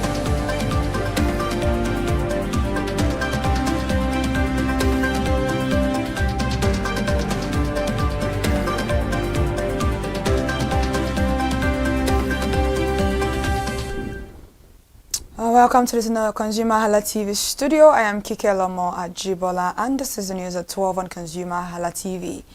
The Lagos Business School and French government have identified agribusiness and food systems as key areas for stronger economic cooperation between Nigeria and France. Both sides are promoting partnerships in agricultural value chains, agro-processing, logistics and technology. The call was made during the France-Nigeria Business and Human Capital Development Forum in Lagos. Speaking during a session with the Dean of Lagos Business School, Professor Olayinka David West, French Ambassador to Nigeria, Marc Fombeste, said Nigeria is yet to fully realize its potential as Africa's agri-food powerhouse. He noted that France is ready to support the country with expertise in food preservation, processing, and distribution while respecting national priorities. Fombesters added that modern agriculture now includes innovation, digital in technology, and climate resilience. He pledged continued support for Nigerian universities, researchers, and technology startups, noting that stronger collaboration could help build resilient food systems and boost rural economies. The Nigerian Upstream Petroleum Regulatory Commission and the Federal Ministry of Defense have agreed to deepen collaboration to protect oil and gas infrastructure across the country. The strategy combines security operations, community engagement, and other non-kinetic measures to sustain crude oil production growth. The commitment was reaffirmed during a visit by military officials to the Commission's headquarters in Abuja. The initiative comes as Nigeria records gradual improvement in crude production after years of disruption. And according to a statement issued by the Commission, both institutions are committed to promoting peace and stability in host communities while tackling pipeline vandalism, crude theft, and insecurity. Speaking at the meeting, Commission Chief Executive Orisameyiwa Eyison said recent gains in production were driven by coordinated efforts between regulators and security agencies. She noted that protecting energy assets through community development remains critical to economic recovery. And the federal government has inaugurated a 505 kilowatt interconnected solar mini grid in Ekpe, Lagos State, located within the Majoda communities in Erodo. The project is expected to provide stable electricity to more than 8,000 residents. Authorities also flagged off plans for an additional 5 megawatt expansion project. Minister of Power Joseph Tegbe said the initiative reflect government efforts to deploy decentralized energy solutions that improve livelihoods and create jobs. He commended the Rural Electrification Agency and its Managing Director, Haba Aliyu, for expanding energy access across rural communities. Tegbe disclosed that over 1,000 mini-grids are currently under development nationwide to bridge the electricity access gap. He added that solar home systems deployed under a World Bank-backed program have already reached more than 3.9 million Nigerians. Dangote Petroleum Refinery has denied claims that Nigerian marketers are re-importing its exported fuel from Togo. The company described reports linking its product to the Lome trading hub as misleading and unsupported by available trade data and market realities. Management said its primary objective remains supplying the Nigerian market and maintaining product availability locally. It argued that allowing imported product to compete directly with its own output will contradict its commercial interests and operating model. The refinery further stated that exporting fuel to Lome and back would add between $82 and $90 per metric tons in logistic costs, making such transactions commercially unattractive. It added that strict product tracking systems are in place to monitor supply movements. And new data from the Central Bank of Nigeria show that credit to the federal government rose sharply over the 12-month ending May 2026. Total credit increased to 40.38 trillion naira from about 22.99 trillion naira recorded a year earlier, highlighting growing government borrowing. The increase represents a 75.6% rise year-on-year. On a monthly basis, government borrowing expanded by 779.7 billion naira from the 39.6 trillion naira reported in April 2026. The figure suggests continued reliance on domestic financing despite tight monetary conditions. Banking sector data indicate that lenders remain heavily investment in government securities such as treasury bills and bonds. Meanwhile, private sector credit grew more modestly to 81.04 trillion naira, reflecting a cautious lending environment. And also, the Central Bank of Nigeria has expressed concern over the persistent abuse and mutilation of the naira. The Apex Bank warned that poor handling of banknotes increases currency management costs and shortens the lifespan of legal tender. CBN Governor Olayemi Cardoso gave the warning in Abuja during the inauguration of the Naira Ambassadors Club. He said the bank spends significant resources producing durable and secure banknotes and urged Nigerians to handle them properly. Cardoso stressed that protecting the Naira is a collective responsibility. He added that the bank will continue public awareness campaigns, especially among young people, to promote respect for the national currency. The National Association of Stevedoring Operators has called for an industry-wide roadmap to modernize cargo handling equipment across Nigerian ports. The group said it planned to engage the Nigerian Port Authorities and the Nigerian Maritime Administration and Safety Agency on the initiative. Speaking during the 2026 Dock Workers' Day event in Lagos, Association President Bolaji Sumola said operators require access to financing mechanisms to meet emerging environmental and operational standards. He noted that green compliance should not become an unfunded burden on businesses. The association also urged the Ministry of Marine and Blue Economy to integrate environmental performance targets into ongoing post-modernization efforts.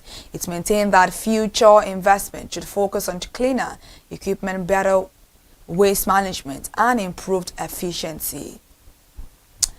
And the APM Terminals Apapa has reaffirmed its commitment to supporting Nigeria's export growth through infrastructure investment and technology-driven solutions.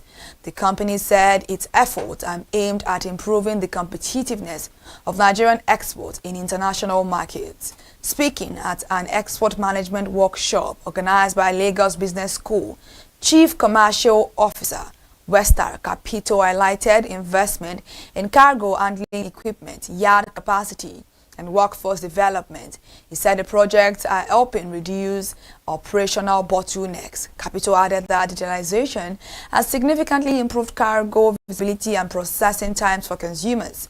According to him, a more efficient port system ultimately lowers supply chain challenges for exporters.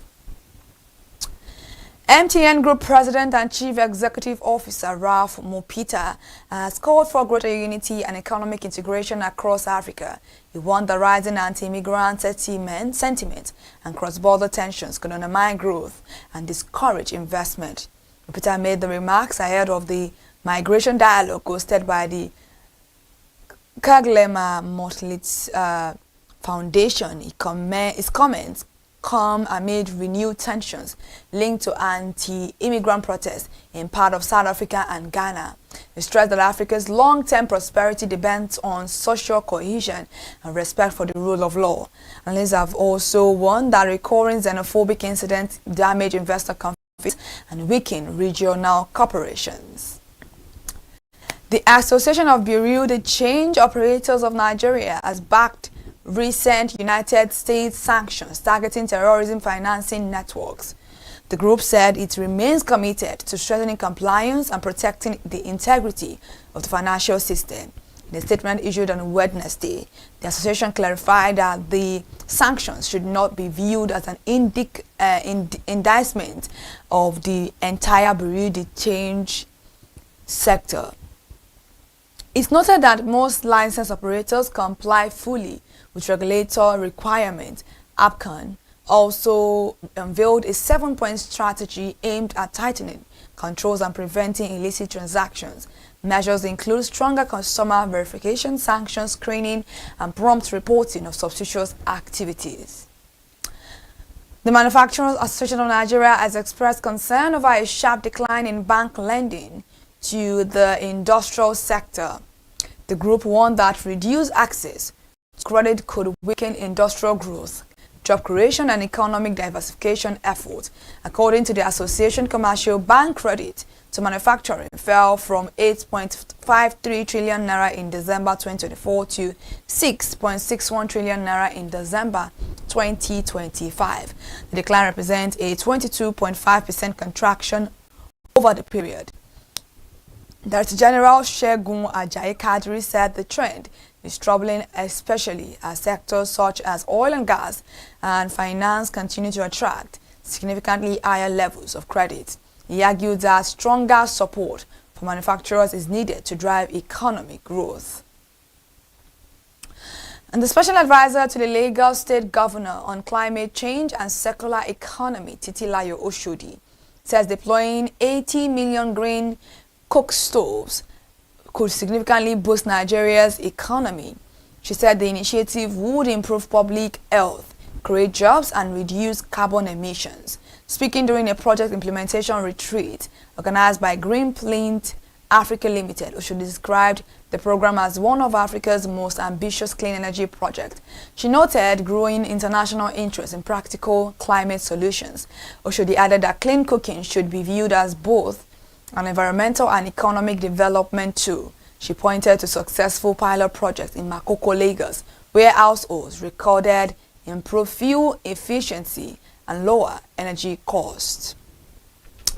All right, thank you so much for joining us for the news this afternoon. Once again, on ConsumerHallaTV, to stay connected, to listen to more news updates, please follow us across all our social media platforms: Instagram, Facebook, X, YouTube, ConsumerHalla, and also head over to our TikTok account at ConsumerHallaTV. I am Kikelomo Ajibola. Good afternoon.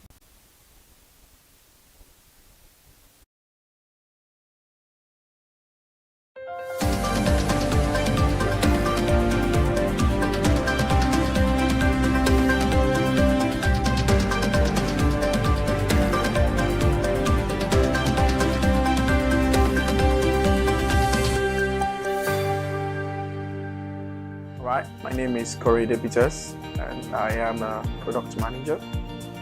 So this is a very innovative idea, and first off, everybody is a consumer, and so this is the voice of the consumer. And this is a voice that is going to be heard.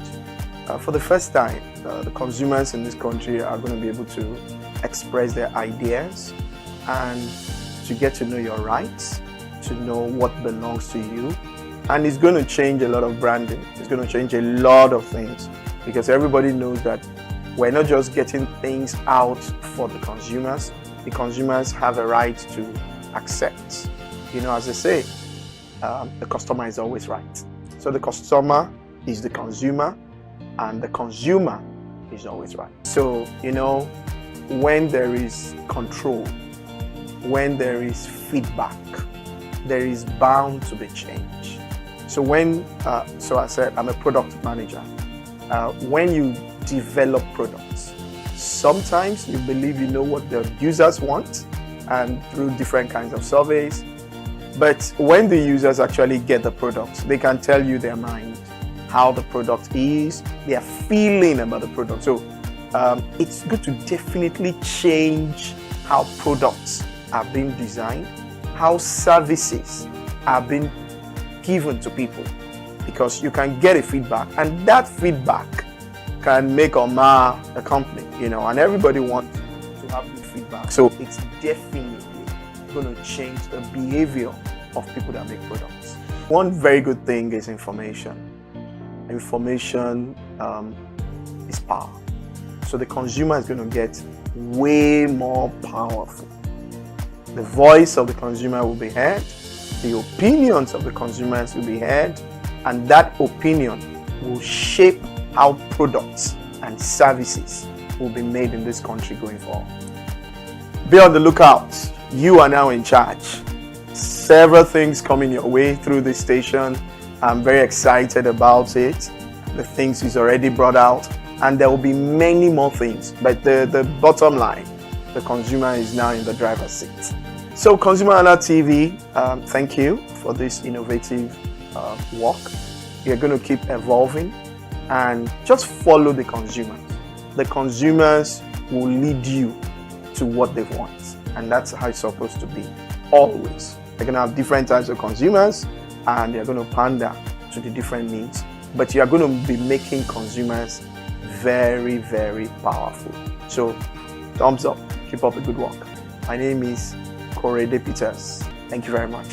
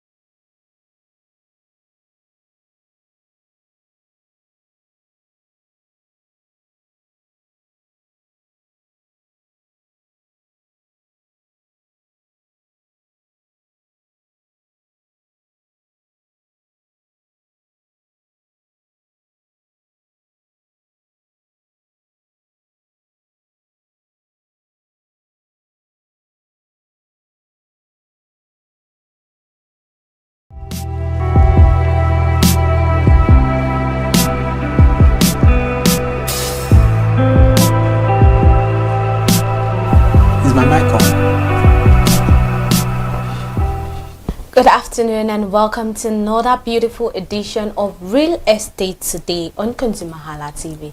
You already know here we bring real estate insights, policy updates and consumer protection in Nigeria.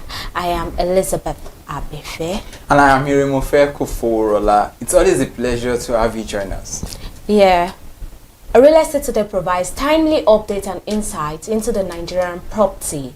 We deal with the key developments in housing infrastructure, property investment and urban growth, helping viewers understand trends that impact both investors and everyday consumers. But before we get into today's discussion, you already know we have to give you some of the latest developments making headlines in Nigeria real estate today. And the first news on today's the first news we have is the Lagos State government says it generated about 80 billion naira from building approval applications in 2025.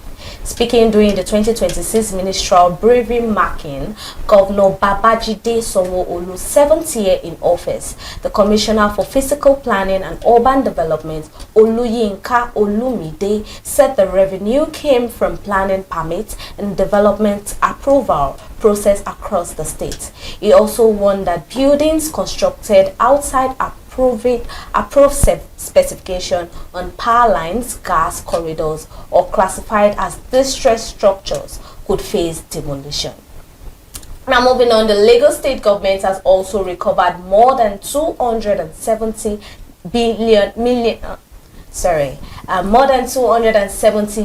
naira for residents affected by fraudulent real estate transactions across the state. According to the Commissioner for Housing, Moruf Akideru Fatai, the recoveries were achieved through enforcement and regulatory activities carried out by Lagos State Real Estate Regulatory Authority, LASRERA. LASRERA also disclosed that it received 505 petitions relating to property disputes and fraudulent transactions between 2025 and 2026. The agency says it resolved dozens of cases, recovered properties for affected residents, and intensified enforcement against unregistered operators, including sealing offices involved in illegal real estate activities. Meanwhile, the Lagos State government says its housing intervention increased the state housing stock by 10,623 units within the last year. Housing Commissioner Moruf Akideru Fatai said the project generated thousands of direct and indirect jobs, although Lagos still faces a housing deficit estimated at more than 3.3 million units. And thank you so much. Those are the news highlights around real estate today. You know, some of these opportunities and challenges within Nigerian housing sector leads us directly to today's conversation. Absolutely, you know, a lot is to be said concerning real estate. All right, so rising rents and housing affordability have become major concerns for many Nigerians, especially in Lagos, where accommodation costs continue to rise across several parts of the state. Yeah, according to the January 2026 Lagos property market report by Nairametric, rental prices in areas like Lekki, Yaba has been done so far. Before, let's go on a short break. We will be right back.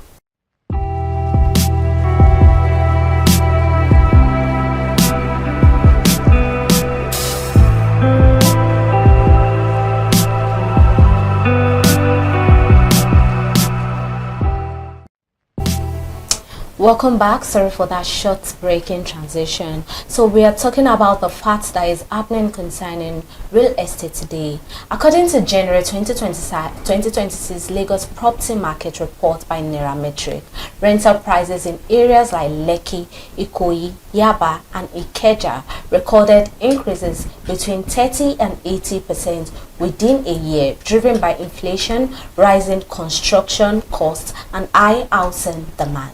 Data from Nigeria housing markets also showed that demand for residential properties in Lagos continued to outpace supply in 2025, particularly in middle income and urban commercial areas, contributing significantly to rent hikes and housing pressure. Meanwhile, the Lagos state government has repeatedly warned landlords and property agents against excessive and illegal charges under Lagos Tenancy Regulations Agency, and legal fee are not expected. The legal fee are not expected to exceed 10% each of the annual rent, yet many tenants still report paying far above the amount.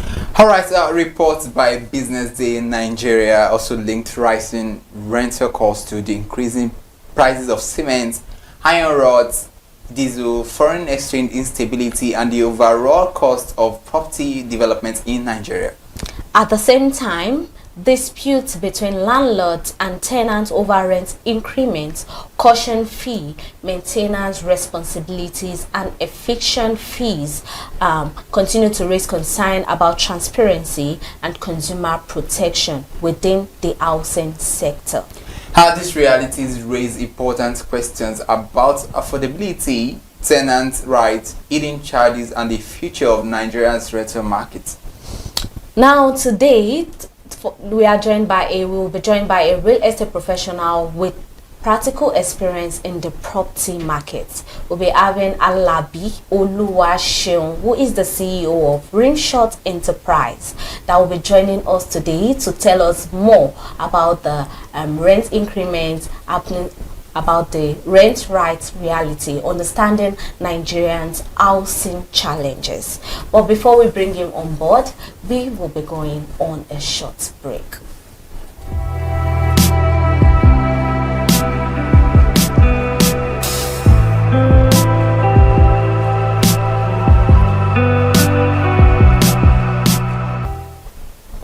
Welcome back. Still on Real Estate Today on ConsumerHalla TV. Like I rightly said, we are joined in today by our guests who will be guiding us through the issue happening between rent, rights, and reality, understanding Nigerians' housing challenges. And we have Alabi Oluwaseun, the CEO of Rimshot Enterprise. Thank you so much, sir, for joining us today. Same here. Thank you very much for having me. You're welcome. It's a pleasure. Thank you so much, sir. We all know the story concerning, because this has been rampant lately, the rent increments and all of that. People clamoring that suddenly they just wake up and what they find their landlord telling them he has increased the rent and all of that. So my question to you now is, are there any real justification for the increase of rented properties by landlord and house agents? I think it boils down to the tenant at first. You know, when you, before getting a place to stay and all that, you ought to have gotten this documentation of whatsoever thing that you'll be, needing, like your deposits, you are paying for this, you are paying for that, needs to be documented, because there's no way a landlord will tell me, okay, maybe on a call and all that, like, I'm increasing your rent, next one, and I will take it like that. No. So with the fact that I don't have anything documented, there's no way I can defend. Okay. Do you understand? Imagine maybe I want to go to court and like, okay, this is what is happening and all that. So the court will ask you, okay, where's the document? Okay, the agreement, all of those things, the legal documentations, they are very, very important. But the mistake most tenants make is, of course, we all know how crazy it is out there. We are desperate to get an apartment, and we just we're trying to find a living, and the cost, again, it's, the economy is crazy. So that's part of the thing. I feel if you had everything documented, like, you can even, go against whatsoever, the landlord tells you at that moment. So that's what I feel. So according to you right now, what you're trying to say is that there must be like a legal document or agreement between both parties before a landlord can suddenly wake up and say he wants to increase rent. So, and it's something you have to go through thoroughly before you make any deposit. Yeah, because if you don't go into some of these details, you could just fall the victim. So, and a lot of people have had issues like that, so severally. So I've got so many tenants, or so should I say clients, telling me about that. So I do tell them, you don't make that mistake at first. So just ensure that everything is documented. Yeah, so then we are good. So if we have everything being documented, like you said you have people have come to you for that kind of issue, and they have things being documented, there is agreement between both parties. What advice will you give to that person? How can someone, is it like the next thing is to sue your landlord, because immediately maybe the landlord calls you and you were like, that wasn't the agreement, and now the next action from the landlord is that then move out from my house? What is the right thing to do at that first time? I would say the landlord, there are some landlords, not all landlords are aware of all of this information and law.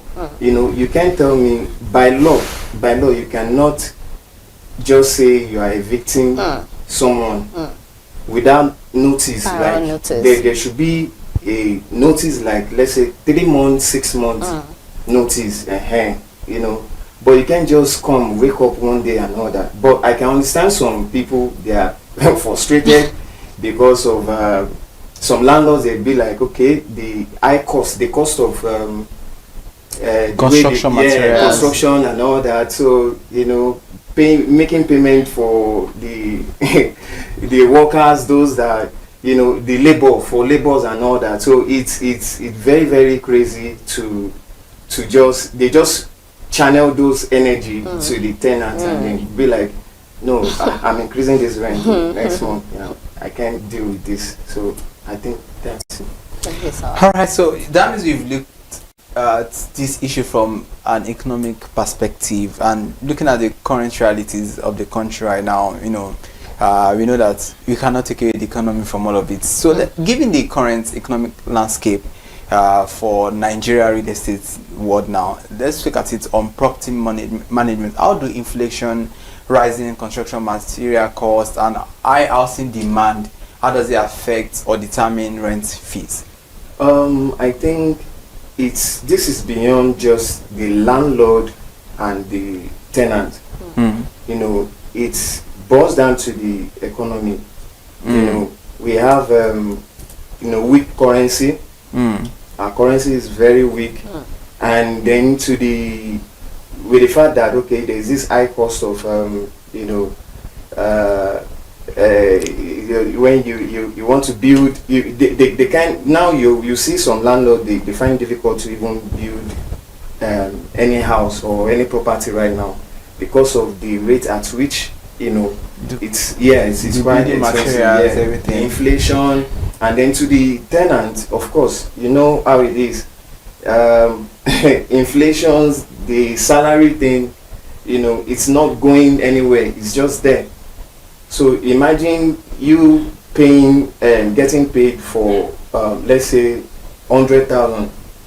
And then how will you? Your rent is about 600,000 now, or 1.5 million.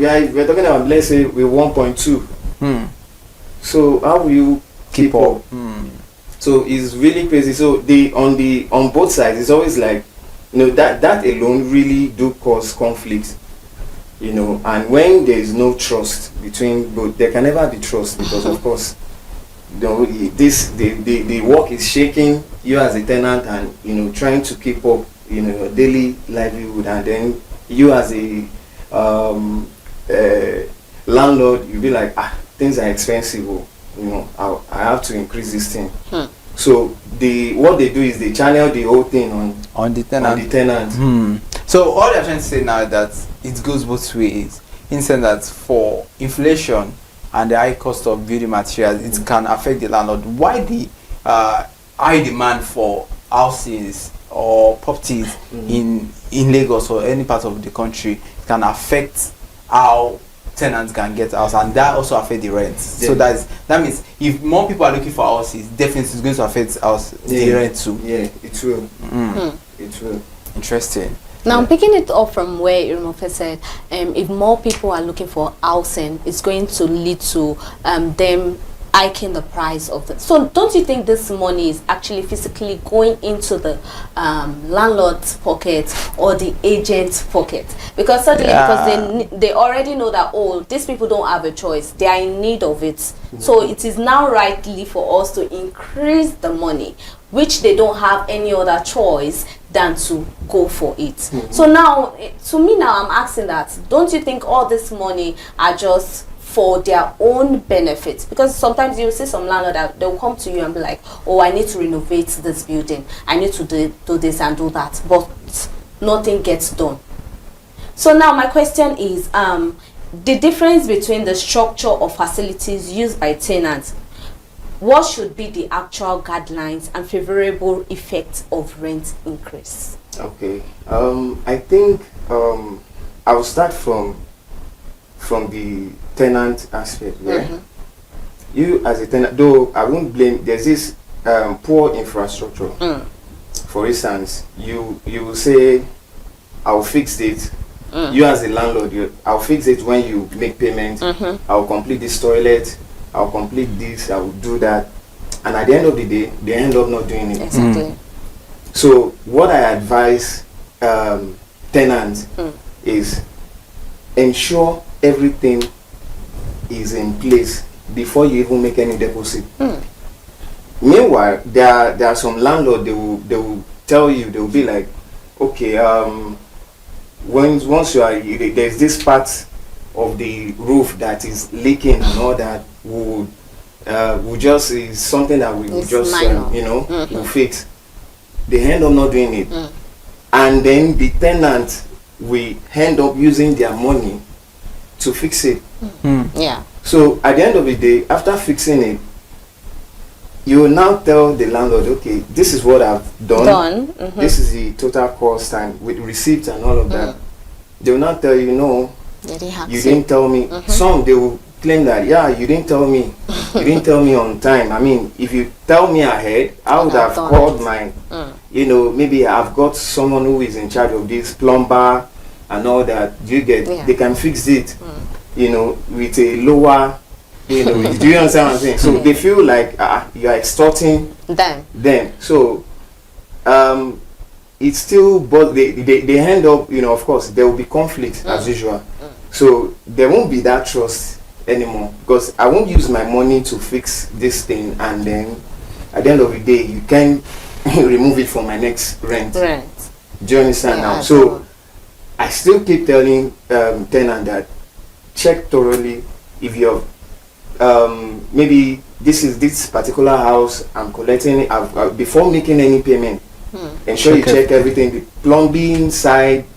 In fact, during rainy season is the best time to check your house.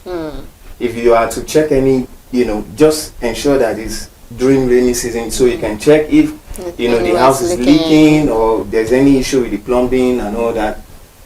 I think that's it. Okay. I think it's quite right, because lately now you get a lot of tenants that fix things in the landlord, because they'll be like, I keep on telling him, but he just keep postponing it.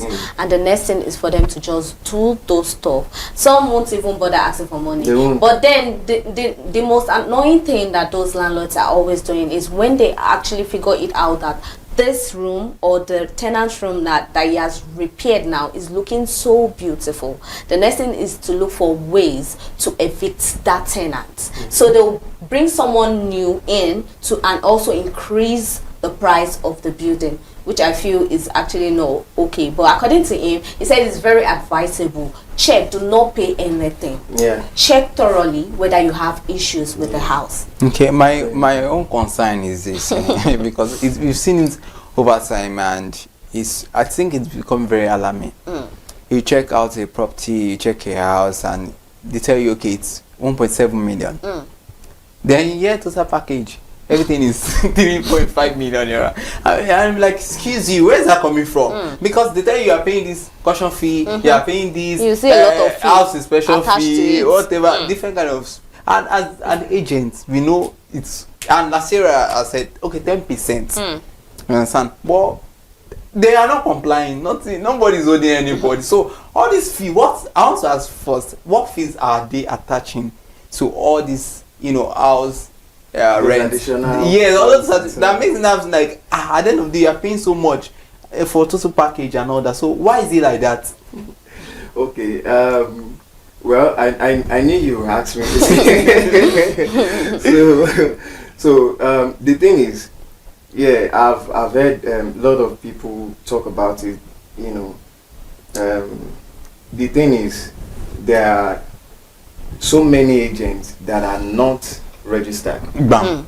That is the part. Yeah, that's very important. They are not registered. So because of that, majority of them are. I think those. Most especially the agency fee and then the inspection fee is what they use for their lively, their daily. Okay, just give me, just give me this inspection fee and all that. Funny thing is, you need a house. Yeah. You will need a video of how it looks and all that. Exactly. Do you know some they will be like, you have to come to check. Yeah. Yeah. I've heard of some cases like that whereby they will they will be like, there is. I'm looking for 2 bed. There is 2 bed. Where? What location? Alakbere or there is. We have like 2, 3. Okay, send me videos. No, there's no video. You have to come and check. Do you know they don't even care if you would like, if it's your kind of your taste, or something. So maybe it's your taste or this is how I want it to look and all that. Once you are around, inspection fee. Bam. So the moment you pay the inspection fee, they pocket it. Then they will now take you to the maybe to any of the properties that then maybe you eventually is the worst one. Maybe there's no water. At times it might be maybe some walls there, they are cold water and all that. It's very risky to health. Do you understand? They don't care. Now you now be like, no, this is not what I want. Then you go. But the agent I'm taking my own. Thank God for this one. Do you understand? So as that person comes, same thing happens. Same thing. It's a cycle. Yeah, it's a cycle. So the ones that are registered, they know what they are doing. What they do. Of course, inspection fee is very important too, because there are some, before you even get to see some property, they will request for, they will tell you, no, before go give me something make I put for pocket. So they do that. Then I tell some tenants, there's this caution fee that you mentioned and all that. All those hidden charges. Those hidden charges, the caution fee actually is refundable. Okay. The deposit is refundable because it's like for if there's any damage to the property, maybe when you're leaving before the ball is intact and then now it's no more working and all that, so they can use that to. So at what point, because you said it's refundable, I want to know at what point is it refundable? Is it after a year in the house or when I no, it's when you're leaving. So if I don't want to leave the house? So let's say I'm 25 years there, so they'll keep it 5 years. It will still be, but it will still be there. Okay. It will still be there. But another thing that made landlords to still keep to that caution fee is at times when the tenant eventually leave, there are so many damages. Yes. So, and because of the inflation and all that, the landlord will still have more money to get it fixed. So that's why you see the caution fee is just fine, it's refundable and all that. But if the house is intact and all, it will be refundable. And all of those which other service charge is usually for like if it's in it's an estate or apartment. Yeah, that's what those ones covers security, being like sorry, for the waste management. Okay. Waste security. Other amenities are being provided by the estate. Real estate. So those are just for the real estate for the apartment, like very good. Not the other ones that you see they give a developer to build for you and all that. So, and we've had so many complaints like that. You'll be like, this is not supposed to be. The legal fee and all that, is that one is legal. It's legal because is between the tenant agreement and the legal documentation. Okay. So that involves the lawyer. That involves, yes.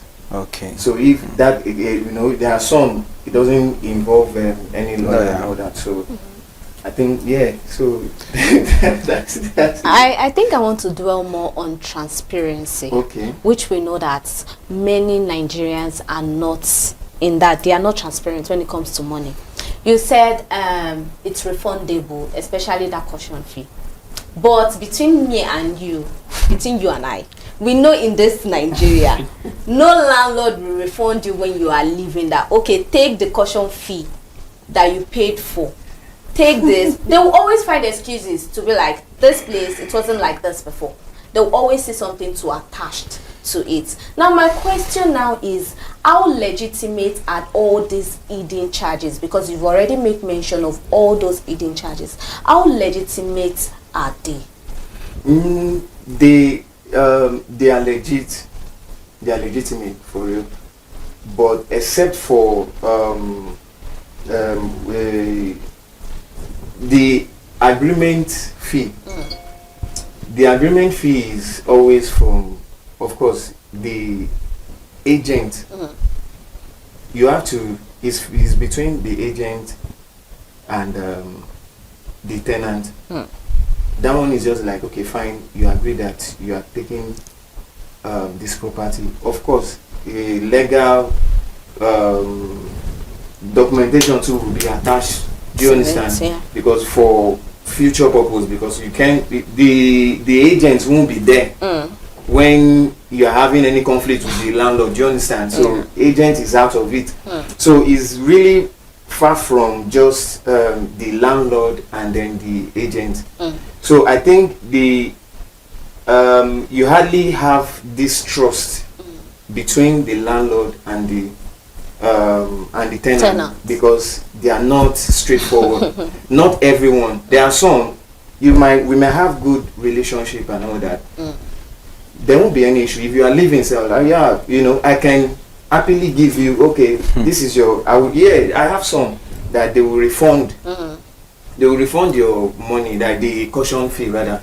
Okay, everything is intact. The only thing, the problem I'm always having with the tenant is they don't use the house like it's their own.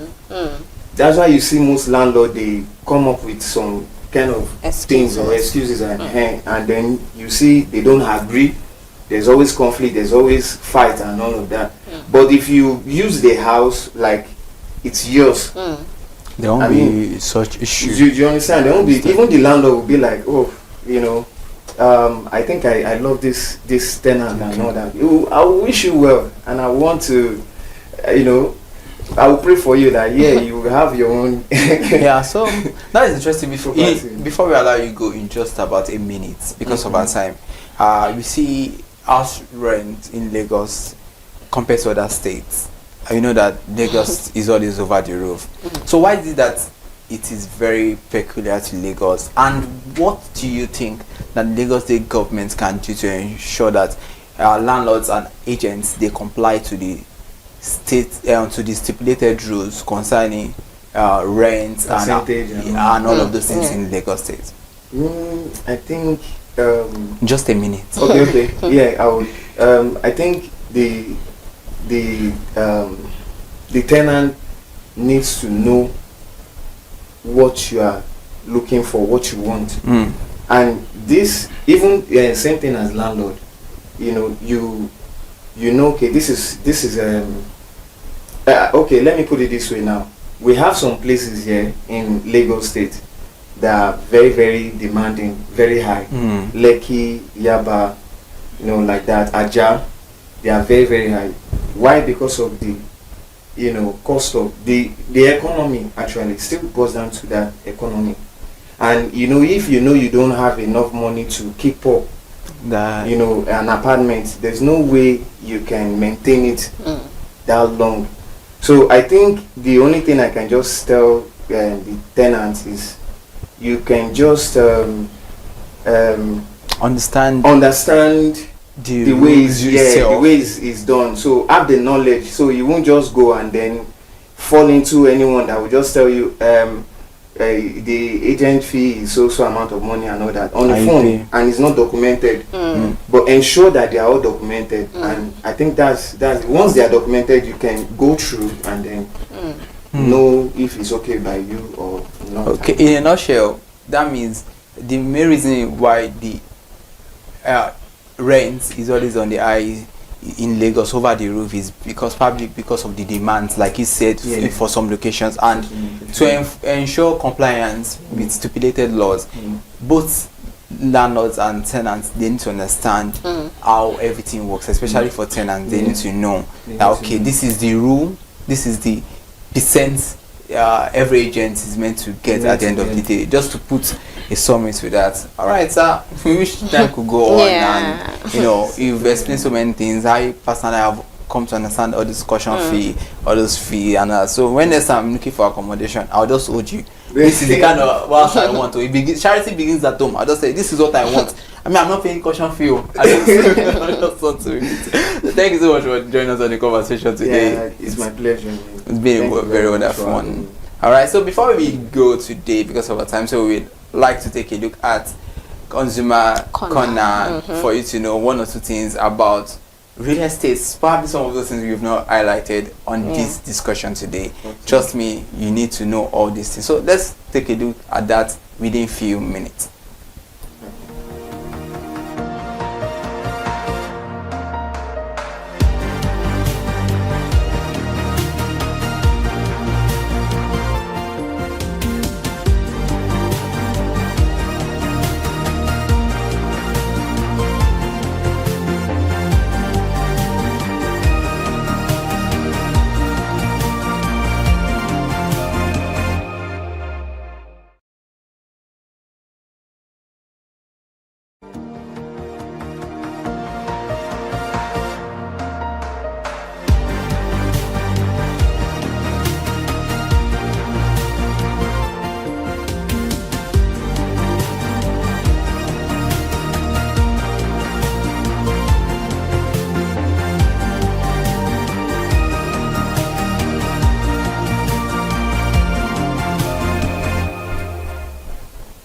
Thank you so much. Those are facts you need to know that has been projected on the screen. And that is all on today's Real Estate Today on ConsumerHalla TV. Yeah, so much to be said, and thankfully we've been able to explore all of those things. So, but above all things, ensure that you as a tenant, you understand the rules and regulations governing real estate world, housing and policies, especially if you are a resident of Lagos State, and ensure you comply yourself. And as a landlord, do the needful, as well as agents. It's very important that everybody becomes law-abiding citizen. I am Iremofeko Forola, and it's always a pleasure to have you join us on Real Estate Today. And I am Elizabeth Abefe. Remember, it's not only about property, we also lecture you about knowing your rights on Real Estate Today. And thank you once again to our guests for joining us on the conversation. Thank you so much, sir. Looking forward to seeing you on the next episode of Real Estate Today. Bye for now.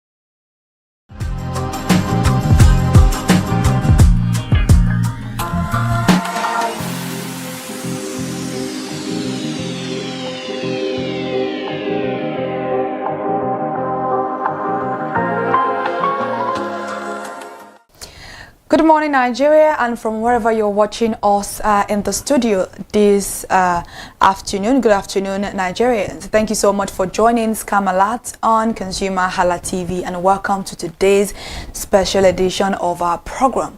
I'm Kiki Alomo, and I'm your beautiful host, and today we are discussing a very important issue affecting thousands of Nigerians and people all over the world, which is fake investment platforms and Ponzi schemes in Nigeria. But before we get into the topic and into the conversation today, let's quickly take a look at the news stories making rounds at the country when it comes to scams and also crimes related issues, which is fraudulent crimes in Nigeria. The first news this afternoon is that banks, fintechs filed over 82,000 suspicious transaction reports, which are banks, fintech firms, insurance companies, and other reporting entities submitted 82,143 suspicious transaction reports to the Nigerian Financial Intelligence Unit in 2024. The figures were contained in the NFIU's 2024 annual report, which also showed that the agency received more than 25 million currency transaction reports and 23,364 suspicious activity reports during the period. According to the agency, the report formed part of measures aimed at detecting money laundering, terrorism, financing, and other illicit financial activities across the financial system.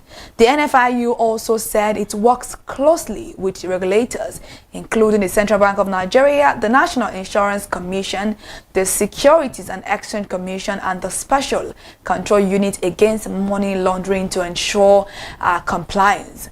Analysis of the report revealed that deposit money banks accounted for nearly 90% of all suspicious transactions filings, while other financial institutions, capital market operators, insurance firms, and virtual asset service providers also contributed to the reporting process.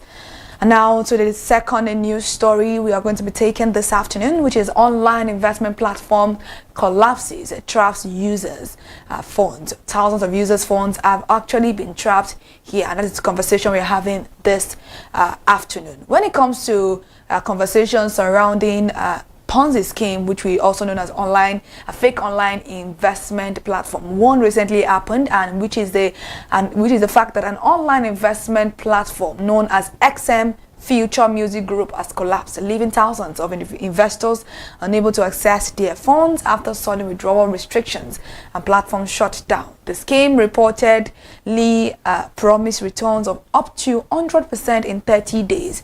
The platform attracted users with claims of earning through music streaming and online tags, with investment packages ranging from 21,600 naira to 93 million naira, and promises of unusually high returns that raised concerns among analysts. Trouble began when withdrawals were altered, support channels were disabled, and access to accounts were blocked, prompting widespread fears of a Ponzi scheme collapse. Financial experts have warned that such platforms often rely on unrealistic returns and false foreign registration claims to attract victims.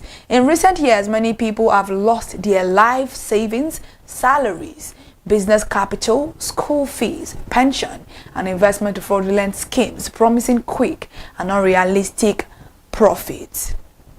And this platform often advertise a lot of things, which includes the fact that they will tell you that they can double your money in 30 days, you can earn daily returns without stress, no risk involved, financial freedom guaranteed. Sadly, many people join because of economic hardship, unemployment, desire for quick financial relief, pressure from friends and family, social media influence, lack of financial education.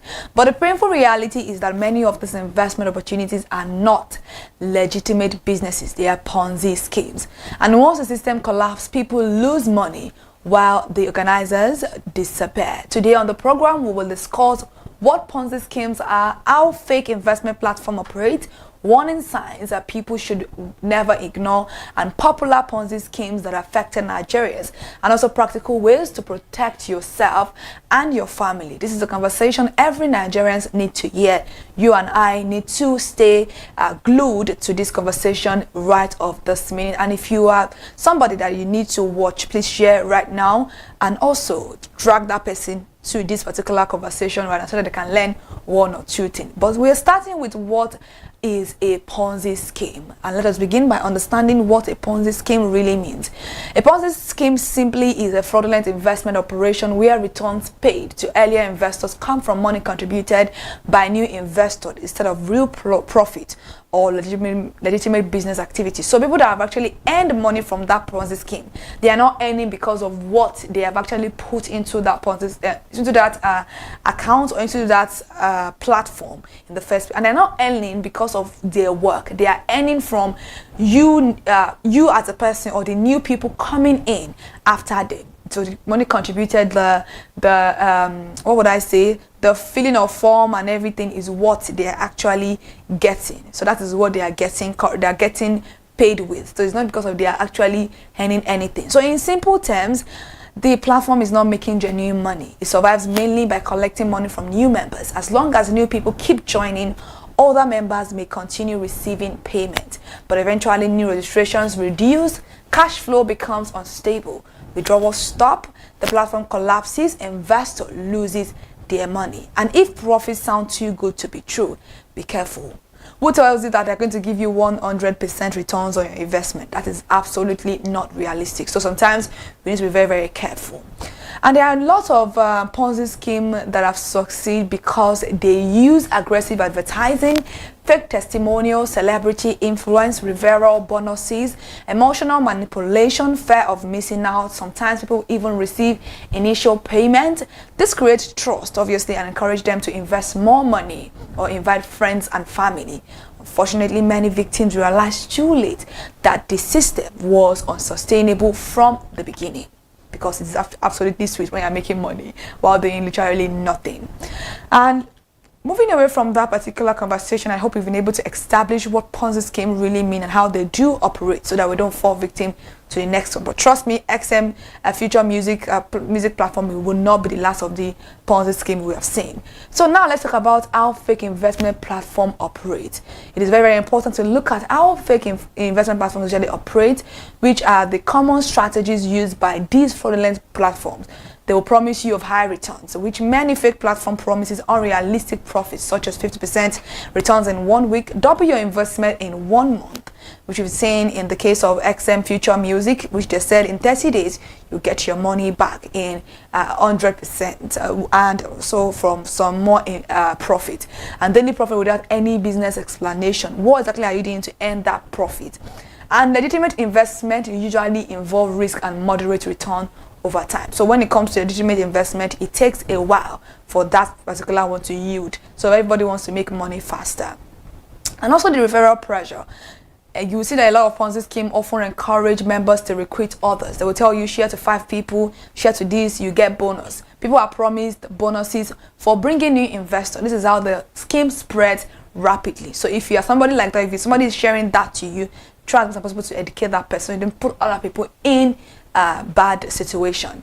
And also the social media hype, which is that the many fraudulent platforms use WhatsApp group, Facebook ads, especially Facebook guys, Instagram influencers, Telegram channels, fake success stories. They create the impression that everyone is actually making money, and who doesn't want to make money?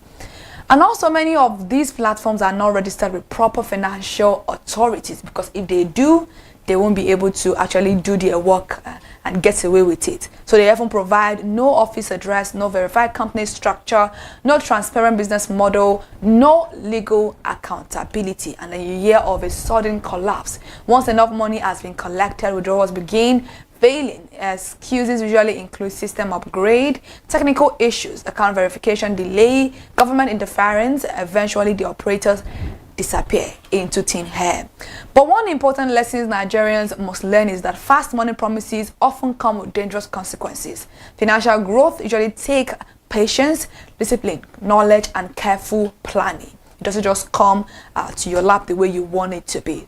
So now let's actually refresh our memories of popular Ponzi schemes that have happened in Nigeria and what we've actually learned over time, because till now people still fall victim of it. So let me refresh your mind and let's talk about it, so maybe by then we can see the pattern, and if any new one comes, we can actually call our friends and family to order. And over the years, Nigeria has witnessed several major Ponzi schemes that affected millions of people, and let's briefly examine some of the most popular cases, which is the first one that was really popular, MMM Nigeria, which happened in 2016.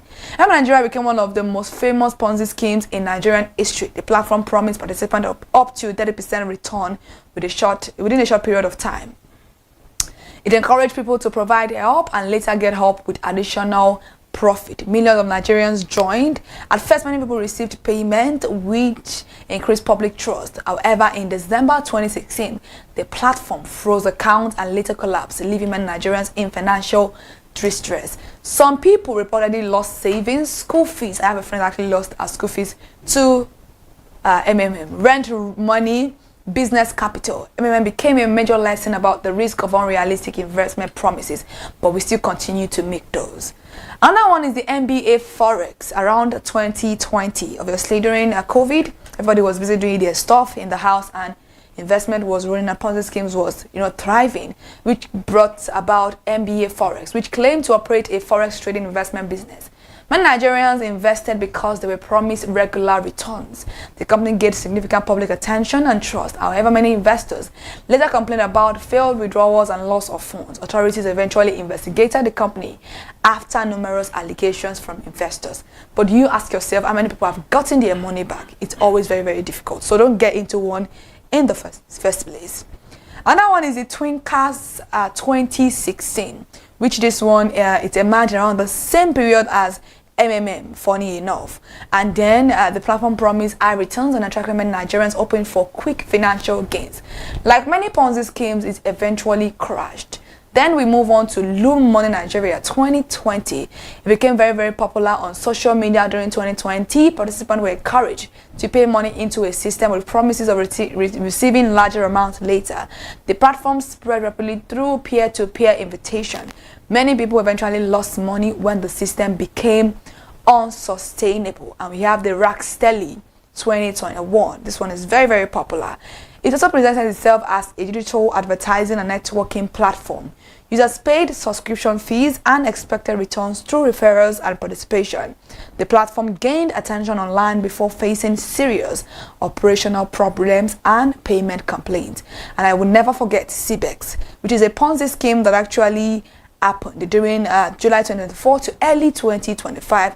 It later crashed on April 14, 2025, leading to significant losses for investors. This one was also really popular. And we have a lot of common patterns that even as we are talking, you should have actually pieced together.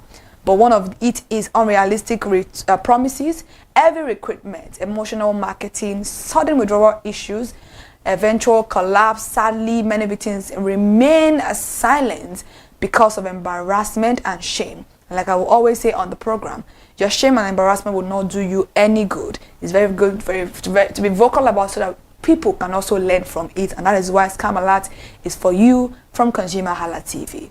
But financial crimes and financial scams can happen to anyone. This is why awareness and education are extremely important.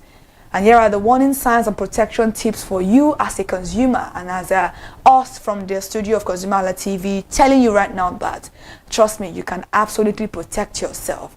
And the warning signs of a Ponzi scheme is that they would always tell you there's high guarantee. They would tell you they would actually want you to pressure people, recruit family and friends. That is actually warning sign number 2. Another warning sign is the lack of proper registration and regulation. No clear explanation of how profits are generated, withdrawal delays and constant excuses. Every social media hype without transparency is very important to actually note this and put it in your palm so that you don't use it to eat. And here are some practical safety tips on how to protect your money when it comes to Ponzi schemes. Research thoroughly before investing. I will always say sometimes greed makes us lose a lot of things, and patience makes us actually gain more. Verify if the company is registered with relevant authorities. Avoid investment promising unrealistic profit. It's not going to end well.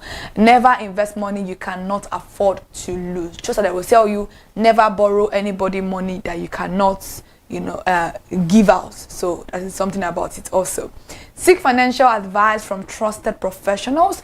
Do not allow pressure or fear of missing out to control your decisions. Sometimes it's very, very good to be strong-willed and also know what you're doing. So it's good to actually talk to people about what is going on so they can help, help give you better advice on what is going on so that you don't just invest wrongly. Sometimes thinking alone does not give clarity. When you tell your people your issue, they'll probably advise you better. Remember that building wealth requires excessive patience, consistency, planning, and informed decisions. Quick profit promises often come with sudden risk and also hidden risk. Approach everything with high level of skepticism, like I will always say. And as we conclude today's program, let us remember this important lesson. If an investment sounds too good to be true, it probably is. Financial desperation should never push people into dangerous schemes. The best protection against fraud is education, awareness, and careful decision making. That is why you should share this video right now to people, to friends, to family, even to your enemies so that they can learn one or two. Talk to your family, educate your friends, ask questions before investing, and always prioritize financial safety over quick profit promises. Thank you so much for joining us today in the studio for Scam Alert on ConsumerHallaTV. I am Kikelomo Ajibola, and this has been a very, very beautiful conversation, which I hope we have learned one or two regarding fake investment platforms and Ponzi schemes in Nigeria. Stay informed, stay alert, stay protected, and also protect your finance and also your life. Have a safe and productive day. Do not forget to like, comment, and subscribe to all our social media platforms: Instagram, Facebook, X, YouTube, ConsumerHalla. Our TikTok account at ConsumerHallaTV. Please follow us across all our social media platforms so that you can get to see Scam Alert every Tuesdays from ConsumerHallaTV. Good afternoon.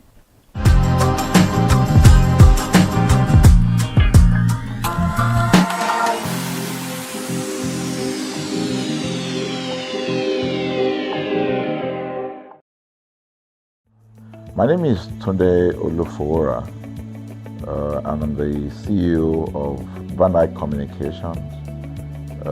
We are the we call the publisher or the owner of the new initiative called ConsumerHallaTV. ConsumerHallaTV is actually Nigeria's first consumer-centered, or call it consumer-centric television platform that aims to bring voice to the over 220 million Nigerians. It was a vision that came to my heart about 10 years ago. I remember that I was traveling. I traveled out of the country, on airline, and I had this unpleasant experience. It was a trip to an African country from Nigeria, and I actually went with a local flight from Nigeria. I wouldn't want to mention the name of the airline, and then it was to South Africa, and we landed in South Africa. And let me just paraphrase it. When I was coming back, I had some money, some dollars, and that someone had given to me to hand over to another person in Nigeria. So I wanted to help out. I didn't want to carry the cash on myself. So for whatever reason, I had a small case and I felt that it was safer for me to put the money in my luggage. So I put it in a safe place in my luggage, got everything tagged, and I checked in my luggage. My arrival in Nigeria, I was standing and was waiting about the carousel just so that I could pick up my luggage, and then I was there for 1 hour and waiting for my luggage. I didn't know that my luggage already arrived, and it was one of the luggage that was moving around on the carousel. So after about 1 hour wait, I looked to my left and my right. Almost everybody had gone. I think there were just about 2 or 3 left. So I beckoned on the woman that was on my side, and I noticed she was really in tears. Madam, what happened? She said, her bag has just been torn and a lot of things stolen. So I said, well, I've also been waiting for my own. She said, you better go and check those, those luggages there. Maybe yours is one of them. And lo and behold, I went around there. Mine was one of them. By the time I got it, everything inside my luggage was gone. All the valuable things there were gone. To cut the long story short, we felt there was need for us to report the case, at least to the airline. It was in the night about 8 o'clock or 9 o'clock. We went in to go and see the officer that was in charge. As soon as we got in there, the officer said, oh, so sorry, but you will have to go to our head office in somewhere in Victoria Island, to lodge a complaint. Okay. So the next day we went to the Victoria Island and we lodged a complaint, and that was it. And since that day, I'm talking a story of over 10 years ago, I didn't get a call, not even a call from that airline to talk to me about what happened to my luggage. Now, about a month after that trip, I had another opportunity to travel out of the country. This time around it was to US, and it was an official assignment. And I flew on, I will mention the airline this time around. I flew on a BA. I really didn't like BA. I usually go with Virgin Atlantic and things like that. But my protocol officer convinced me and said, okay, you will love BA. Why don't you go on BA? Anyway, so I went on BA to US. And of course, when I returned from US to Nigeria, we had to do, of course, there'll be like a connecting flight, from Heathrow.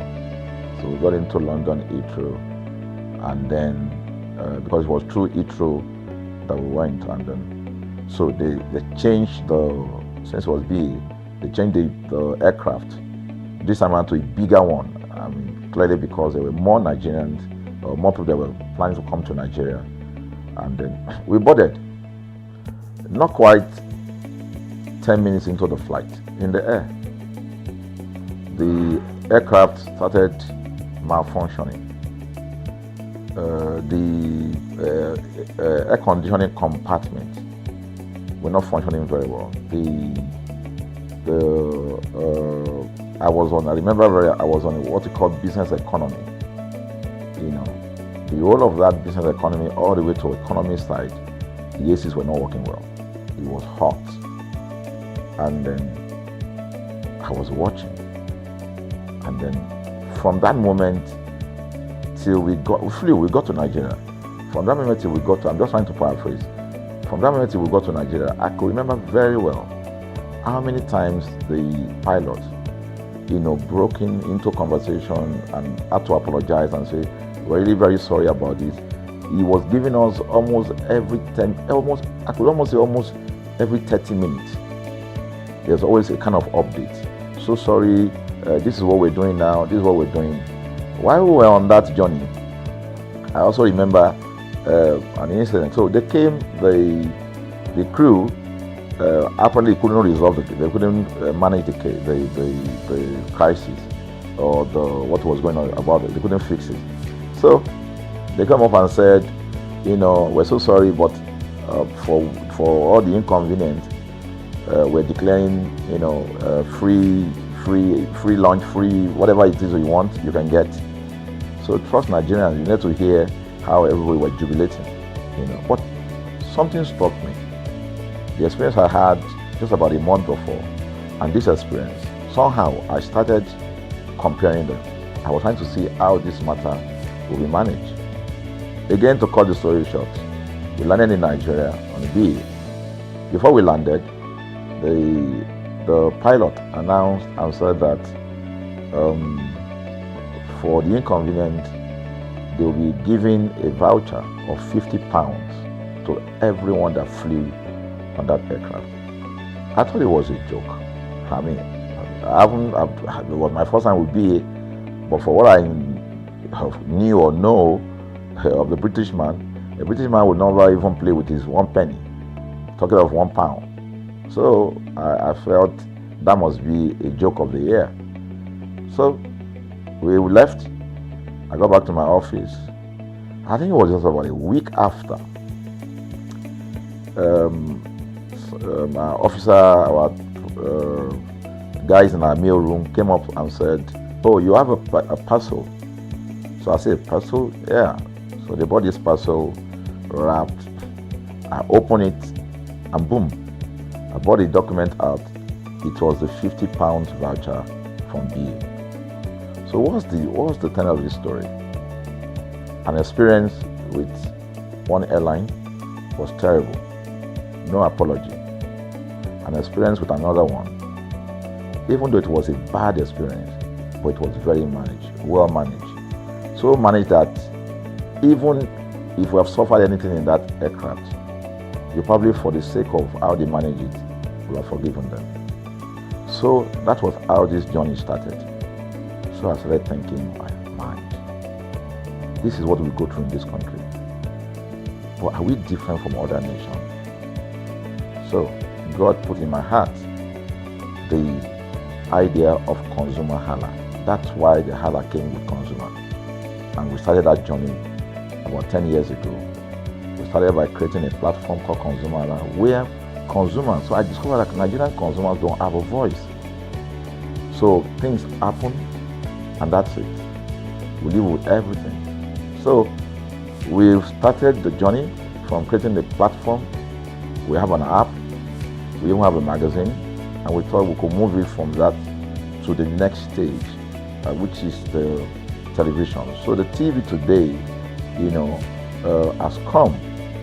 So I would say precept by precept, line upon line, we have been able to build on our aspiration, to finally bring to birth this unique and exciting platform, So it's a digital telecast, and our goal is to further connect consumers in Nigeria to brands with insightful news, development within the fast-paced world of consumers. The world of consumers is growing at a very fast pace, So we want to inform Nigerians. We want to get them educated about their rights, So our role is that we're going to educate consumers in Nigeria, all right?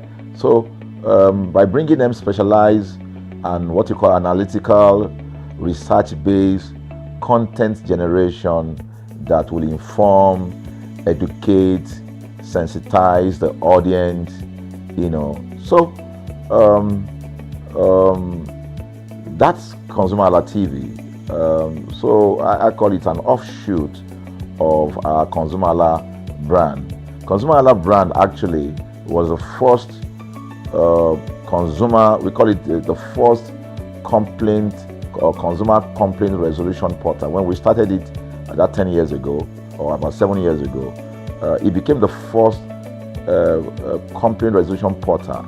We created it so that Nigerians can actually lodge complaint on that portal. We spent a lot of resources to build a very robust platform where today, if you have any complaint, about any brand, any leading brands in Nigeria, and you go on that platform, you can actually click, just a click, you can find the brand, you can actually lodge your complaint, and once you submit it, that complaint will be routed to that organization, and within 72 hours, we will obtain feedback for you. We build it in such a way that we have connection to almost all the organizations, and it's been working. We've resolved several complaints for people without having to charge them any penny, because the idea is not to charge. So what we have done with ConsumerHallaTV is to take it to the next level. So we hope to change the narrative. We want to give the right direction.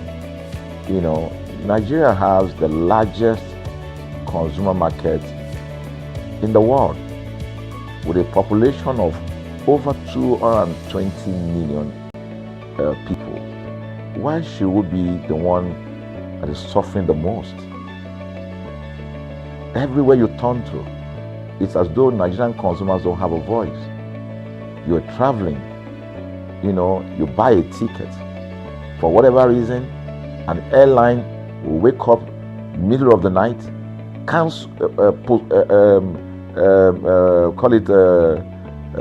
delay the flight for whatever reason, and then you'll be waiting at the airport for hours. You'll be there for 2 hours, 3 hours, no any explanation.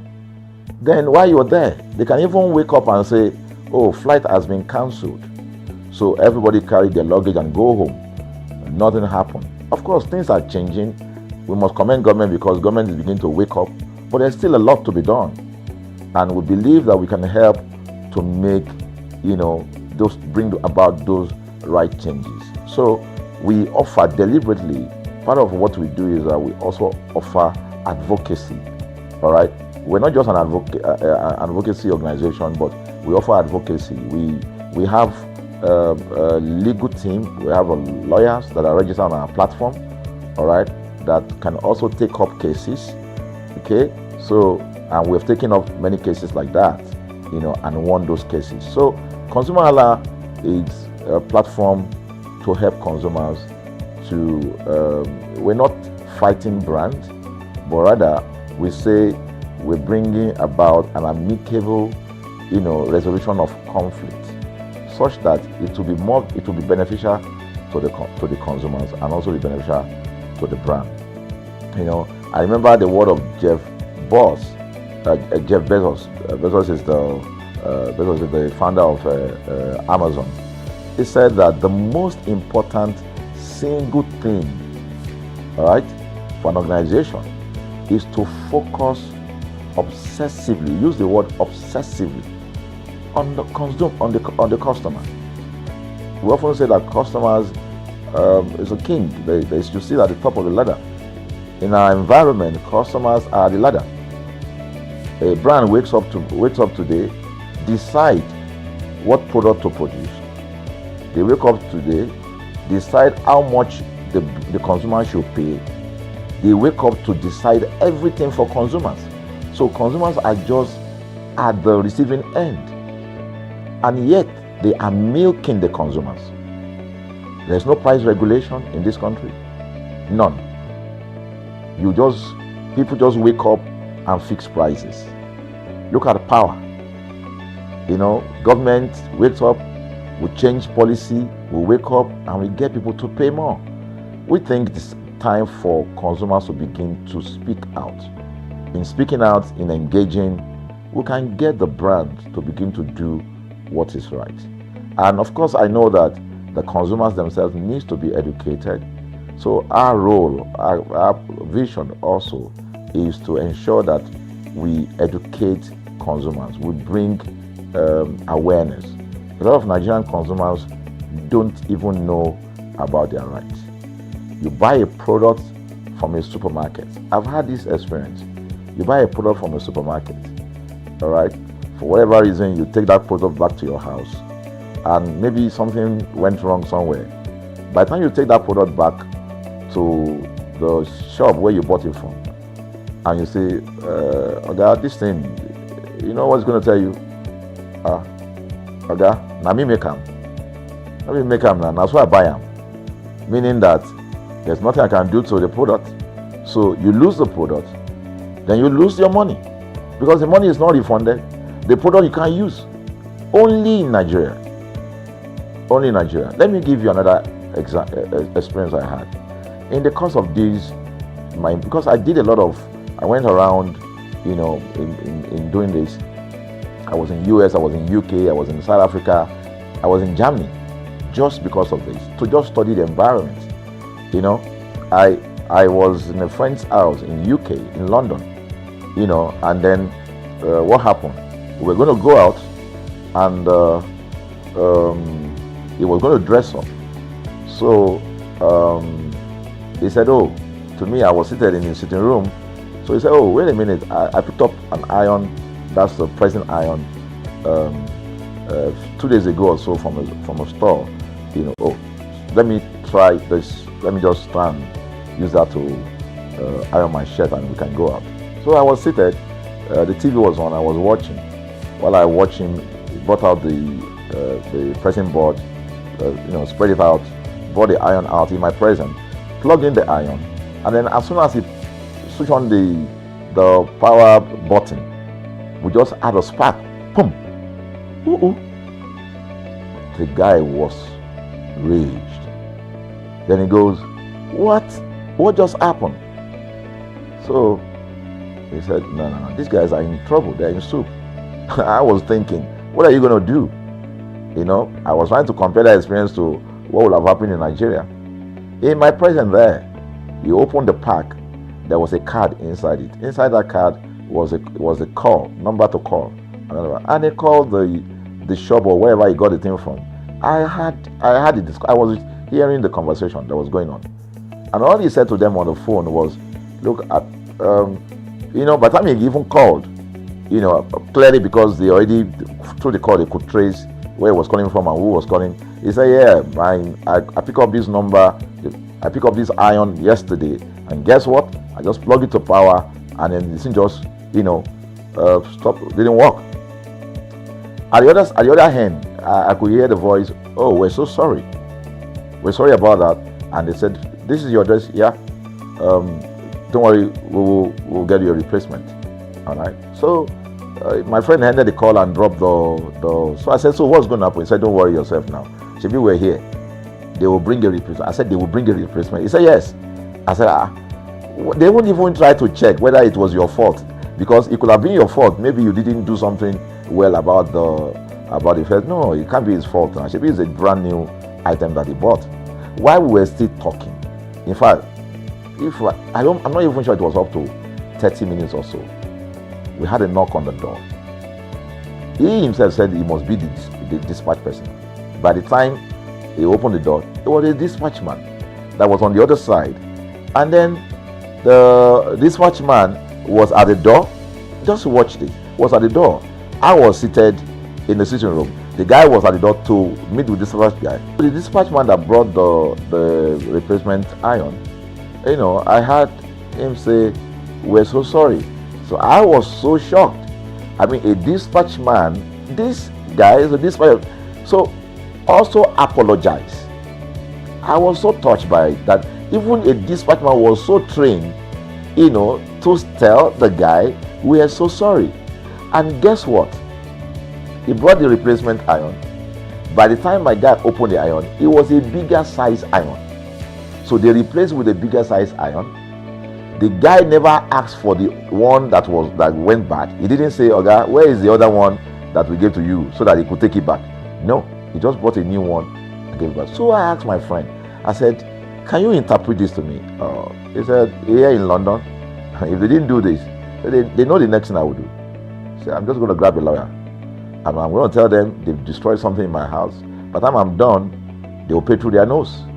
Because the consumers are conscious of their rights. In Nigerian consumers, even those who are aware, won't even take the battle up. Everybody just go, what can we do now? Today they wake up and ban this. What can we do now? So we're going to change the narrative. We have to stand up.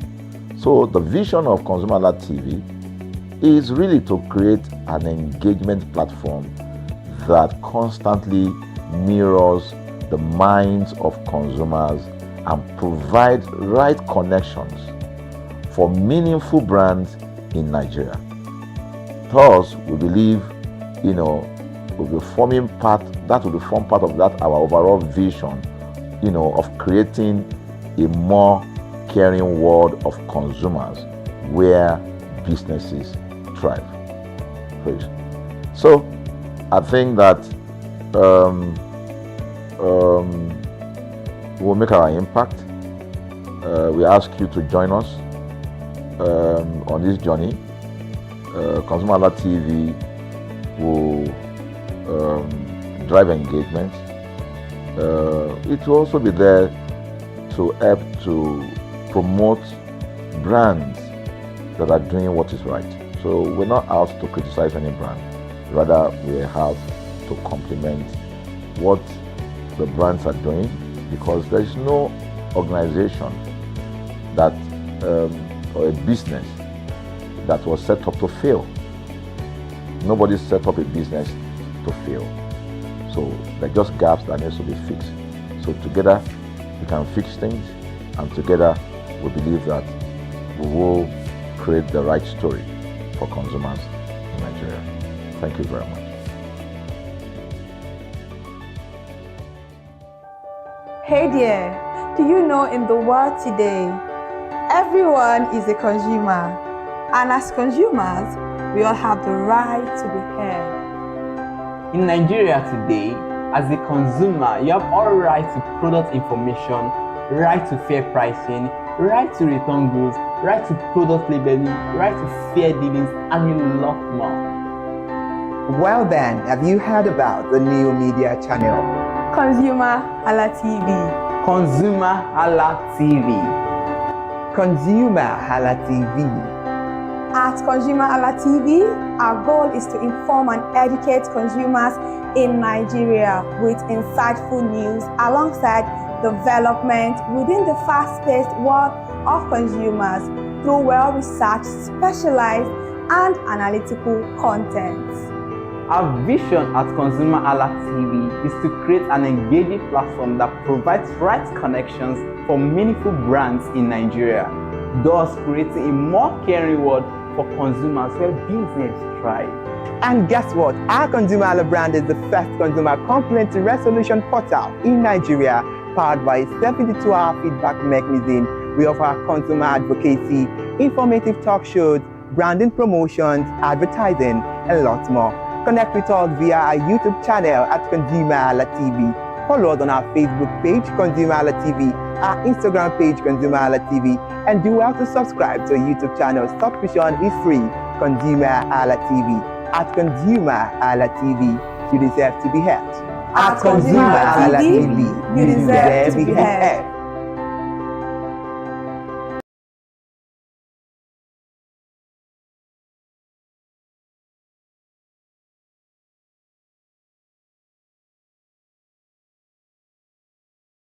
Hi people, my name is Mo Fakorede and I am a filmmaker and a film director, and you're watching ConsumerHallaTV.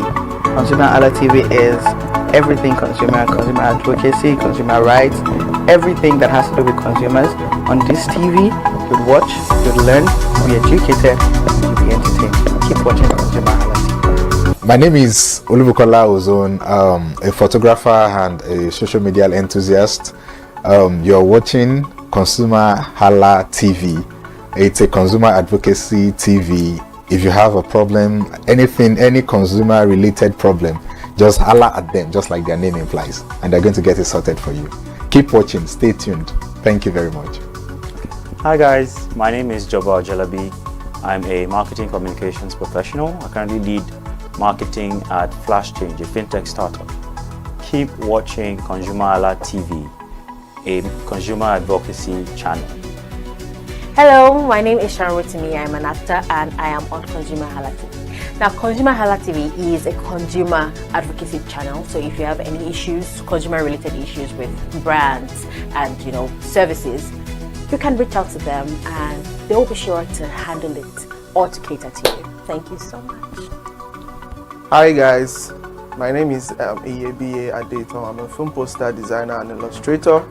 This is ConsumerHallaTV. It's a consumer advocacy channel. we show content on consumers based news, entertainment, and all of that. So I urge you guys to stay tuned to ConsumerHalla TV. My name is Anoluwapo Alao, a sales consultant for Star Times Nigeria.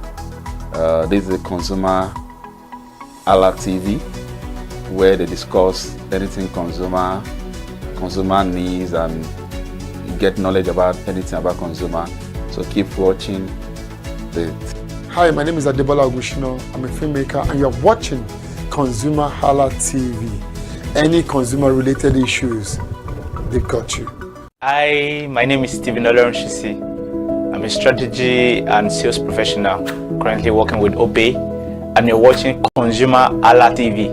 I mean, this is one of the channels that you don't want to but stay on. Consumer advocacy, brand promotion, everything consumer, what you need to learn for your business to grow. This is a channel where you learn, where you experience entertainment to but it's good for businesses, for brands, and for an entrepreneur. If you want to know more about businesses, want to know more about brands, please stay watching. Alright, thank you so much, ConsumerHalla TV. Keep watching. Hello, good day. My name is Tunde Balogun. I'm the lead pastor at the Kingsborough Church in London. And you're watching ConsumerHalla TV, which is a new initiation into the TV industry in Nigeria, the first of its kind in Nigeria. And I know that it's going to bring value and quality into the service industry. ConsumerHalla TV is here to offer value to service industry and to give a voice to consumers, bring awareness to the brand industry, and also bring education to what it is to have quality for what you paid for. I know that through ConsumerHalla TV, you are going to be able to get what you have paid for quality-wise, and also give a voice to you in wherever it is that you do. I am here to support and give a shout out to say that keep watching ConsumerHalla TV, and we'll have a better quality for value in Nigeria and in the global space. Please continue to watch ConsumerHalla TV, because it is here to make things work better for you. It is on this note that I would like to say a big congratulations to the chairman and CEO of ConsumerHalla TV, Pastor Tunde Olufowora, and all the staffs of this great organization. Thank you for what you do. You are making things happen for us, and I pray that God bless you. Thank you. Hello, my name is Toyin Balogun. I'm here to give a shout out to ConsumerHalla TV, #1 platform helping you to shop smart, spend wisely, and live better. Anytime you have any kind of issues with your shopping, or you want to know a very honest review, please contact ConsumerHalla TV, here to help you. And please join the community where we can all make life easy and better for all of us. Hey there, do you know in the world today, everyone is a consumer. And as consumers, we all have the right to be heard. In Nigeria today, as a consumer, you have all right to product information, right to fair pricing, right to return goods, right to product labeling, right to fair dealings, and a lot more. Well then, have you heard about the new media channel? ConsumerHalla TV. ConsumerHalla TV. ConsumerHalla TV. At ConsumerHalla TV, our goal is to inform and educate consumers in Nigeria with insightful news alongside development within the fast-paced world of consumers through well-researched, specialized, and analytical content. Our vision at ConsumerHalla TV is to create an engaging platform that provides right connections for meaningful brands in Nigeria, thus creating a more caring world for consumers where business thrive. And guess what? Our ConsumerHalla brand is the first consumer complaint resolution portal in Nigeria, powered by a 72-hour feedback mechanism. We offer consumer advocacy, informative talk shows, branding promotions, advertising, and lots more. Connect with us via our YouTube channel at ConsumerHalla TV. Follow us on our Facebook page, ConsumerHalla TV, our Instagram page, ConsumerHalla TV, and do well to subscribe to our YouTube channel. Subscription is free. ConsumerHalla TV. At ConsumerHalla TV, you deserve to be heard.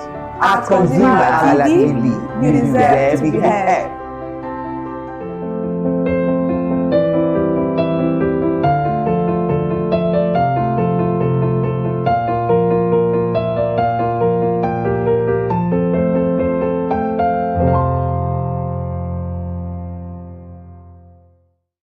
It's so good to be back again. Good afternoon. Thank you so much for staying and joining us on Tips and Tricks. So we'll give you all the practical tips and tricks on how to live a very safe and sound life. Thank you for having us on the program. I am Iri Ayomikule Eke. Alright, good afternoon, and thank God it's Friday. This is ConsumerHalla TV, and you're watching Tips and Tricks on ConsumerHalla TV.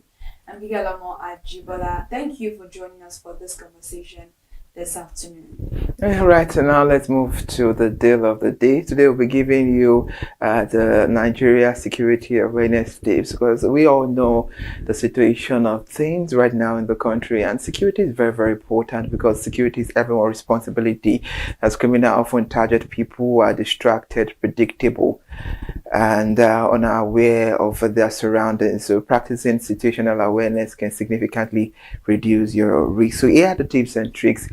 Please make sure you get home before 6 p.m. It's very, very important. The risk of kidnapping and robbery increases significantly after dark. Darkness provides cover for criminals, while daylight often, is more safe. Daylight offers more witnesses and a stronger security presence. Please be very, very careful. Once it's 6 p.m., please just stay indoor and avoid going out at night. Another thing is to avoid marked vehicles. And what do we mean by this? Vehicles displaying school logos, company brandings, NGO tags, or other identified markings can attract criminals who associate them with higher ransom value or valuable occupants. Since we already know that this is how these criminals operate right now, most of the time they target school children, workers of organizations, because they think they can get more ransom from it. Maybe not for victim of this particular situation.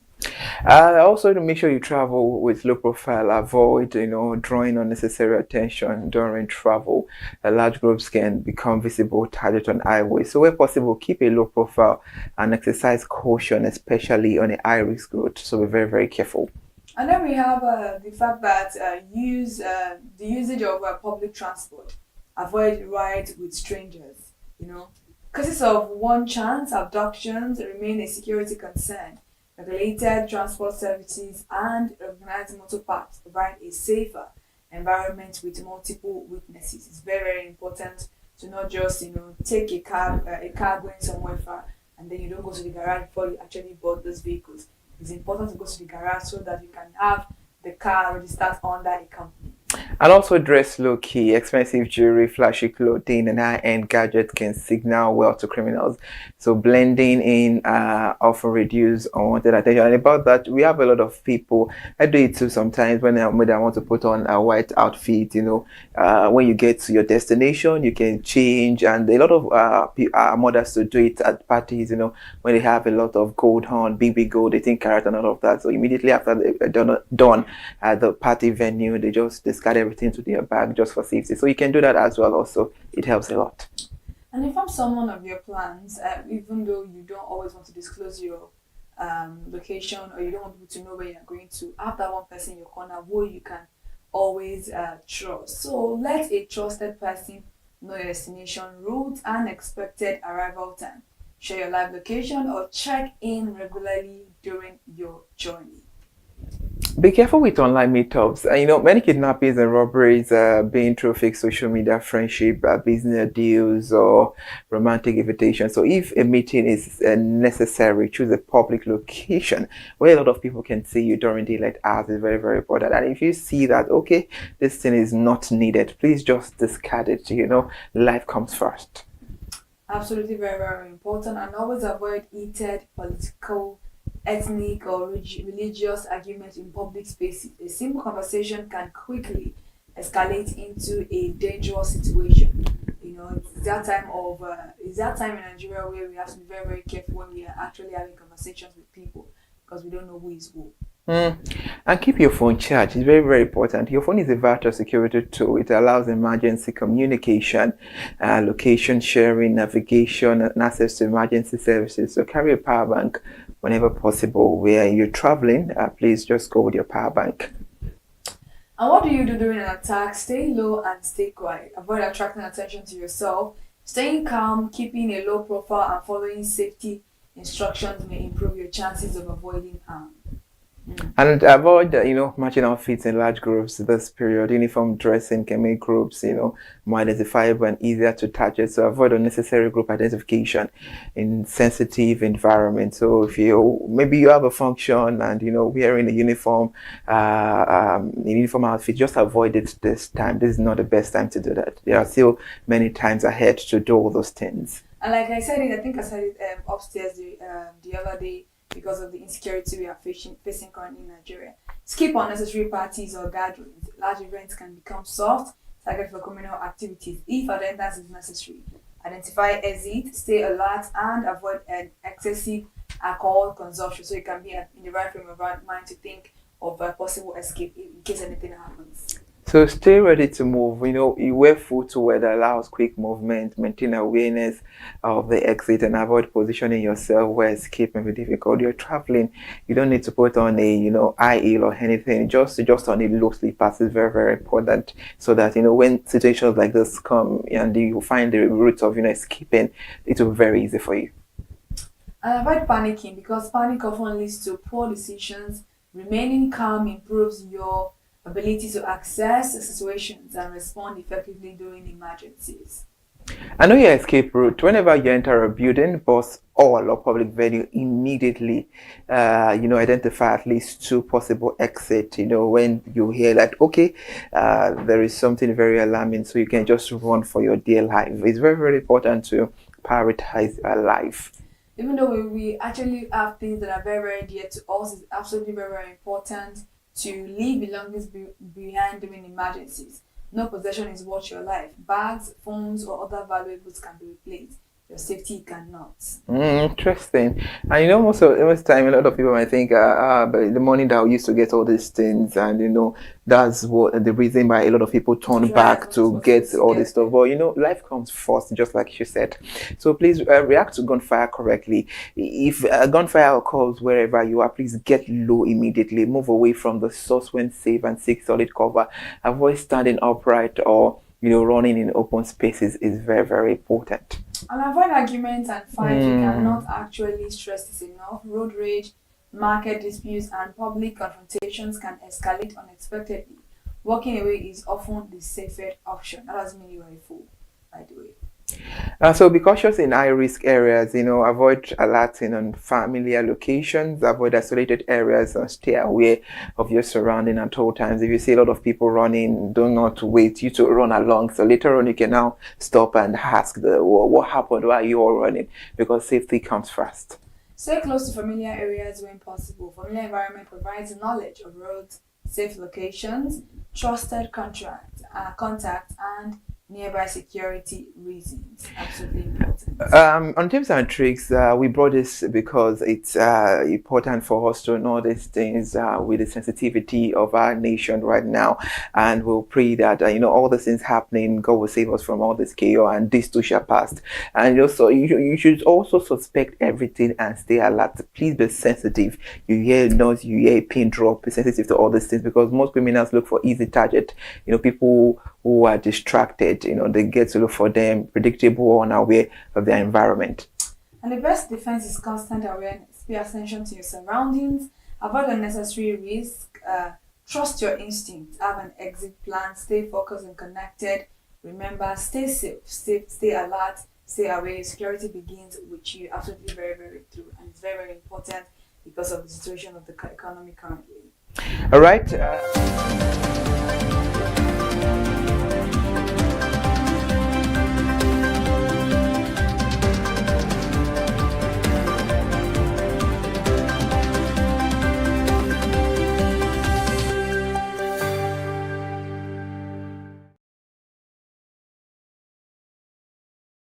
To ConsumerHallaTV News 2, I am Iri Ayomikonli, AK.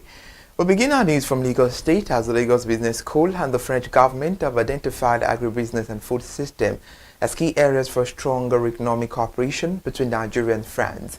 Both sides are promoting partnerships in agriculture value chains, agro-processing, logistics, and technology. The call was made during the France-Nigeria Business and Human Capital Development Forum in Lagos State.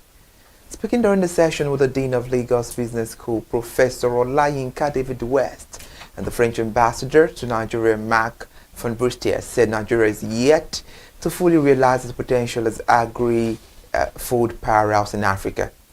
He noted that France is ready to support the country with expertise in food preservation, processing, and distribution while respecting the national priorities.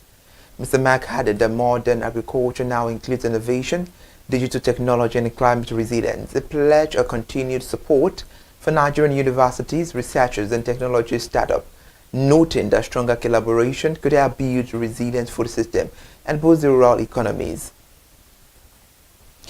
The Nigerian Upstream Petroleum Regulatory Commission and the Federal Ministry of Defense have agreed to deepen collaboration to protect oil and gas infrastructure across the country. The strategy combines security operations, community engagement, and other non-kinetic measures to sustain crude oil production growth. The commitment was reaffirmed during a visit by military officials to the Commission's headquarters in Abuja. The initiative comes as Nigeria records gradual improvement in crude production after years of disruption.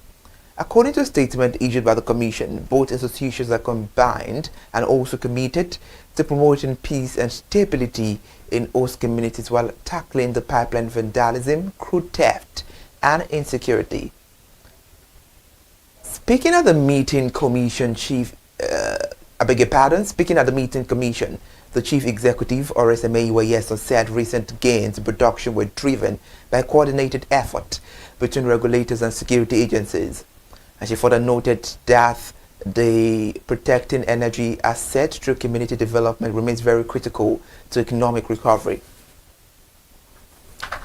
And now the federal government has inaugurated a 505 kilowatts interconnected solar mini grid in Ekpe, right in Lagos State, located within the Majoda communities in Eredo, and the project is expected to provide stable electricity to more than 8,000 residents.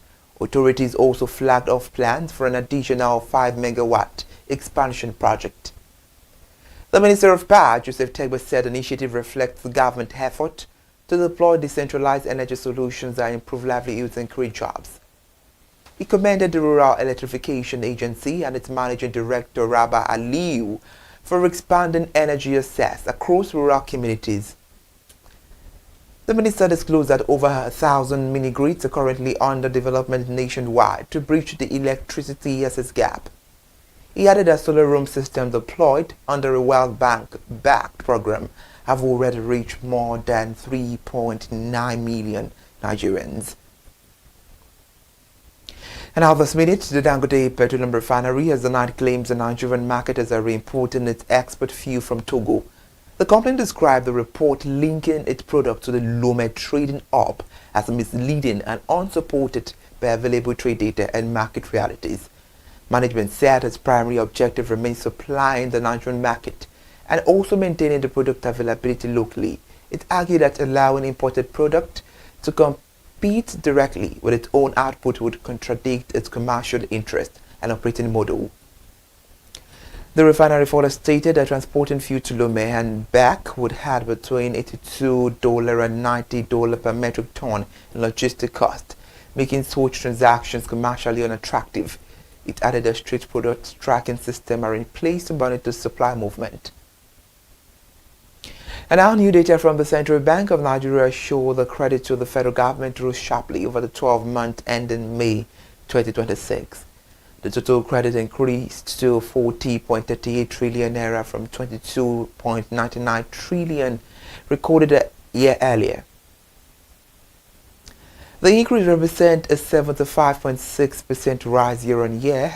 Meanwhile, on a monthly basis, the government borrowing expanded by 779 billion from the 39 trillion naira reported in April 2026. The figure suggests a continued reliance on domestic financing despite the tight monetary conditions. And the banking sector data indicate that lenders remain heavily invested in government securities such as treasury bills and bonds. Meanwhile, the private sector credits grew more modestly to 81 trillion, reflecting a cautious lending environment. And now reporting from the Apex Bank, the Central Bank of Nigeria has expressed concern over the persistent abuse and mutilation of the naira. The Apex Bank warned that poor handling of banknote increases currency management costs and shortens the lifespan of legal tender. The CBN Governor Rolai Mikadoso gave the warning in Abuja during the inauguration of the Naira Ambassador Clubs. He said the bank spends significant resources producing durable and secure banknote and also urged Nigerians to handle them properly. Mr. Cardoso stressed that protecting the Naira is a collective responsibility, as they added that the bank will continue to create public awareness campaigns, especially among young people, to promote respect for the national currency. The National Association of Stevedoring Operators has called for an industry-wide roadmap to modernize the cargo handling equipment across Nigeria port. The group said its plan is to engage the Nigerian Port Authority and the Nigerian Maritime Administrative with the safety agency on the new initiative. Speaking during the 2026 Dock Workers' Day event in Lagos, the association president Bolaji Sumola said operators require access to financing mechanism to meet emerging environmental and operational standards. He noted that green compliance should not become an unfunded burden on businesses. The association also urged the Ministry of Marine and Blue Economy to integrate environmental performance target into the ongoing port modernization effort. It maintained that future investment should focus on cleaner equipment, better waste management, and improve efficiency. And if you're just joining us, this is ConsumerHallaTV News at 2. Thank you for always staying with us. The APM Terminals Apapa has reaffirmed its commitment to supporting Nigeria's export growth through infrastructure investment and technology-driven solutions. The company said its efforts are aimed at improving the competitiveness of Nigerian exports in international market. Speaking at an export management workshop organized by Lagos Business School, the Chief Commercial Officer, Western Capital, highlighted investment in cargo handling equipment, yard capacity, and workforce development. He said the project are helping reduce operational bottlenecks. Mr. Capito added that digitalization has significantly improved the cargo visibility and processing times for customers. According to him, a more efficient port system ultimately lowers supply chain challenges for exporters. And now let's turn our attention to telecommunications. As MTN Group President and Chief Executive Officer Raf Mupita has called for greater unity and economic integration across Africa. He warned the rising anti-immigrant sentiment and cross-border tensions could undermine growth and discourage investment. Mr. Mupita made the remarks ahead of a migration dialogue hosted by the Kaglima Foundation. His comment came amid renewed tensions linked to anti-immigrant protests in parts of South Africa and Ghana. In the statement, it stressed that Africa's long-term prosperity depends on social cohesion and respect for the rule of law. Furthermore, analysts have also warned that recurring xenophobic incidents damage the investor confidence and weaken the regional cooperation. And now let's talk about the new report here that says the Association of Bureaux de Change Operators of Nigeria has backed recent United States sanctions targeting terrorism, finance and network. The group said it remains committed to strengthening the compliance and protecting the integrity of the financial system. In a statement issued on Wednesday, the association clarified that the sanctions should not be viewed as an indictment of the entire Bureau de Change sector. It noted that most licensed operators comply fully with regulatory requirements. APCON also unveiled a 7-point strategy aimed at tightening the controls and preventing illegal transactions. And the measures include stronger customer verification, sanction screening, and prompt reporting of suspicious activities. The Manufacturers Association of Nigeria has expressed concern over a sharp decline in bank lending to the industrial sector. The group warned that reduced access to credit could weaken industrial growth, job creation, and economic diversification effort. According to the association, the commercial bank credit to manufacturing fell from 8.53 trillion naira in December 2024 to 6.61 trillion in December 2025, and the decline represented 22.5% contraction over the period. Director General Segun Ajayi Kadir said the trend is troubling, especially as sectors such as oil and gas and finance continue to attract significantly higher levels of credit. He argued that stronger support for manufacturers is needed to drive the economic growth.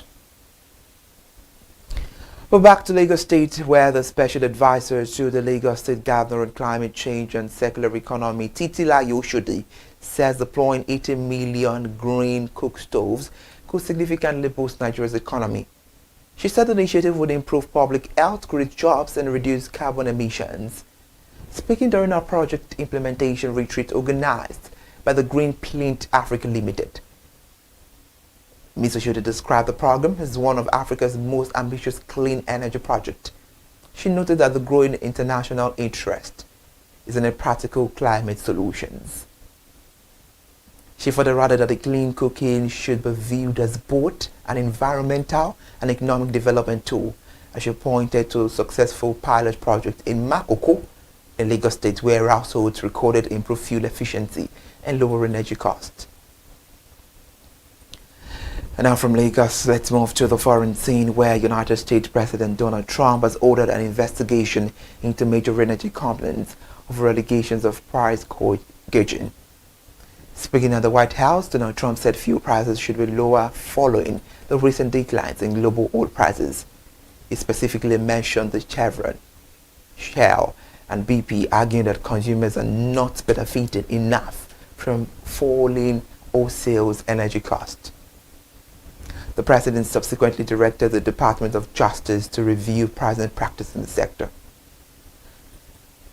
Now, the industry representative responded that retail fuel prices do not move at the same pace as crude oil prices. However, the U.S. officials said they would continue monitoring the market to ensure consumers receive the benefit of lower energy costs.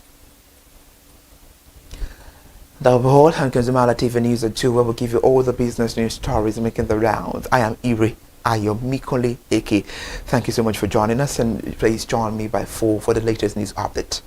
Good afternoon.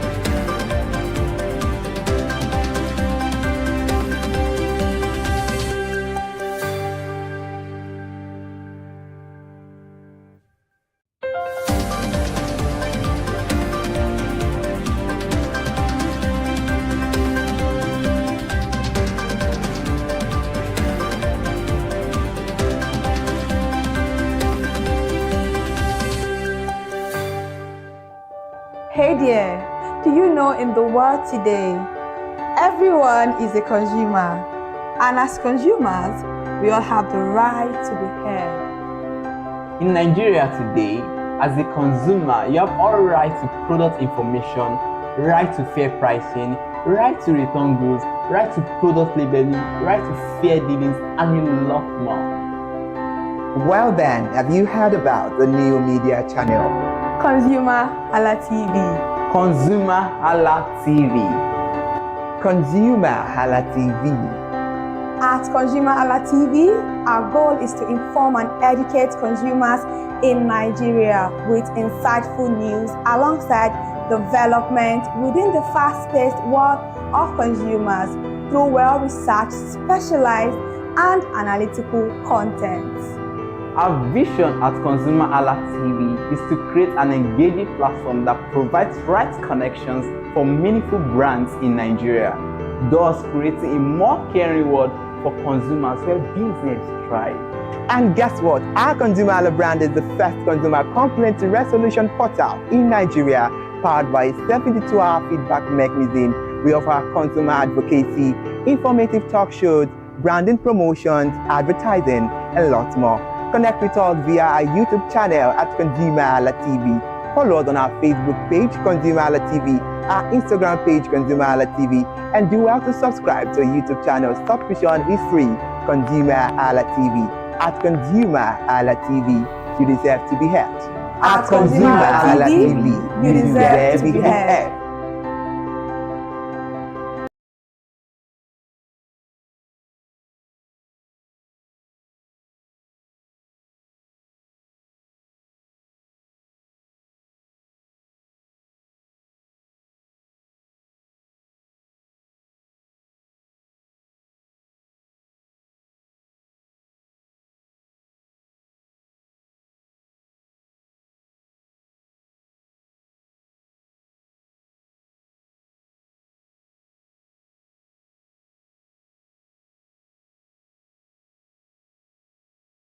Hi people, my name is Fakarede and I am a filmmaker and a film director, and you're watching ConsumerHalla TV.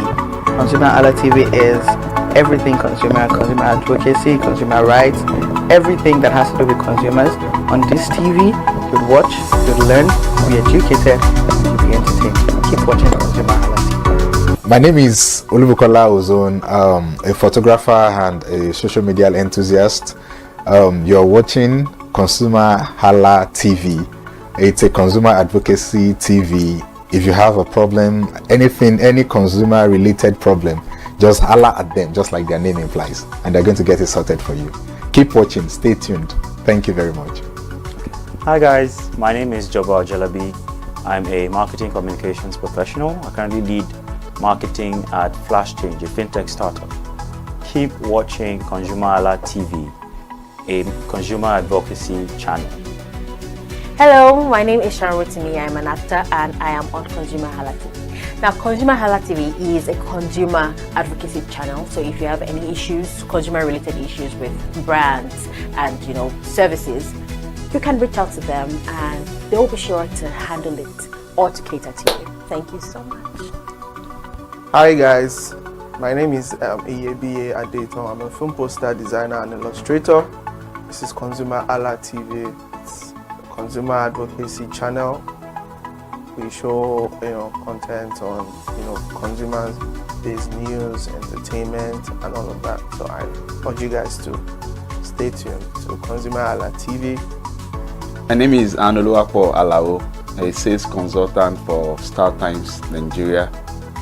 This is a ConsumerHalla TV, where they discuss anything consumer needs, and you get knowledge about anything about consumer. So keep watching it. Hi, my name is Adebola Ogushino. I'm a filmmaker and you're watching ConsumerHalla TV. Any consumer related issues, they've got you. Hi, my name is Stephen Olorunshisi.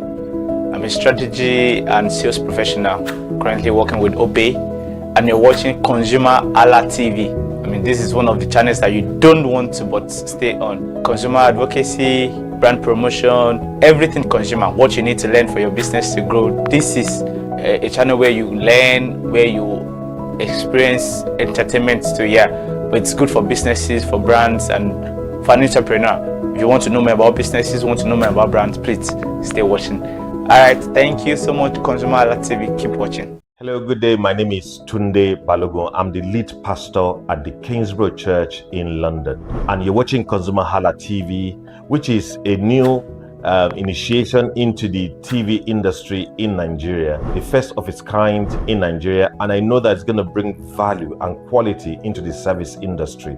ConsumerHalla TV is here to offer value to service industry and to give a voice to consumers, bring awareness to the brand industry, and also bring education to what it is to have quality for what you paid for. I know that through ConsumerHalla TV, you are going to be able to get what you have paid for quality-wise, and also give a voice to you in wherever it is that you do. I am here to support and give a shout out to say that keep watching ConsumerHalla TV, and we'll have a better quality for value in Nigeria and in the global space. Please continue to watch ConsumerHalla TV, because it is here to make things work better for you. It is on this note that I would like to say a big congratulations to the chairman and CEO of ConsumerHalla TV, Pastor Tunde Olufowora, and all the staffs of this great organization. Thank you for what you do. You are making things happen for us, and I pray that God bless you. Thank you. Hello, my name is Toyin Balogun. I'm here to give a shout out to ConsumerHalla TV, #1 platform helping you to shop smart, spend wisely, and live better. Anytime you have any kind of issues with your shopping, or you want to know a very honest review, please contact ConsumerHalla TV, here to help you. And please join the community where we can all make life easy and better for all of us. Hey there, do you know in the world today, everyone is a consumer. And as consumers, we all have the right to be heard. In Nigeria today, As a consumer, you have all right to product information, right to fair pricing, right to return goods, right to product labeling, right to fair dealings, and a lot more. Well then, have you heard about the new media channel? ConsumerHalla TV. ConsumerHallaTV. ConsumerHalla TV. At ConsumerHalla TV, our goal is to inform and educate consumers in Nigeria with insightful news alongside development within the fast-paced world of consumers through well-researched, specialized, and analytical content. Our vision at ConsumerHalla TV is to create an engaging platform that provides right connections for meaningful brands in Nigeria, thus creating a more caring world for consumers where business thrive. And guess what? Our ConsumerHalla brand is the first consumer complaint resolution portal in Nigeria, powered by a 72-hour feedback mechanism. We offer consumer advocacy, informative talk shows, branding promotions, advertising, and lots more. Connect with us via our YouTube channel at ConsumerHalla TV. Follow us on our Facebook page, ConsumerHalla TV, our Instagram page, ConsumerHalla TV, and do well to subscribe to our YouTube channel. Subscription is free. ConsumerHalla TV. At ConsumerHalla TV, you deserve to be heard. At ConsumerHalla TV, you deserve to be heard.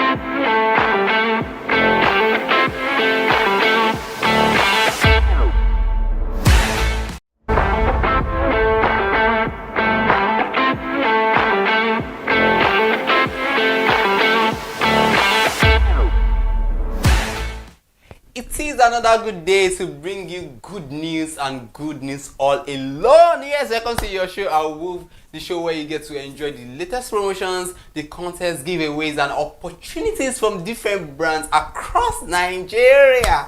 I am Iremofe Kofoworola, and you know one thing, they call me the Wolf General Overseer. And if today is the first time of joining on the show, this show is just a blend of English and Pidgin because you know, in Nigeria, we love both languages. You know, when you speak in English, sometimes you just have to marry it with English. So let's enjoy the show together. Let's have some fun. Let's go to know about the latest promotions in Nigeria today. So if you have ever wanted to win cash, airtime, gift items, or any exclusive rewards just by participating in challenges, this is the right show for you Yeah, what I mean. Now I'm say if you want, they get money, maybe say yes, work for boy, one way you still work for him. You understand what I mean? Work for him, but one way you still work for him, because all this promotion where they bring come your screen now, sometimes say if you know work for him, there's no way you say you feel what get all this promotion. So now some people say that legit way, they promote any form of illegal way to make money here. So now giveaway na promotion for different way. Some people they call them giveaway, some people they call them promotion, some people they call them market slash, some people call them Black Friday, but not just different names. So as always, we encourage consumers to carefully read the terms and conditions, because this is very important, absolutely important. For every promotion you see, there are different terms and conditions, but in this part of the world, sometimes we do not care about those things until when everything goes south. That's when you be like, oh, I didn't know. But in this case, please, I want you to know, and I care about you. Now, why I they tell you? Say, maybe you always read the terms and condition rather, for every promotion. All right, let us dive into today's opportunities for you. A lot of amazing opportunities. See the way we are this smile. Anyway, yeah. First on the promotion today is Pepsodent Bright Minds Challenge. We are looking at top promos currently running in Nigeria that you can enjoy. So top promos, one of such is Pepsodent Bright Minds Challenge. This is going on and it is nice because Pepsodent say they want to reward bright minds. And when we talk about bright minds, who do we refer to? We refer to children, we refer to people who say yes. Even if you see the chart where the picture where they display for your screen right now, I see Peking Day behind that Pepsodent diagram. And you see that Pepsodent now form of what? Pencil. And you see different pencil where they inside, the container where they the floor. Now children, and at that time where we say they do use them. So they want me to create masterpiece with Pepsodent pack, and they want me to celebrate them. So reward day for everybody will participate for this, basically for children, like I talked. So top reward day, and it's all about your creativity. The first stage now for learning tablets, if you say you get school kits also 50,000 naira voucher a day, say Pepsodent amper a day, recognition post on your Pepsodent page a day. Then for the second one, 50,000 naira voucher a day, Pepsodent school kit, Pepsodent amper day, and also recognition on your what page. And the third one, Pepsodent school kids, also Pepsodent amper, recognition post on Pepsodent page. So you have up to 50 back to school kits to be won in this one. So entries will be judged based on the most creative entry, most engaging content, best family participation, and best costume presentation. A lot to be seen. Do not forget your creativity has to be top. Yeah, it has to be top notch. It has to be everything you can think of. You just have to be very creative with all you are doing. You have to make it engaging, make it in such a way that people want to watch, people want to see it more than once. Any content that people are willing to watch more than one time, trust me, it is something engaging. And how is it that you want your family to participate in this promotion? So how can you tell story involving family, and also the use of costume and your presentation? All that requires is your creativity. So Pepsodent is calling on bright minds. Kids, this is their time to shine. And parents also, you have to get creative with your little ones. It is for children. Let them be involved in this creativity. Let them show that they too can be involved. So they are inviting families to create masterpiece using the Pepsodent pack, and you have prizes worth over 2 million naira to be won. So here is just a simple way to participate in it, for you to participate in it. So you follow the Pepsodent Nigerian page, which is very important. You create your masterpiece using Pepsodent packs. You tag at Pepsodent NG when you are submitting your entry, and you wait for your results. And that way you just have to keep your fingers crossed. The way I'm thinking, you just have to keep it crossed. You just have to wait till when they call on you and say, one thing, it's time. But all of these things, you follow them, you wait, and keep your fingers crossed. Then you remember that entries close on June 30th, 2026. So what are you waiting for, my brothers, my sisters, parents, guardians?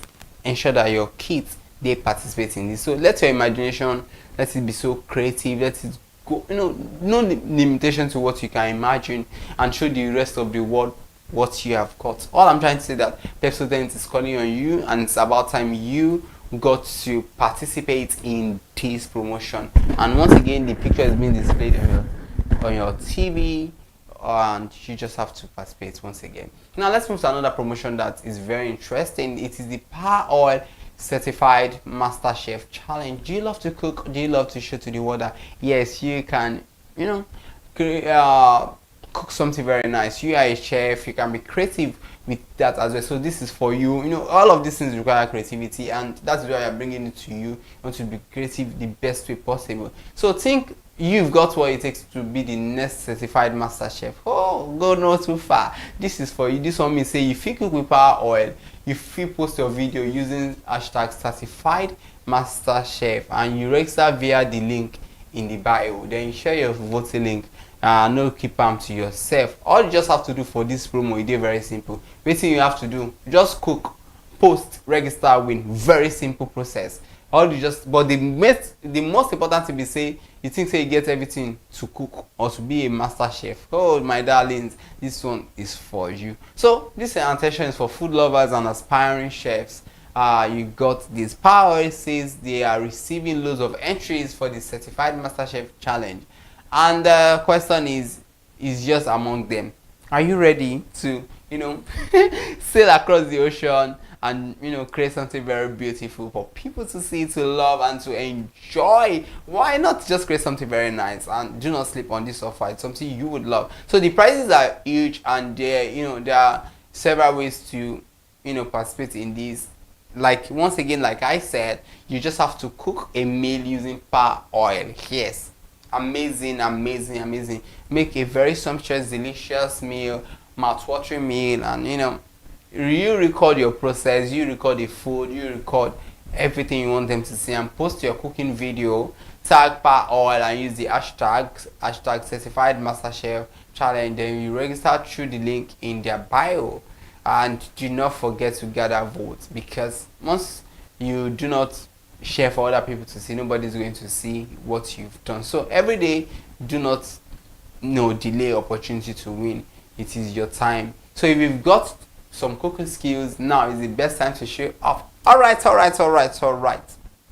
Babies have today, and let us celebrate them. There is another promotion going on in the country at the moment. Another promotion you should not miss. Another promotion, because babies is time to just celebrate them. It's time to show to them that they are loved, and mothers just have to do that. So it is the Cushion Baby Oil Glow and Win Challenge. Babies, they glow so well.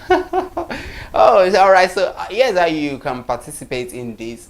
You buy one or more Cushion Baby Oil. Then the next thing is that you have to create. It's very important that you create. So a fun 30-second get ready with me video featuring your Cushion Baby Oil. You have to participate.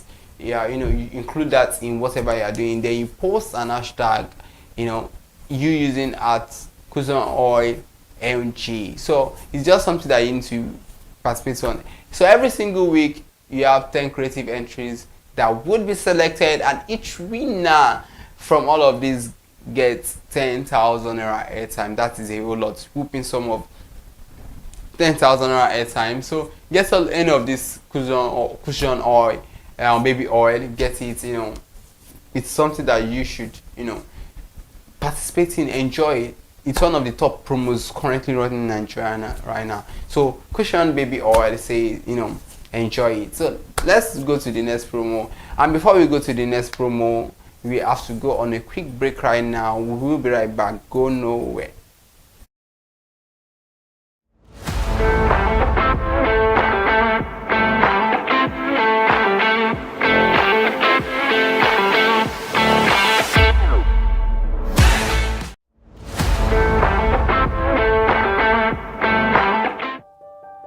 Hey there, do you know in the world today, everyone is a consumer, and as consumers, we all have the right to be heard. In Nigeria today, as a consumer, you have all right to product information, right to fair pricing, right to return goods, right to product labeling, right to fair dealings, and a lot more.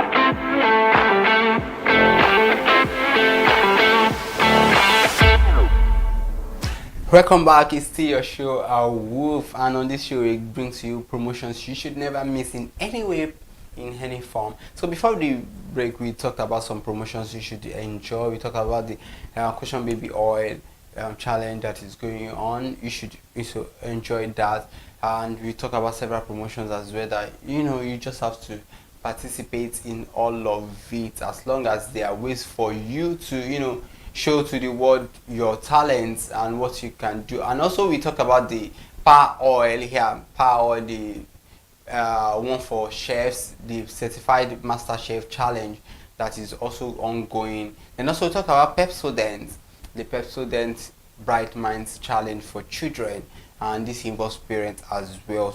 So all of these promotions are something you should get to enjoy and participate on. Alright, so let's move on to the next promotion that you would love to enjoy. It's time to celebrate our fathers. Fathers are amazing. Fathers are figures that would always make our world better. So if you get papa, as some people they call them, if you get fathers, if you get dads, this is time to celebrate them, time to show to the world that you care about your father, because you cannot really tell how much we love them. We can't tell them enough how much we love them, but this is a way to show that yes, you love your father and you care about them. So this one is a simple way to win for this Nutrio way of celebrating fathers. So Nutrio celebrates fathers and tell your dad story the way it deserves. How you won't make the world know, say now person will be say they never meet your papa before. How you won't tell the world wetin your papa mean to you. So the first thing you say you go do is say make you visit www.seawaynutrio.com.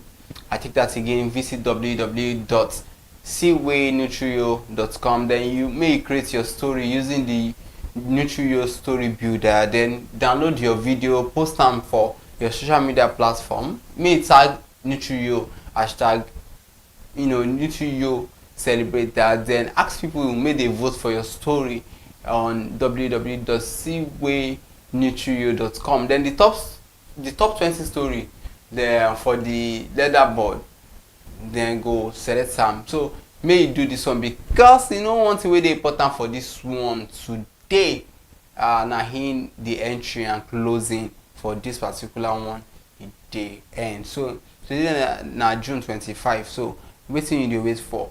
Use this promo now. Just a reminder for you, say yes, you self, if you celebrate your dad. So every dad has a story worth celebrating, and the Father's Day, we just had it a few days ago, and it's a way of celebrating fathers also. So it's an opportunity, use it wisely, use it in any way you can use it. So do not forget, it's closing very soon. Good luck to everyone participating in this. And the last but not the least, as they so come on the show today, now the Purity Moms Challenge. This one is for mothers and children. So mom, this one is specifically for you, majorly for the mothers. So Purity says they know how many Nigerian mothers already have a routine, and Purity is often part of that routine. So whether it is in the antiseptic liquid you reach for when your child comes home, or with a scrapped knee or a bottle sitting in your bedroom cabinet, Purity wants you to see. They want to see how you use their products in your everyday. Basically, all they just want you to do is, they want you to show to the world how you use the products every day. And do not forget, prizes there. First place now 300,000 naira. Second place now 200,000 naira. And the last place, the third place now 100,000 naira. How if you enter? May just follow these simple steps. The first step is say you follow featuring any Purity products, any of the products, as long as it features them, these products, and be creative with it as well. It's very important. There's this step 3 is for you to post the video on your page. Use the hashtag my Purity moment. You understand? See the way they write the moment. Mom in capital letter, So it's to celebrate the mothers, to celebrate our women out there, and you collaborate with at Spirit Nigeria. Then the last step is nominate 2 other moms in your caption to join the challenge. Yeah, do not forget to nominate them. Do not be selfish. So you show us your hashtag my parents moment and let the rest of you also. One interesting thing is that this entry closes June 30th this month, just in a few days. Please use it, enjoy it, and it's very important that you be part of it. So our PH products and branded materials are up for winners as well. So let us see the moments with you. All right. So we've talked about the promotions today, and that is all we have for you today on our Woof. Remember, why the promotions and giveaways can be exciting, consumers should always read the terms and conditions. Very important. You have to read it carefully, verify participation requirements. Do not just jump on it, and ensure you follow only official brand channels. Very important. So if you participate in any of these challenges, we wish you the very best of luck. Trust me, always rooting for you, always. And do not forget to subscribe to our channel and follow us across all social media platforms, on Facebook, on X, on TikTok at ConsumerHalla. I believe so you don't enjoy yourself on this show today and interesting, make you comment, share this video with other people, may they participate for this promos as well. My name is Advocacy. Join me next time for more opportunities, for more promotions and consumer friendly offers. Don't forget, say na me be the AWUF General Overseer. Peace out. See you next time.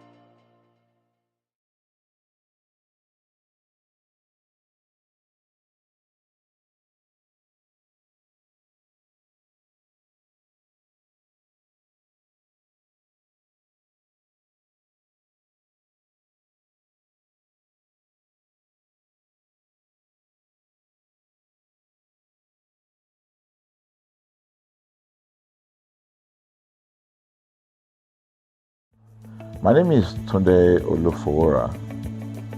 I'm the CEO of Bandai Communications. We are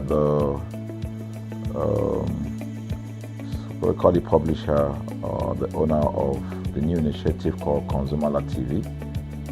ConsumerHallaTV is actually Nigeria's first consumer-centered, or call it consumer-centric television platform that aims to bring voice to the over 220 million Nigerians.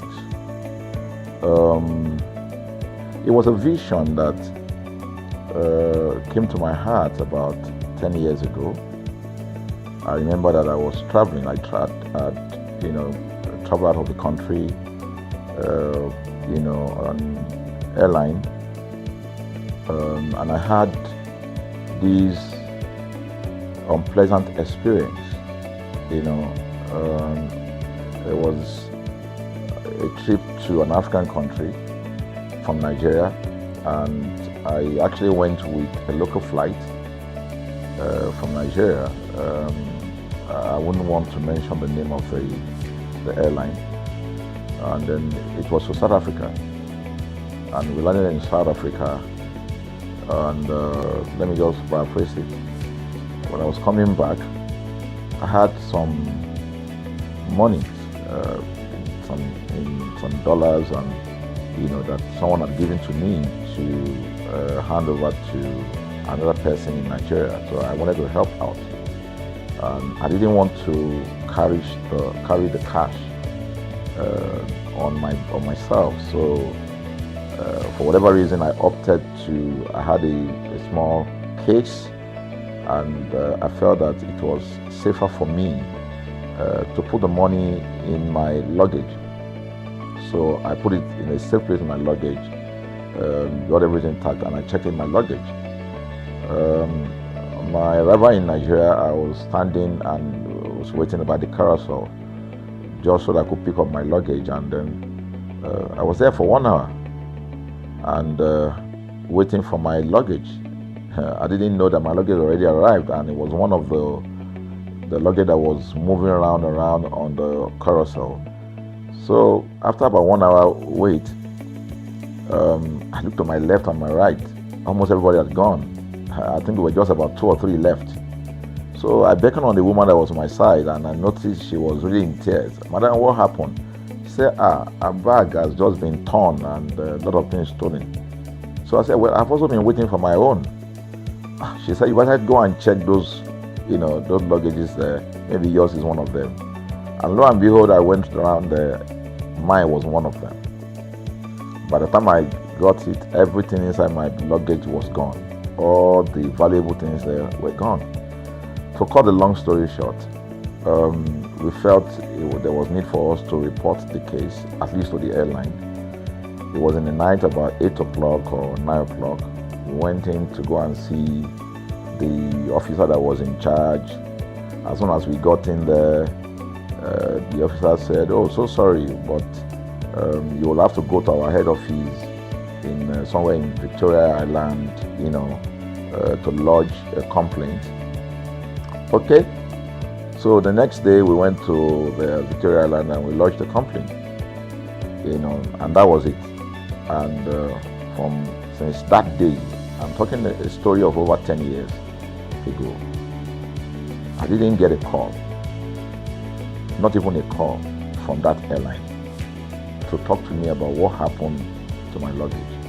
Now, about a month after that trip, I had another opportunity to travel out of the country. This time around it was to US, and it was an official assignment. And I flew on, I will mention the airline this time around. I flew on a BA. I really didn't like BA. I usually go with Virgin Atlantic and things like that. But my protocol officer convinced me and said, "Okay, you will love BA. Why don't you go on BA?" Anyway, so I went on BA to US. And of course, when I returned from US to Nigeria, we had to do, of course, there'll be like a connecting flight from Heathrow. So we got into London Heathrow, and then because it was through Heathrow that we went, and then so they changed since it was BA, they changed the aircraft this time around to a bigger one. I mean, clearly because there were more Nigerians, or more people that were planning to come to Nigeria, and then we boarded. Not quite 10 minutes into the flight, in the air, the aircraft started malfunctioning. The air conditioning compartment were not functioning very well. I was on what you call business economy. The whole of that business economy all the way to economy side, the ACs were not working well. It was hot. And then I was watching. And then from that moment till we got to Nigeria. From that moment till we got to, I'm just trying to paraphrase. From that moment till we got to Nigeria, I could remember very well how many times the pilot, broke into conversation and had to apologize and say, we're really very sorry about this. He was giving us almost every 30 minutes. There's always a kind of update. So sorry, this is what we're doing now, this is what we're doing. While we were on that journey, I also remember an incident. So they came, the crew apparently couldn't resolve it. They couldn't manage the crisis or what was going on about it. They couldn't fix it.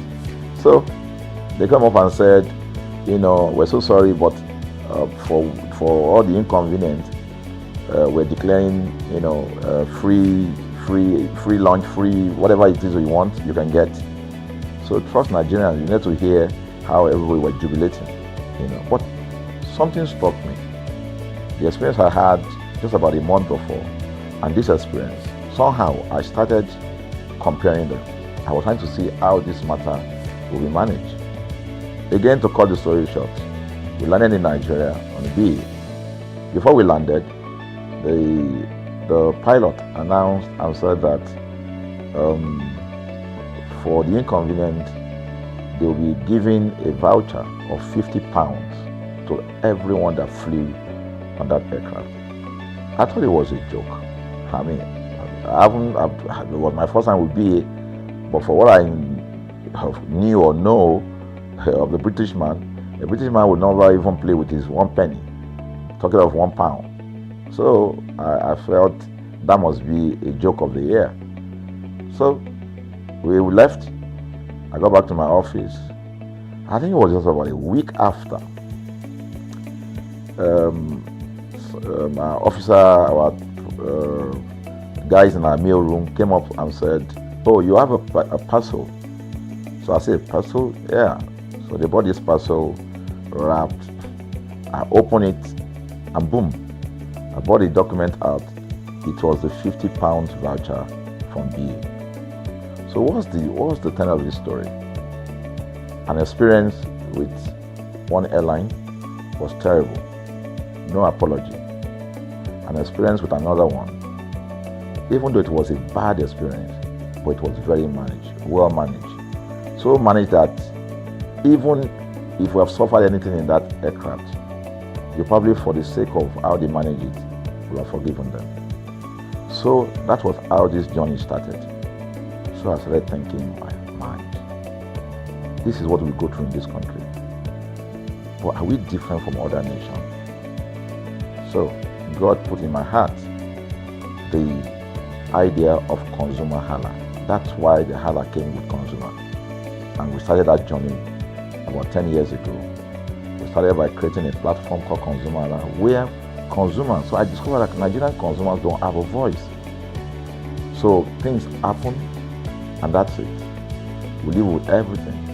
So we've started the journey from creating the platform. We have an app, we even have a magazine, and we thought we could move it from that to the next stage, which is the television. So the TV today, has come. So I would say precept by precept, line upon line, we have been able to build on our aspiration, to finally bring to birth this unique and exciting platform, So it's a digital telecast, and our goal is to further connect consumers in Nigeria to brands with insightful news, development within the fast-paced world of consumers. The world of consumers is growing at a very fast pace, So we want to inform Nigerians. We want to get them educated about their rights, So our role is that we're going to educate consumers in Nigeria, all right? So by bringing them specialized and what you call analytical, research-based content generation that will inform, educate, sensitize the audience, So that's ConsumerHalla TV. So I call it an offshoot of our ConsumerHalla brand. ConsumerHalla brand actually was the first we call it the first complaint or consumer complaint resolution portal. When we started it about 10 years ago, or about 7 years ago, it became the first complaint resolution portal. We created it so that Nigerians can actually lodge complaint on that portal. We spent a lot of resources to build a very robust platform where today, if you have any complaint, about any brand, any leading brands in Nigeria, and you go on that platform, you can actually click, just a click, you can find the brand, you can actually lodge your complaint, and once you submit it, that complaint will be routed to that organization, and within 72 hours, we will obtain feedback for you. We build it in such a way that we have connection to almost all the organizations, and it's been working. We've resolved several complaints for people without having to charge them any penny, because the idea is not to charge. So what we have done with ConsumerHalla TV is to take it to the next level. So we hope to change the narrative. We want to give the right direction. Nigeria has the largest consumer market in the world, with a population of over 220 million people. Why should we be the one that is suffering the most? Everywhere you turn to, it's as though Nigerian consumers don't have a voice. You're traveling, you buy a ticket. For whatever reason, an airline will wake up middle of the night,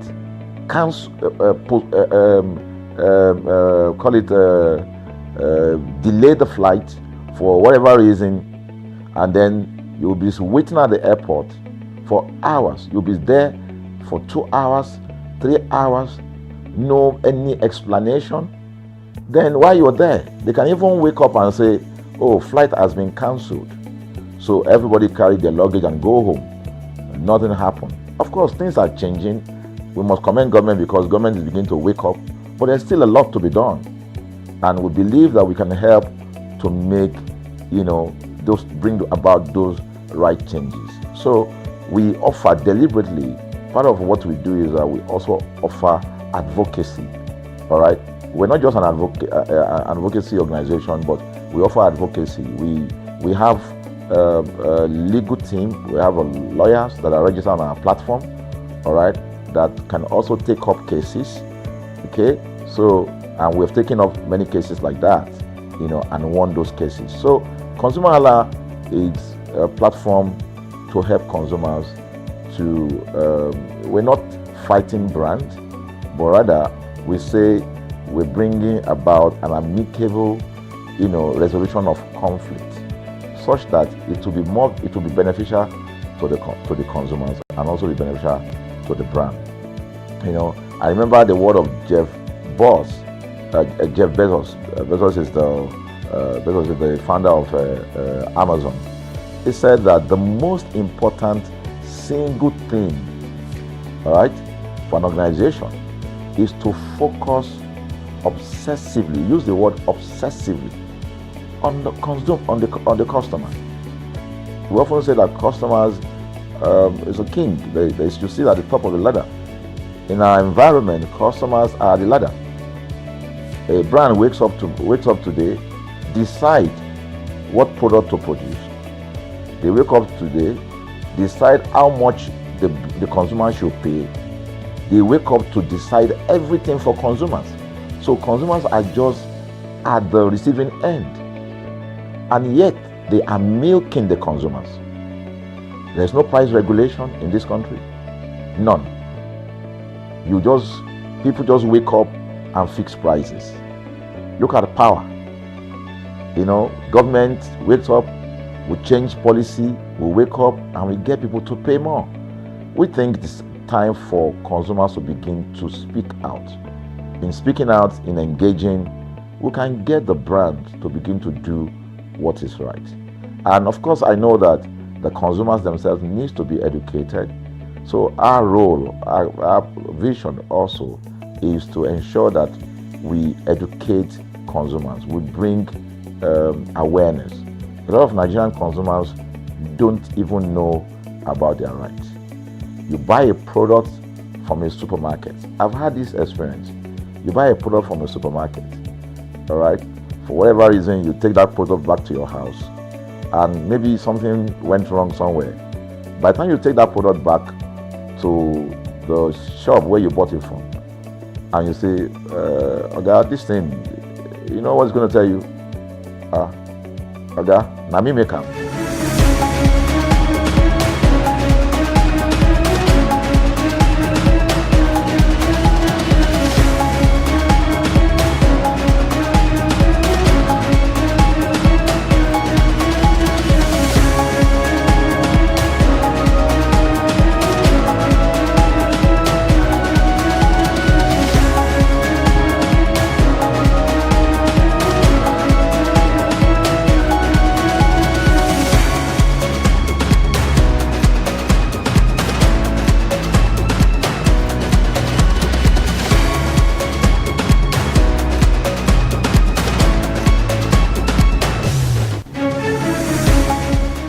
Put all my phones on silent. Welcome to Market Innovators, where we spotlight entrepreneurs, innovators, business leaders, and visionaries who are transforming industries and creating solutions that impact lives. I am your host, Peace Unwoke, and you are welcome to today's show. Today, we are joined by a technology entrepreneur whose journey reflects resilience, expertise, and a commitment to solving real-life challenges through technology. And at a time when buying and selling gadgets is crucial to staying connected in a digital world, he has built a reputation selling to students, business leaders, visionaries, and government institutions across Nigeria. With over 13 years of experience in the IT industry, he has built a business centered around trust, customer satisfaction, technical excellence, and sustainable solutions. He is a computer engineer, a current registered professional, an MBA holder, and the founder of Main Tech, one of the growing and respected IT brands operating from Computer Village, Ikeja, Lagos. Beyond business, he is passionate about creating opportunities for young Nigerians and repositioning IT support as a respected and rewarding career path. Please join me in welcoming today Richman Ayedun. You are welcome to Market Innovators. Thank you very much. How are you today? I'm very well. You're very well. Thank you. Okay, so before we go into the major conversation of the day, let's talk about the name. What brought about the rich man? Is there a reason? Is there a reason behind that name? Scripture says whatever Adam calls it, right? That was the name there. So it's just the name I chose for myself. Oh, right? You chose the name for yourself? Yes. That was not the name your parents gave? gave Regularly, yeah, but okay. Yes. All right. Okay. So talking about source and origins, let's talk about your career path. How did you transition into IT support, buying and selling gadgets, owning Main Tech? So let's talk about your career path. How did that happen? Okay. So, okay. It's been a long journey, I must say. Yeah. So it all started from, I never really had interest in tech like from while I was small. Okay. But one thing I can remember was I'm a very curious person, inquisitive and all of that. If you bring in something, I was okay, how is this thing working? What is inside and all of that. So I think I didn't get a lot of toys growing up, but I was that kid that if I laid my hands on one toy, either it's mine or not, I want to get to the root of it. And also I think it's been way back from my end days. So I did national diploma, right, in Federal Polytechnic Offa in Kwara State. But then prior to that time, the reigning thing then was, everybody wanted to become a doctor, a lawyer, and an engineer, right? Yeah. There was no so much knowledge around computers as at then. So I actually wanted to study medicine and surgery. And that was what I chose in my jam, those days of you choose 2 universities, 2 polytechnic, and also I chose medicine and surgery, but I didn't meet up the cutoff. Jam. No, I passed jam. Post CTME. Okay. Yeah, so, and then the course I was offered, I really didn't like it. I was like, okay. So I just had to fall back to the polytechnic. And funny how the computer engineering stuff, it's even my brother that said I should pick it. That since I love to, touch things at home, and why not? Let's do engineering. I'm like, okay, no issues. And then I fell back to that, and then from then on, I just picked interest, came back to Lagos, did my, I think, COS 3 months, 6 months, and then I went to a computer school, and from then on, that thing really started, all in, and from there, finished my ND, went to the university, and, yeah, it's just been like from there. Yeah. Okay, so let's start from there. Talking about you studying computer engineering. Yeah. Okay, so how have your academic experiences shaped your approach to business and technology? Okay, so this is it. There's always this difference between someone that has knowledge and someone that does not have knowledge, right? And someone that has a structured knowledge, right? Because excuse me, knowledge flies here, everywhere and all. But what I think school did for me was school gave me structured knowledge, right? Yeah. Structured knowledge. That was what school gave me. And I think that has really, really helped in my approach to how I do a lot of things, even in the business, right? The basic thing is selling and buying, but then the having education makes you know that, okay, this is way beyond buying and selling. How do I treat my customers? How do I, you are inquisitive about, okay, what's going on, what's obtainable in other markets and all of that, with someone that that most likely is not educated, might not really think that far. So far, they're just getting the daily bread, right? Just we're making sales and all that. So yeah, I think education for me has made me see the business beyond just making sales, right? Yes. Okay, so let's talk about where your tech hub is based. Yes. At Computer Village. Yes. So Computer Village is a highly competitive environment. Yes. So when you started out, how were you able to navigate starting out in such a highly competitive environment, making a name for yourself, then growing your business brick by brick before you completed your main tech hub? So how did you do that? Okay. So I'll do a lot of backstories today. I hope that's fine. Okay. Okay. So the first exposure I have to computers and all that started from Ikorodu. Yeah, we're in Lagos, so it started from Ikorodu. Okay. So my parents are based in Ikorodu, and that was where I grew up. And also Ikorodu, for anyone watching this, they know the place, the small hub in Ikorodu. Okay. So, and that was where it started from, the basic desktop publishing, and then, that was the days of desktop, laptop. Laptop were not so rampant then, right? So that was how I started. And then, you're just doing it just to survive. You're getting daily bread, I think then, if you're able to make 501k, you're a big boy for the day. Yeah, right? Made money. So you start like that, but then, I still juggle school. And for all the time, I didn't school in Lagos, like, aside from my secondary school, but my polytechnic was in Kwara State, my university was in Ogun State, and then, my master's too was outside Lagos. So I was not like stable 100%. Yeah. So, but all through, I think for like 5-6 years, I was in Ikorodu. Once I get back from school, I'm at the Ikorodu office and all of that. Coming back from NYSC, came back to Ikorodu and all of that. And I think, yeah, once in a while, we'll come to Ikeja to buy. Oh, right? okay. To buy from the wholesalers so that we can retail at Ikorodu. So we buy stuffs. I think we started entering into laptops as a then. You know, come buy a drive, buy around. I don't know if you know, so when you party about laptop, we come buy stuff, buy flash and then go to At least I Ikorodu. do know that. If I don't know the technical ones, I know flash. Flash drive, yeah. So we buy as comfortably, then go and sell, which is like what most everybody does, right? Yeah. In outside other markets, outside computer village and all. The first instance I had at, okay, I think I should move from being a one-man business, like, you know, the roadside repair guy or the sales guy, to let's actually try and build a business. Started, I think 2018, 2019, So before COVID, 2020. Was it that period you decided to transition to No, computer it was not then. It was not then. So I was still in Ikorodu. So I was like, okay, so after university now, what's next and all of that. But then I got the leading to go for my master's, and also I still knew I could not. So, but then I've been guarding clients over the years. I mean, there's some clients that I still have 8 years in the books, right? Okay. 8 years ago, we are still their IT personnel up until now, right? You still have to talk about your client retention. Yes.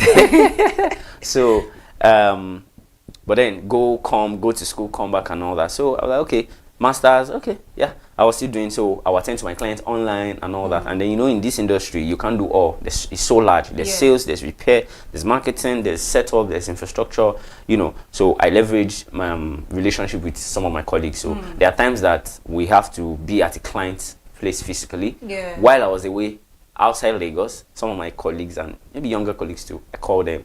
They go then we do, you know, profit sharing and all of that, just to still retain those. I think I'm already entering into the other question. But then I kept that, and so I first registered as Richman 27 Global Services. Okay. Yes, that was what I registered at first. But then when I was trying to wrap up my masters, I began to say, okay, you know, I began to read books. Structured knowledge. Yes, outside traditional school. I started reading personal development books on business. You know, I'm like, okay, I think I really want this thing to outlast me. So I think the first thing I had to do was just remove my name from the brand. So rebrand to Maintech. So I was like, okay, how do I get this? How do I? So I'm going to tell you how this name came about. This Maintech came about. So I was like, okay, I want to remove, because you know the way Nigeria is now. Once people see Richman, they'll say, okay, it's your name. They'll still think it's still a one-man business, right? So I wanted to take away that one-man business mentality from new clients. Once you approach, you know, okay, you're coming to a brand, not a one-man business. Exactly. So I knew I had to change from Richman 27 Global Services to. So I think Richman 27 was like for 2 years. Then I had to change, do a whole lot of rebranding, reprinting, and all of that. And then, so I was like, okay, I wanted a 2-word brand. So I think I attended a branding class and all that. So I said, okay, I wanted a 2-word brand. I wanted a name whereby tech will still be inside, but then we'll go from the traditional, you know, the traditional thing is something and sounds tech. Someone's name still like Richman Tech. And I'm like, I didn't want that. I want something memorable, something catchy, something that once you hear it once, it will stick. Something that you can tell someone when you're on the go and it will stick. And okay.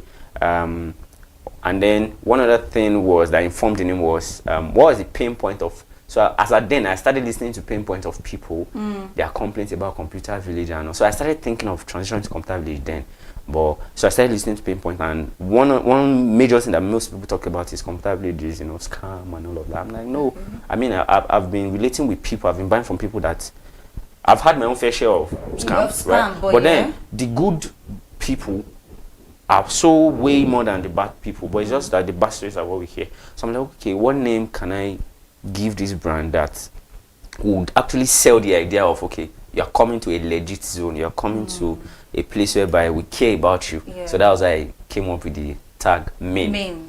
So right? Maintech. So that was how it came, Maintech. That's how the name came. You know, and then I transitioned from Ikorodu. So I wrapped up my my MBA, right? My master's in at Ahmadu Bello University, ABU Zaria, 2024. Okay. So I got back to Lagos October 1st, 2024. And when I go back to Lagos, I just knew that with the vision I have now, with the name and all of that, I can't. What I want might not really be obtainable in Ikorodu. So I needed to come to the bigger market, you know, where the thing is happening. I know Computer Village now. It's not just Computer Village serves Lagos, serves Nigeria, serves. I mean, I've had clients come from Benin Republic to come and meet us here in Computer Village. We've had people make inquiries from Cameroon, from Computer Village here. Do you understand? So I knew for the vision I have for this brand, Ikorodu would not suffice, so I needed to come to the bigger market. Okay, let me just cut you right there. You know, talking about listening to people's pain points, acting on them. You know, trust is something valuable in your industry. Yes. So how have you been able to achieve trust? Because even if you say, oh, you wanted to build a name that, you know, speaks legit, that speaks, oh, I'm not here to scam you, I'm here to do you well, but there are still doubting Thomases, right? So how have you ensured that whenever they hear your name or whenever you get referrals, you know, you get referred to them, you ensure that, oh, there's no iota of distrust or, you know, complaints? How do you handle your clients? Okay, thank you very much for that question. Because I mean, the first, so it starts from, so for us now, for Mintech now, so I can now say us because it's a brand. Yeah. So for us now, what we do is we know that from the first instance where our client contacts us, when we are being contacted, we know that the trust journey has started. It's not until when they hand over their money to us or their money to us, or when they bring their gadget. So from the first contact, from how we respond to you, either through call or this, and then on our socials too, we ensure that most of the, at least behind the scene BTS of how we're doing our work. And if you go to our pages, you will see we let you know that, okay, this brand shows you maybe not everything, we show you what can at least win your trust. And okay, I think these people can give me solution for the problem that I have, you know, when it comes to repairs and all of that. So we know that trust does not start when they hand over the money. Trust starts from the point of contact, from the first point of contact. So how we respond, how we show ourselves, right, how we put ourselves out there is one way I've been able to build trust. And also one thing, I say this theory to people a lot, and it's a personal thing to me as well. It's a guiding principle. Is there's difference between honesty and transparency. Honesty is, if I ask you, are you in the studio today? Yes. Or were you in the studio yesterday? Yes. Right? But transparency is, oh, okay, rich man, this is how my day is most likely to go. So a detailed... yeah. So transparency is, I really don't have to ask you before you tell me. Honesty is, yes, you tell me when I ask you. You tell me the truth. In both cases, you're saying the truth. But it's just that honesty is, if I don't ask, you won't tell. Oh, okay. Do you understand? Yes. Honesty is until when I ask you, that's when you tell. But transparency is, you don't have to ask, I will tell.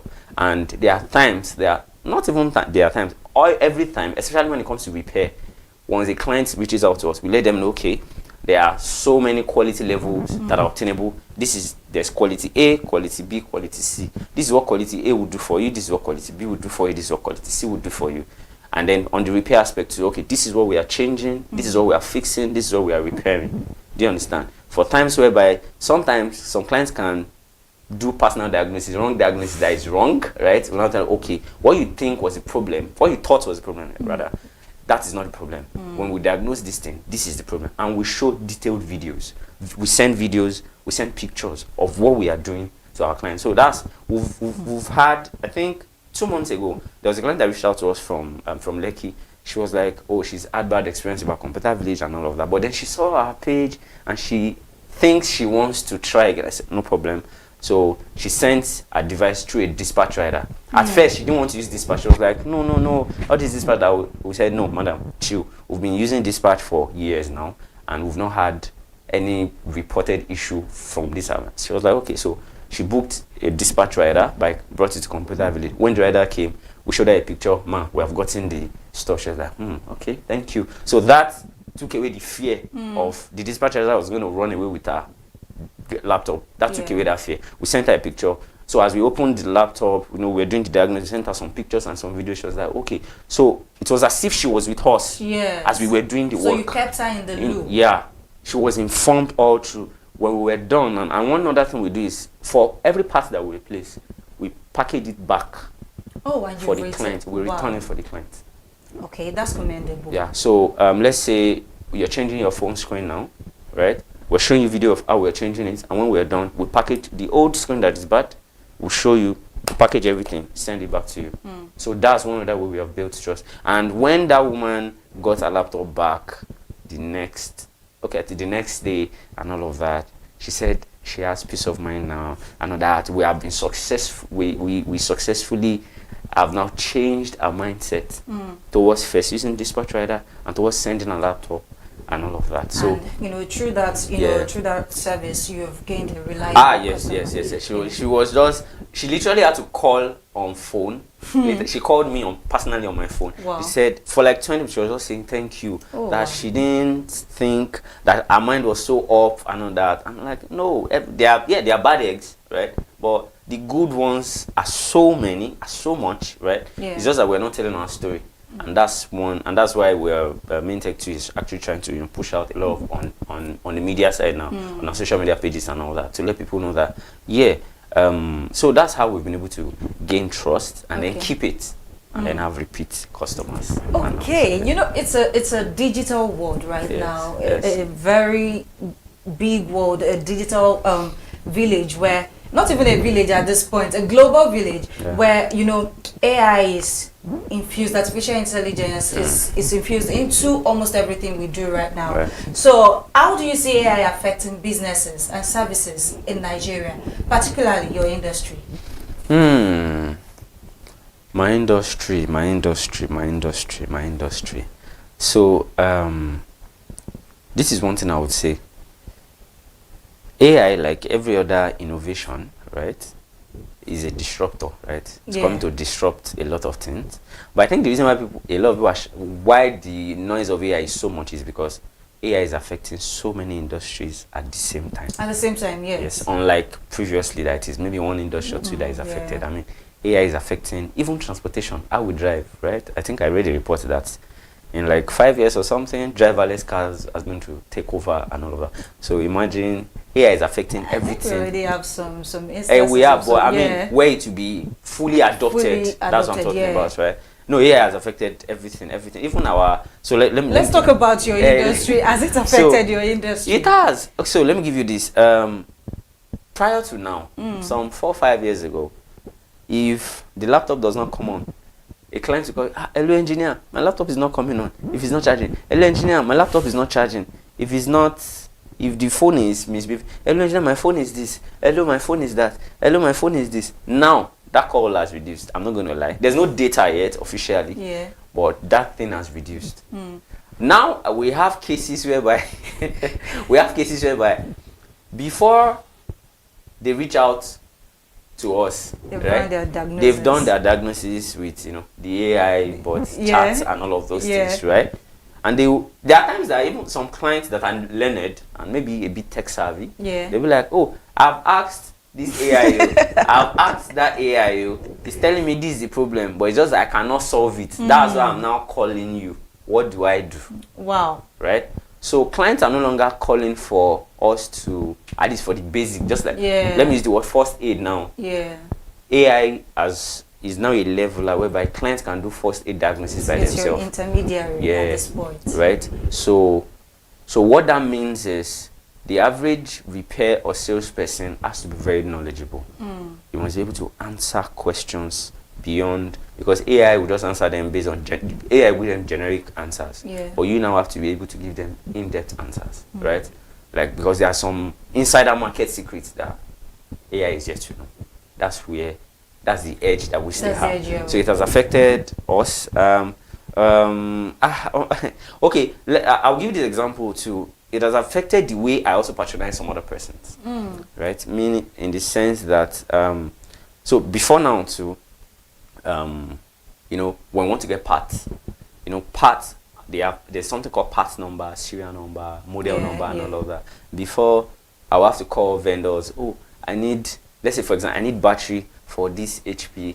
They'd be like, so I don't know, I want to send them the picture and all of that. Yeah. But now, I don't have to do that anymore. Once I just put the name of the HP, the model number and all, the AI will give me the exact battery model number. It's also so helps it's on your helping side. me too. Yes. Yeah. So I will just tell the person I want to buy from, okay, this is the model number of what I need. Do you understand? So it saves time and all that. So it's actually both ways, right? It's for everything that has an advantage. There's also a disadvantage. And for everything that is coming to disrupt an already existing industry, it's going to create a whole new level of another example of a whole new level of opportunity. And one final example I will give is how it has. So I don't like to just stay on the bad side. That's why I'm trying to balance it. So let me give you another good example for how AI is helping and can help. We have the rise of content creators now, right? Yes. I can tell you for a fact. Okay. Okay, let me say this out there. A normal maybe computer engineering student in school, not even a computer, just a normal someone that knows how to use phone, that is tech savvy, like can use your phone, can, you know, you have data, you have a good phone, you have a good camera and all of that, right? You can begin to do educational content based on computer stuff repairs. I think we have a lot of them, but not so much yet in this part of the world. You can begin to do educational content in tech and all, where you educate people, everyone in the ecosystem. I mean, everybody uses laptop, everybody uses phone and all that, without knowing how to use a phone, all through AI. Wow. So that's another group. So it is disrupting, but then also creating opportunities. Do you see now? Yes. So that's the thing, yeah. Okay, so you have consistently advocated for IT support as a career path. Yeah. Yes. So would you say that this area, considering where the location of your business is, would you say that this area, IT support is currently or constantly being overlooked in Nigeria, in this part of our world? Yeah, most people just think IT support is just repair, open the phone, change the battery, open the phone, change the screen, open the laptop, change the battery, install Windows, install Mac OS and all, right? Yeah. So I think that's why it's still being overlooked, right? That's why most people just, I mean, I've had you wouldn't say location, being at Computer Village, being at Computer Village has a lot of talks around it, so you wouldn't say that location also affects how people view your industry? So the thing is,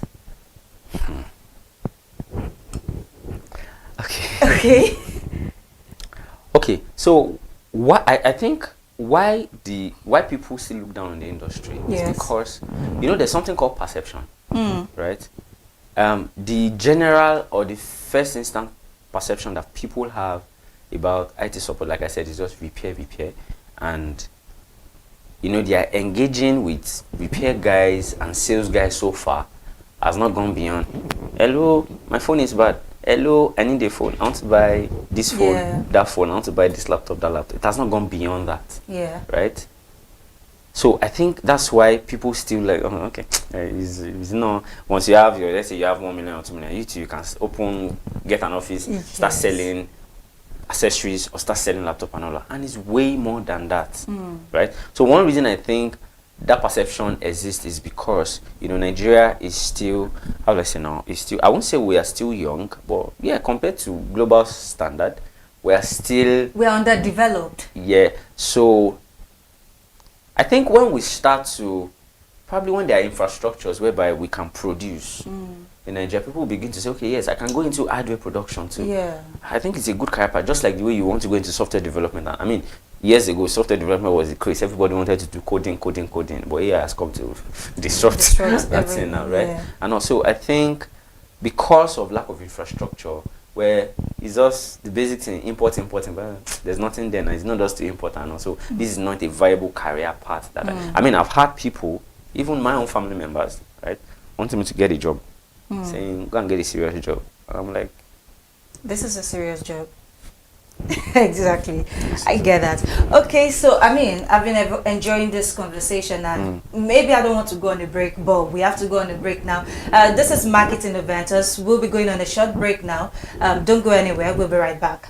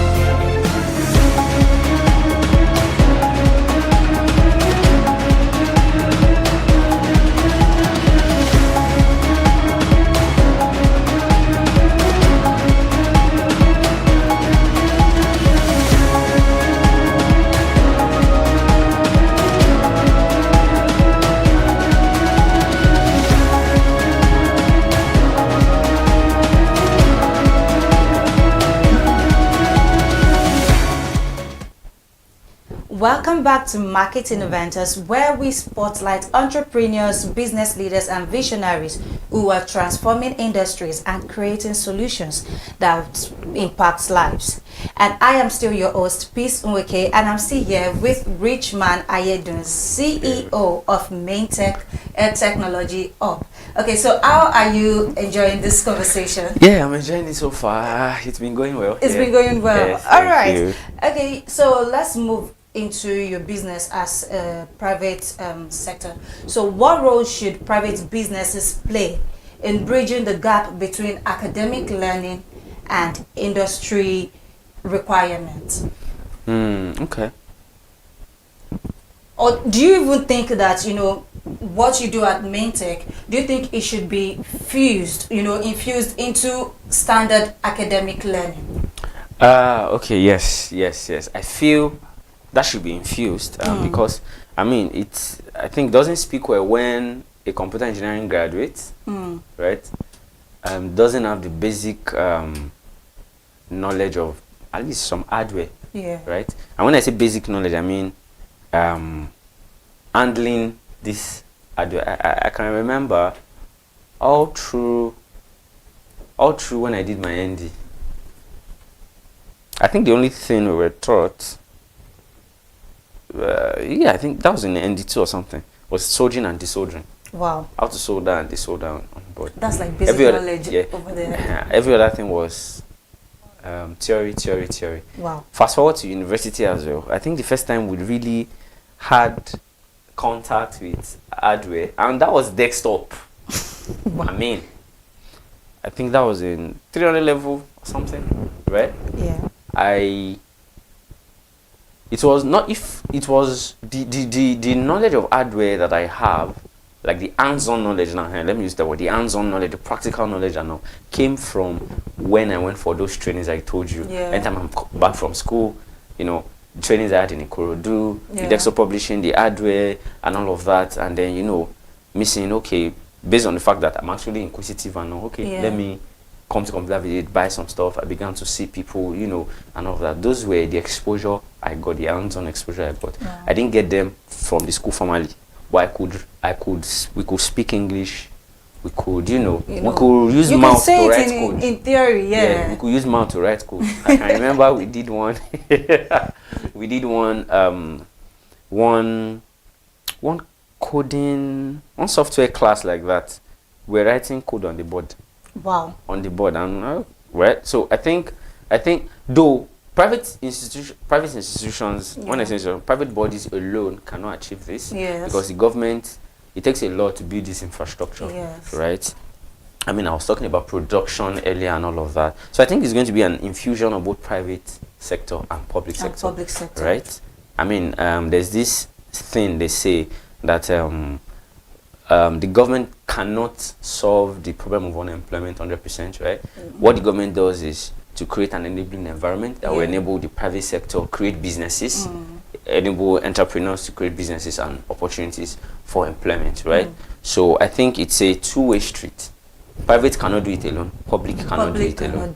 Right? Okay. So talking about this fusion, you know, public sector, private sector. Yes. You serve across the sectors. You serve individuals. You serve business leaders. You serve, you serve government agencies. Yeah. So how do the technology, you know, how do you cater to the needs of these sectors differently? How do you ensure that each of this sector, I'm serving you and I'm serving you well? Okay.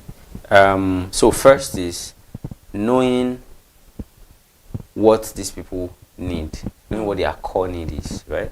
So I'll give an example. Let's say an individual, a business owner, that's a business, and then probably an agency or a government stuff. So an individual, let me use the case of a laptop for an example. Let's say an individual wants a laptop and all that. Most cases, an individual will say, the first thing an individual will come and say, I don't have money, right? And all of that. An individual will first of all come to you with telling you about budget and all of that, which most times a government body or maybe even business will not be pushing that in front. They want solution too. An individual wants, okay, I want solution, but then a budgeted solution. Right? So how we handle that is for all of them, we actually listen to you first. Let's know, what do you want? No, what do you need? Right? What do they need? Because there are times that people want something that is not what they really need. I was about to ask you, so how do you also cater to people that do not know what they need? So we cater to them by letting them know, okay, what we now ask, what do you want to do? Like, why do you want to buy this device? Why do you want to buy this gadget? So some, let me give an example of a content creator. There are 2 to 3 things that are paramount to a content creator. Probably maybe that wants to use their mobile device, right? The number one thing for a content creator will be a good camera, storage space, and then battery. Those are the 3 core that a content creator will need. Forget all the hype of something max or whatever. Those are the core. So when it comes to that, so we can even sometimes we give advice and say, okay, based on these core things that you need, we think you should go for this brand above this brand. Forget the hype, what you are hearing. We know these things, right? We don't want to tell you come back in 3 months and say, this thing is not giving you what you want, right? So we ask you, what do you want to use it for? Then once we have the knowledge of what you want to use it for, we can now give you what's it called now? We can now give you different solutions that are available, but it's now left for you to pick. So the same thing for a business person. We know that business wants to make profit. So business too, they will not. But then we want to ensure that for a business, speed is part of what you are selling. Yes, right? Speed is paramount to you. Yes. To the business owner. To the business. So we're going to give you something we're going to recommend you get a device that will give you so much speed, right, and ease of operation. Yes, right. Because you don't want to buy something that you don't have to employ someone you pay millions of naira to operate. Do you understand? And then for government agency, we know the first thing with government is security. Yes. Security, longevity.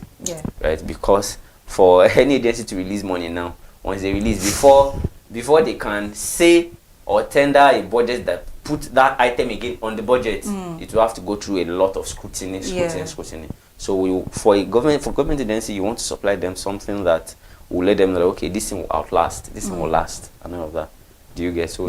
But then everything is still based on the foundation of knowledge, knowing what do you want to achieve with this device you want to buy. Do you understand? Okay. So you mentioned earlier, when you spoke about your career, how you started, how you ventured into IT support and everything. You mentioned structured knowledge.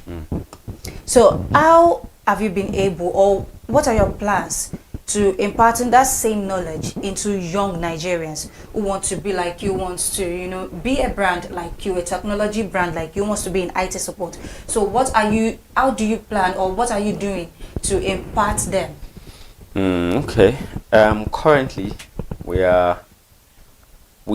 intentionally, we've not really done structured teaching over the years. Here and there, we just guide some people, but nothing to we don't have a body, and that's because we are trying to piece together. So this is it. What we're trying to achieve at Main Tech is, we just don't want to just give you the technical knowledge, right? We want to give you both the technical knowledge and the business knowledge.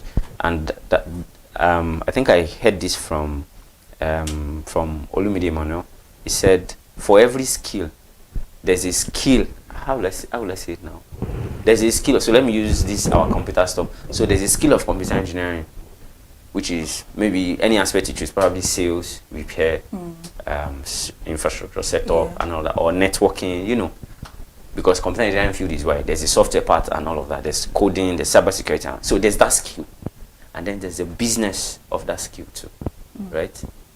Yeah, it's good to start from the level of skill, having the knowledge of the skill and all that. But after, you have to move onto the level of the business, because that's where the real money is, where you'll be able to play with the big boys. Yes. Do you understand?